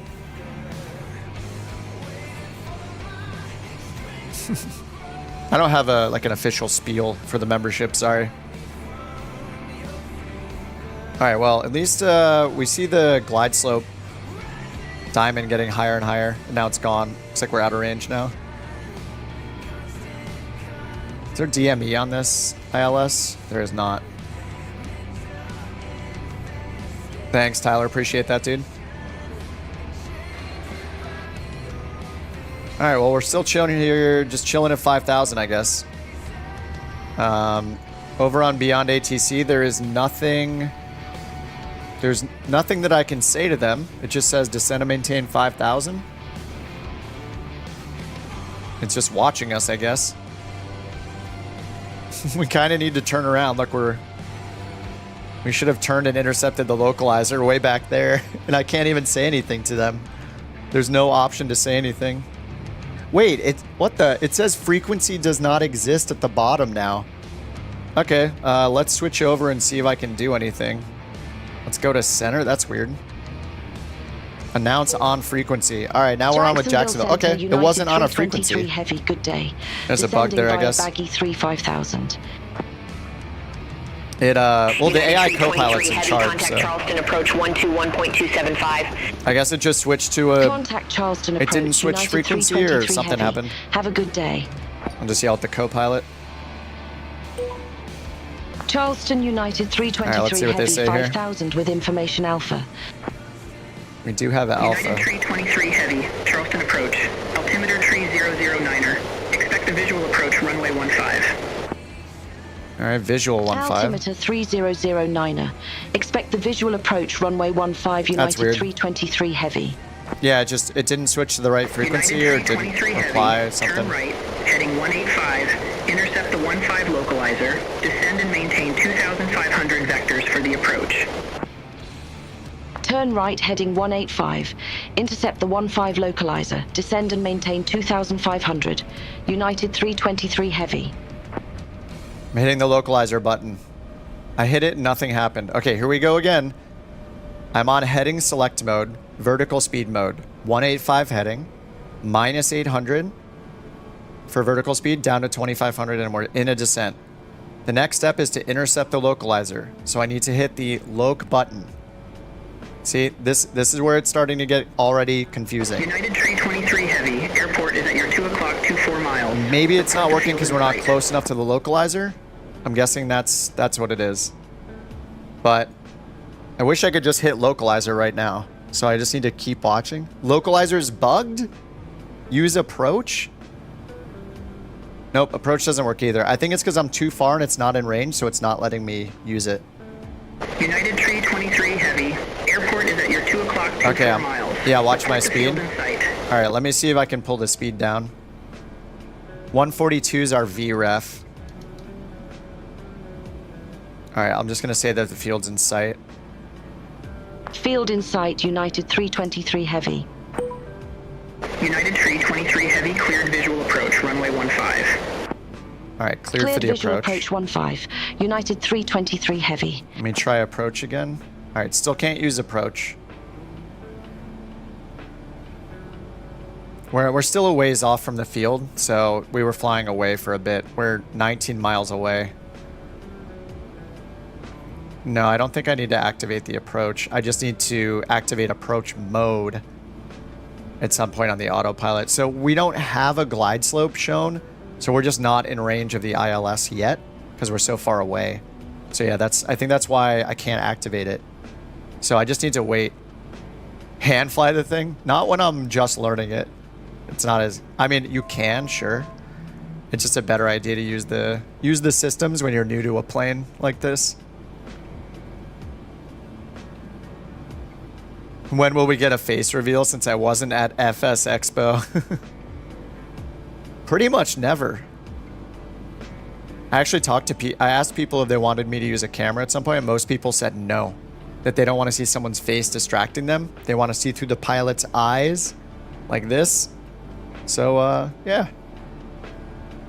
I don't mind being semi-anonymous either. I mean, just my avatar, that's exactly what I look like, 100%.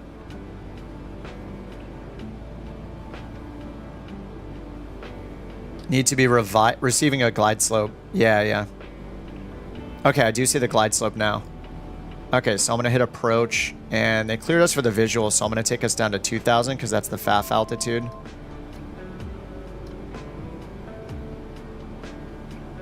All right, 170 knots on the speed. So I can go almost down to full flaps at this point, but I'm going to wait till we get established on the localizer. I also don't like the heading we're on. I'm just going to move us to the right a bit. It's like way too close to the field. They're having us go like directly to the field. So I'm going to turn us a bit more perpendicular, or a bit more at an angle. All right, that feels a little better. Post a picture of yourself on Discord. If I have enough beers one night, it might happen. United 323 Heavy, contact Charleston Tower 126.0. Okay, so we have Loke GS. Over to Tower 126.0. Almost at 2,000 United feet. 323 Heavy. Glide slope Diamond is there. 170 knots. Our VRF is 142, Charleston Tower. so United 147. 323 Heavy, visual runway 15. United 323 Heavy, Charleston Tower, continue. All right. Altitude Wilco, hold at United 2,000. 323 Heavy.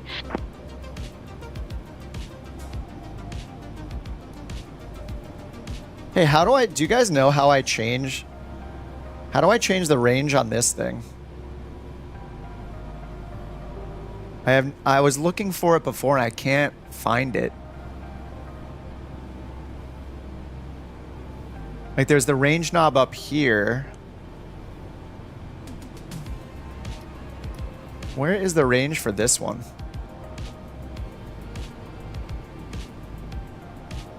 Okay, localizers in white, glide slopes in white. We're on heading select. We're about to get the glide slope. We gotta get the localizer first. We just hit the glide slope, so I'm gonna need vertical speed because we're gonna get below the glide slope.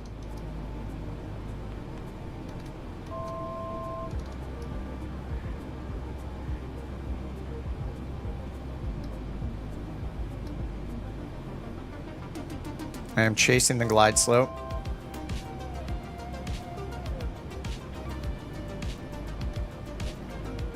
United We're just in 323 way Heavy, too wind tight. 135 at 5, runway 15 cleared to land.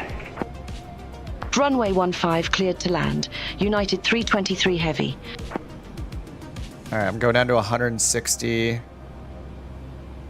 Yeah, they vectored me directly to the airport. So that was kind of annoying.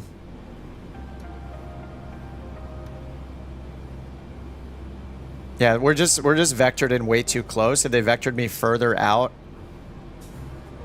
I should have just vectored myself further out to make sure I got the localizer way before the glide slope.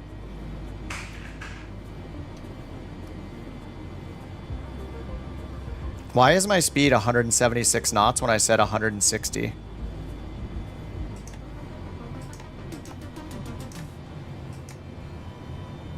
All right. Heading hold. Why am I in heading hold? What? Heading hold. Approach mode is deactivated. This thing sucks. I just hit the localizer and it switched me to heading hold mode. What is happening?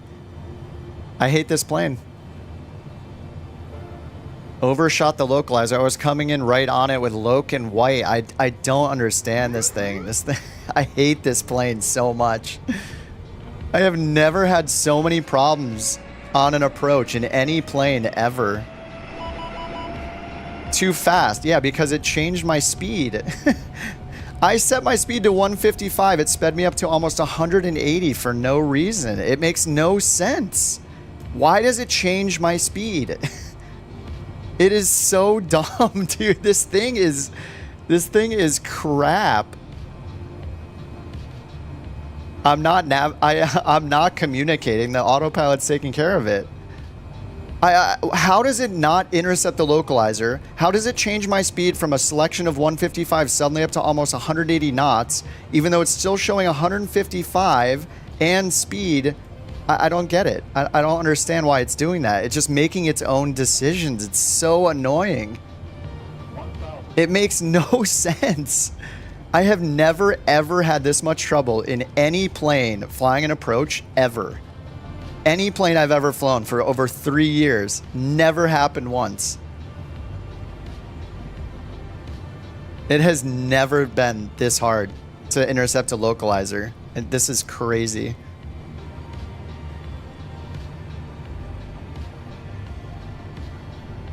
Why did it, just one thing at a time. Why did it automatically increase my speed faster than my selected speed? I was too fast because it increased my speed. It did change my speed. It wasn't on the glide slope yet. It wasn't. I was chasing the glide slope with vertical speed. I told it to maintain 155. It's just crazy. And then it just suddenly speeds up. Oh God, I hate Boeing. This is the most frustrating experience I've ever had with any avionics in any plane. Roger. Fly runway heading, maintain 5,000. Fly runway heading, maintain 5,000, United 323 Heavy. United 323 Heavy, contact Charleston departure 121.275. Contact Charleston departure 121.275. United 323 Heavy. This thing Speak is soon. so frustrating. I can see like this is just Charleston, again United like this is 323 why Heavy, people good day 800. adamantly dislike Boeing United versus 323 Airbus Heavy, when they welcome fly back. in the sim. Continue. Continue United 323 Heavy. Climb maintain 5,000.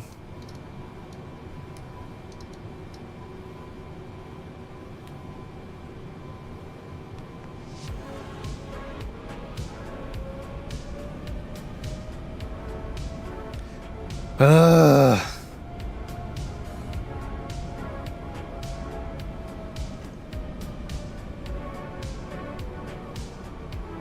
All right, runway heading 5,000. Probably way off from the runway heading at this point. A little more to the right. Was it 094? Or sorry, 153. There we go.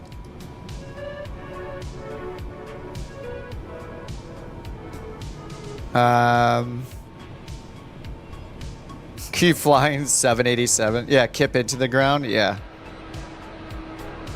Fly the Airbus. All United successful 323 flights. Heavy, Fly turn the left, Boeing. heading All 075. failed flights. Same Turn pilot. left heading 075. United 323 Heavy. It just says everything about the plane when I'm the same person with as little experience as an Airbus as I have in Boeing, and I've landed like successfully every single time in an Airbus with no problems, and I failed almost every single time in a Boeing. Like it's that simple. United 323 Heavy, turn left, heading 060. Turn left heading 060. United 323 Heavy.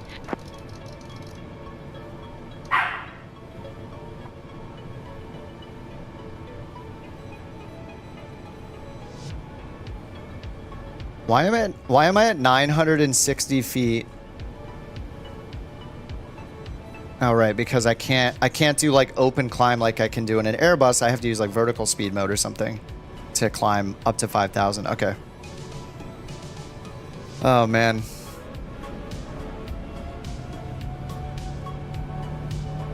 Wait, now what the heck? Why did toga mode just activate when I hit vertical speed? What? What is going on? I'm so confused. Wait, what? Is that because I had LNAV on? Suddenly I'm in toga when I hit vertical speed up 1,000 feet. Toga clickable, hidden clickable area. The struggle bus? If it was an Airbus, it'd be the opposite of struggle bus.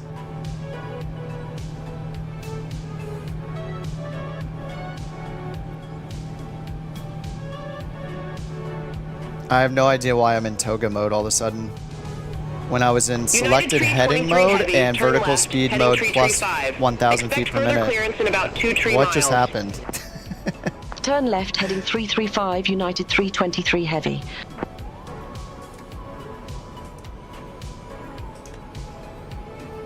Fly the A350. Wait, it doesn't exist yet, right? I'm on the struggle bus. Well, what's weird is the only time I am on the struggle bus is when I'm flying the 787, and everything else is fine. The last 2 days I've been on the struggle bus because the last 2 days I've been flying a Boeing.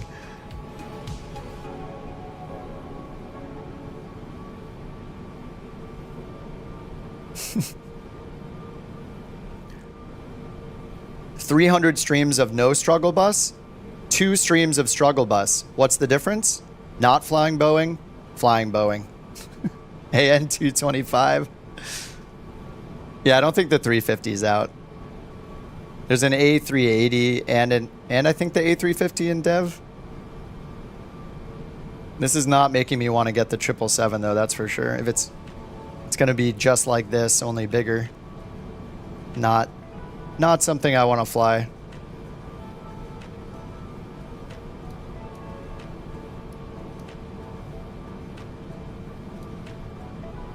Yeah, I have the Phoenix A320 and I've flown it a bunch of times with no serious issues. It's intuitive. It does what I tell it to do, basically. 777 learning curve on everything is unfun. I don't know if anyone's making the A350. I think Fly-by-Wire is making the A380, right?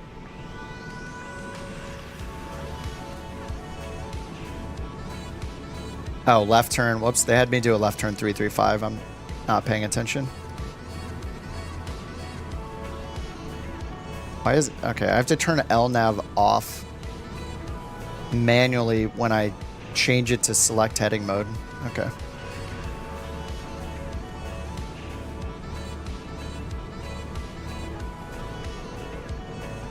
Flying the Phoenix A320, it's so nice. The A320 is so nice compared to this. This thing, yeah, this has been a horrible 2 days as far as approaches. Everything up to the approach has been great, but I've done, what, 5 approaches now? 6 approaches now? And I haven't had an approach without problems. The Airbus is a marvel compared to this thing. This is scary. In other news, I love the Honda Jet still, yeah. Honda Jet is a rocket. Thing is crazy. I love the Honda Jet. I don't fly it that much. I really like the CJ4. I have a good time flying the CJ4. I think I'll be really excited for the Citation X when that comes out.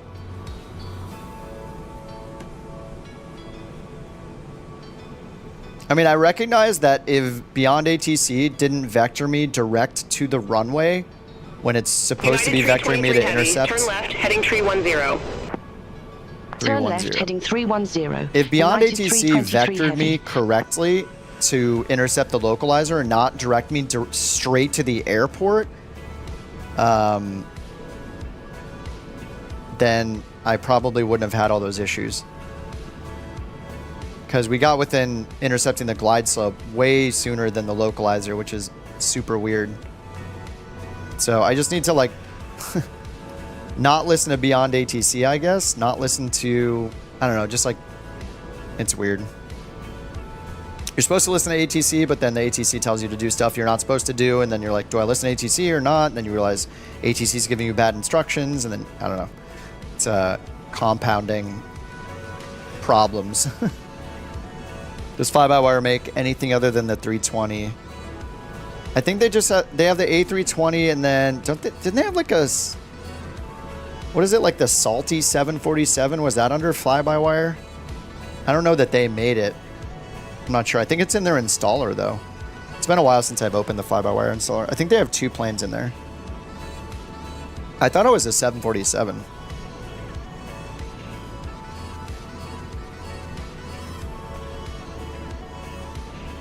All right, well, we're back at 5,000 feet. We're going 235 knots, even though I haven't touched the speed at all. The last thing I did with the speed is tell it to go 155, and touching nothing since then, we're at 235 now, because somehow it got to toga mode when I was in heading select mode in vertical speed climb, and then all of a sudden we were suddenly in toga mode, which also makes no sense at all why that would ever be an automatic thing in any way.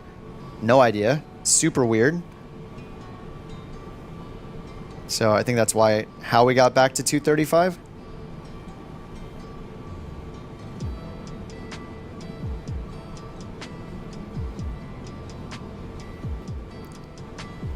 So frustrating.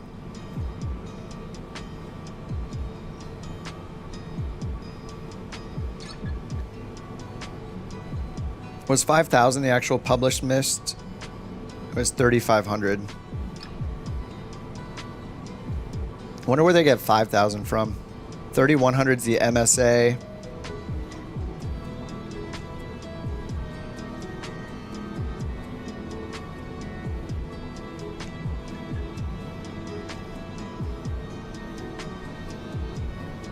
Where do I even see like the localizer data on this? Like, are there localizer needles shown anywhere? Like, I have the glide slope. We have the like the lateral deviation right here, I guess.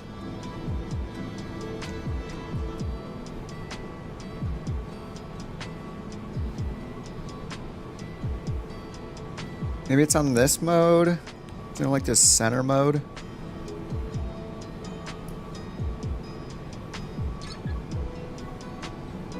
Top left corner under speed. It just shows our course that's dialed in, and there's no DME on it. Yeah, just the diamonds. What's up, Sandeep? You just woke up? Nice.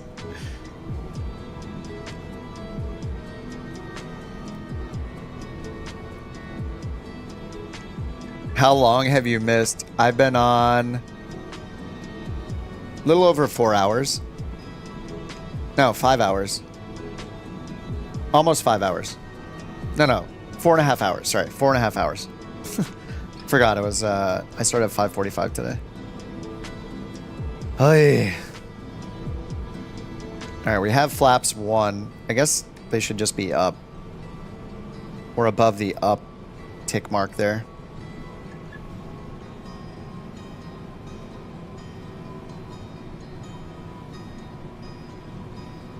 Alright, chilling at 5,000 feet. Altitude hold is on, right? It says hold here. So if I change this, nothing should happen. So we're going to need to get down to 2,000 feet at some point for the glide slope.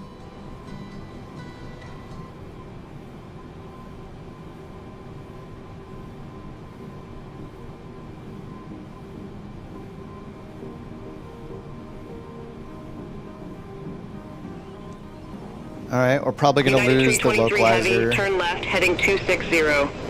Alright, left 260. Turn left, heading 260, United 323 Heavy. Alright, there's 260. I'm going to hit... I want to start slowing down, so... Can I not just slow down with this? I can just do this, right? I want to slow down to like 200 knots. I want to give myself more time. Okay, so it's actually slowing me down. I'm coming up to the up marker, so I'm going to give it flaps 1. United 323 Heavy, turn left, heading 190, descend and maintain 3,200. 190, 3,200. Turn left, heading 190, descend and maintain 3,200, United 323 Heavy. 3,200. Vertical speed down. Okay, we're at 200 knots. I'm going to bring us down United slower. 323 Heavy, airport is at your 10 o'clock, 16 miles. Flaps 5, we're Report the under field in sight. 1. Oh, I should have done... Okay, we're coming up to 5 anyway. I'm just going to go to 180. I'm just going to go really slow if I can. Alright, we're going to report the field in sight just to continue. Field in sight, United 323 Heavy. United 323 Heavy, cleared visual approach, runway 15. Okay, approach, loc, and Cleared GS. visual approach 15. United Cleared for the approach, so we go down to Heavy. 2,000. Okay, we're going to intercept, hopefully. 180 knots. It's showing flaps 1 is where my speed is. So I put in 180, but I can't slow down yet. I'm just going to do gear, I guess. And then flaps 5. So, like, it can't slow down more, and I'm not at the flap 5 marker yet. But I'm under the flap 1 marker. Okay, that's helping. Okay, so flaps 5 now, or sorry, flaps 10. No, I'm at the 5 marker, and I need to slow down, so I'm putting down 10. I'm just gonna slow way down. VREF is 142, so like 147. All right, I'm at 155. All right, localizer, that's good. Apparently, like, maybe it'll start slowing me down now.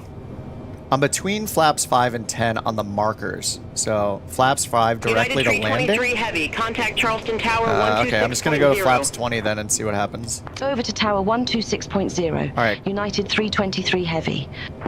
Glide slope is below us, so we're still way too high. All right, Charleston I have to Tower. dive. United 323 Heavy, visual runway 15. We're just way far out Heavy, again. wind 135 at 5, runway 15 cleared to land. Runway 15 cleared to land. United 323 Heavy. I'm just gonna, yeah, we're above again. 2,500. I'm just catching up to it.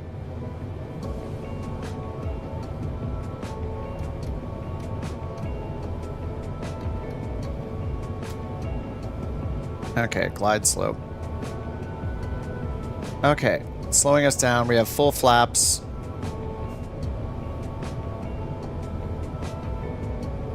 Sync our heading straight ahead. 153. Set our go around altitude to 3,000. We're at VREF +5. On the glide slope, on the localizer.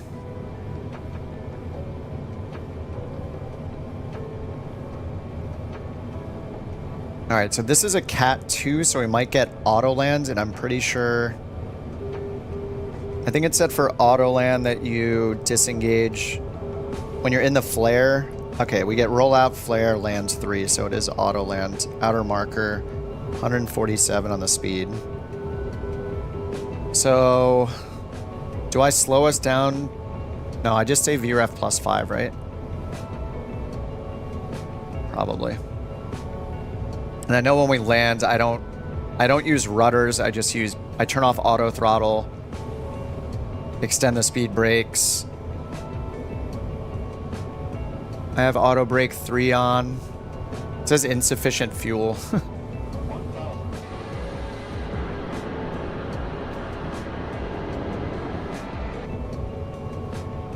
All right, 1,000 feet. Minimums are 97. Plane will give you auto land on any ILS. Oh, okay. Interesting. Should I be auto landing on a Cat 2 or a Cat 1 then, or only a Cat 3?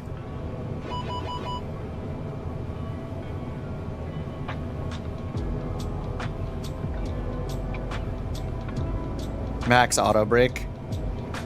It's on 3. Alright, we'll do max. Only a Cat 3? Okay, let's turn autopilot off and auto throttle off then. Whoops, that was the wrong button. There we go. I should have kept auto throttle on, huh?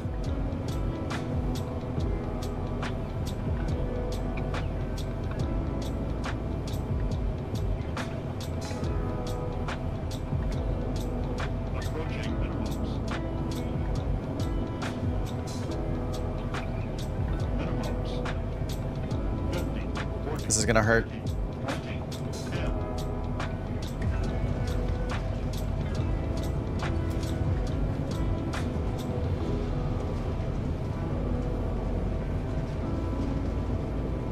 Okay.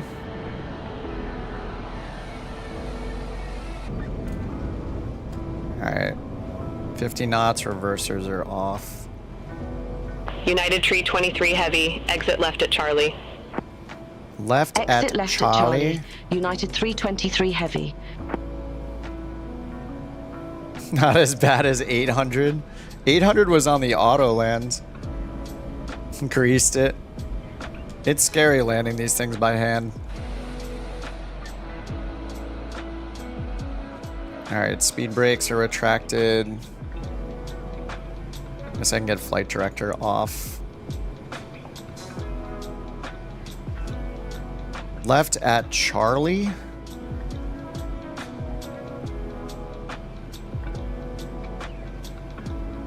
I don't know where it thinks Charlie is. Okay, Charlie is up here. This next one is Charlie.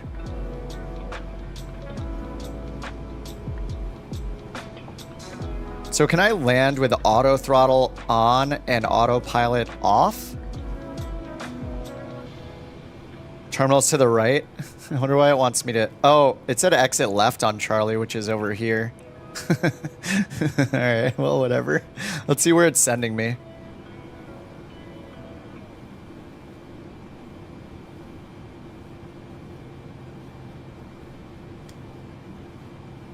This isn't an exit.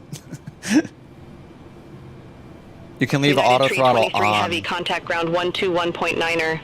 And it'll automatically retard to idle. Okay. 121.9er, United 323 Yeah, I turned everything heavy. off.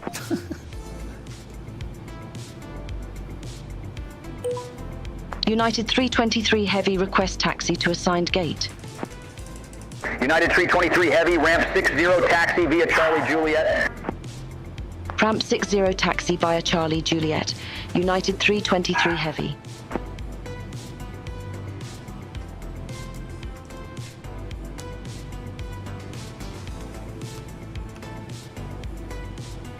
All right, let's see what it says over here. It wants us to turn around. Didn't it say exit left? Well, where does it want us to go? It wants us to go all the way over here.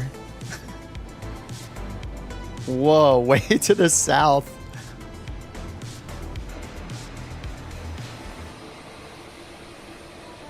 Yeah, it wants us to go like over here maybe, or way over here. Struggle bus to the gates.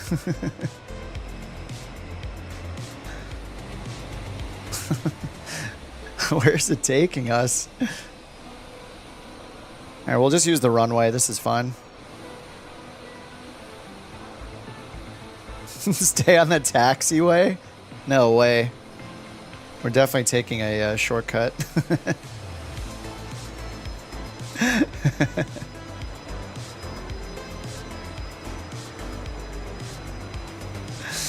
They're sending us 5 miles away. We're going to use the runway.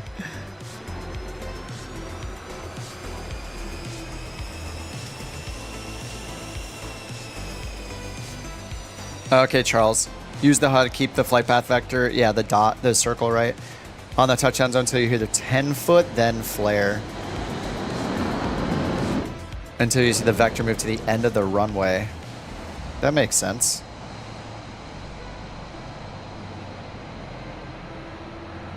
Fly to the gate, touchdown directly on the terminal. If we were back at Jamaica, we could probably do that actually.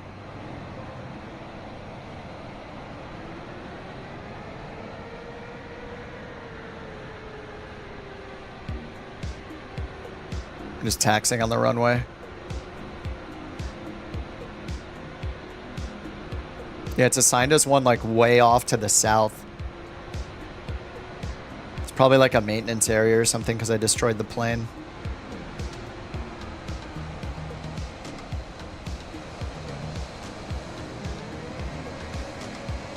A little shortcut here for the sake of time. Who said to stay on the taxiway? No heavy gates here. I wonder what the ones to the south are actually. If it maybe it picked them. Maybe there are heavy gates. The ones really far to the south. Does it say this is a gate? Oh no, it says it's a ramp. There's just a huge ramp to the south, I guess. How dare you? There we go. This is how the professionals do it. Real life Boeing pilot. Comment visibility check? Probably put in your comments when I was landing so I didn't see him. Possible pilot deviation. Jewel got here in one piece. No issues. He's probably been here for 20 minutes waiting. Alright, these gates are big enough, I think.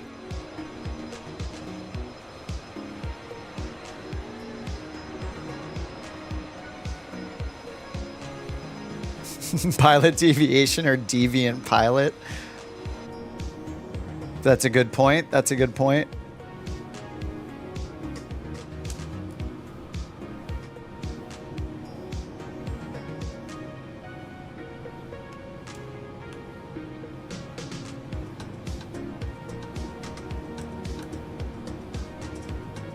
Let's get credit in our logbooks.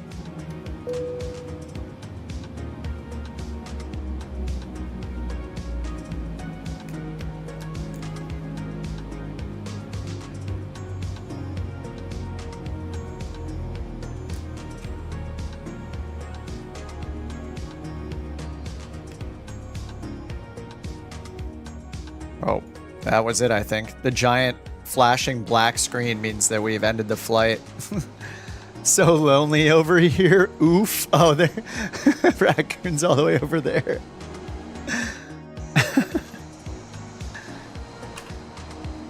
Oh, man.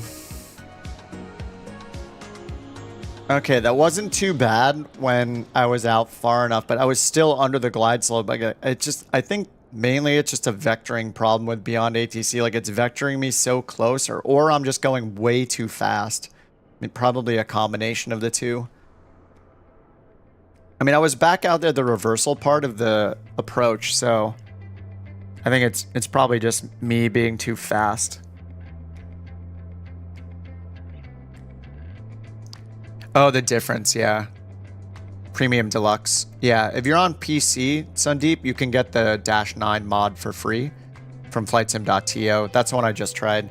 I would just do the -9 because the HUD works correctly. It's got the correct seated position for the HUD to work, which is, I think that alone is the good reason to use the 9. I didn't really notice anything else that was different. I'm sure maybe it handles a little differently because it's slightly smaller, but I mean, it's still a Dreamliner. It's just slightly shorter with like 40 fewer passengers.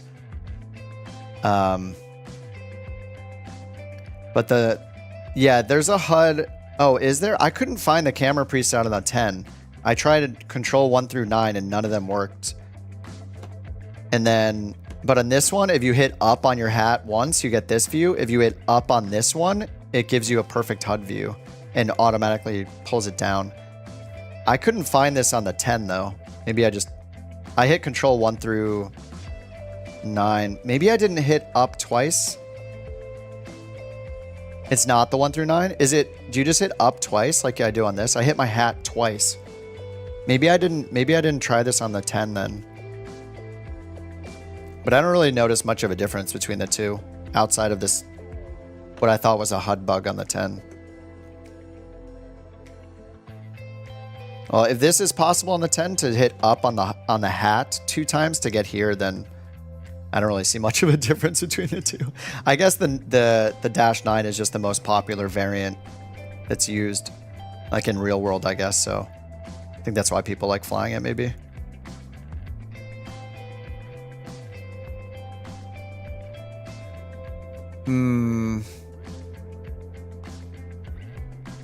I think I'm going to call it a night. I'm very, very tempted to do another flight. I really want to, but I think I'd rather go to bed earlier and start the stream earlier tomorrow. I want to do another one because I want to do one where I don't mess something up, and that hasn't happened yet. So it makes me want to do another one, but I think, again, I'll call it a night. It's 10:30 here. And then I will be on earlier tomorrow. I think that's the right move. You just missed them due to the time diff? Yeah.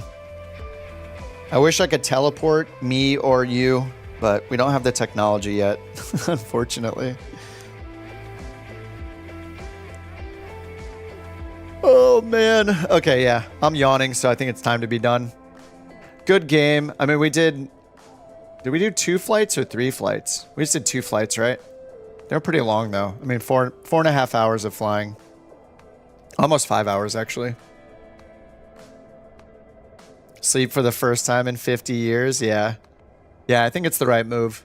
Tyler, thanks again for the gifted membership and your own membership. Josh, I don't think you're still here, but thanks again for the 5 gifted earlier, man. Sleep on the flight. Yeah. I need to play with the dog, too. I haven't been paying attention to her all day. So I'm going to play with her. She had her dinner, but she needs some attention. She needs some love. Especially because there's going to be fireworks going off all night from random people acting like children. I sound like such an old man when I say that. But, yeah. All right.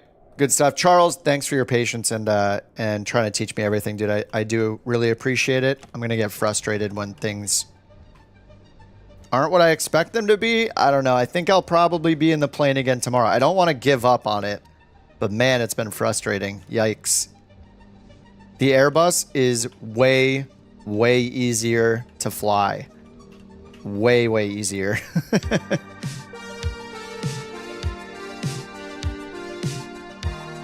These youths. The 2 youths. The Utes and their loud noises. Failing is the best way to learn. Well, luckily it's really easy to do that in a Boeing. All right, guys. Good games. Thanks for flying along today. Thanks for hanging out so long. I'll see you guys tomorrow. I'm probably going to stream, man, maybe every day. Got a long 4-day weekend. And yeah, good games. Thanks for hanging out so long. I'll see you guys in the next one. Thanks again for the gifteds and the memberships, and more Boeing frustrations tomorrow. I'll probably be on earlier than normal since I have a 4-day weekend. No work holding me back from getting on earlier, so. All right, guys, have a good one. See you, Sandeep, Curtis, Charles, Jewel, Arrow, Beast, Achy Life, and Jeff. All right, guys, have a good night. I'll see you all in a good day. Sandeep, have a good day. I'll see you in 12, maybe 14 hours.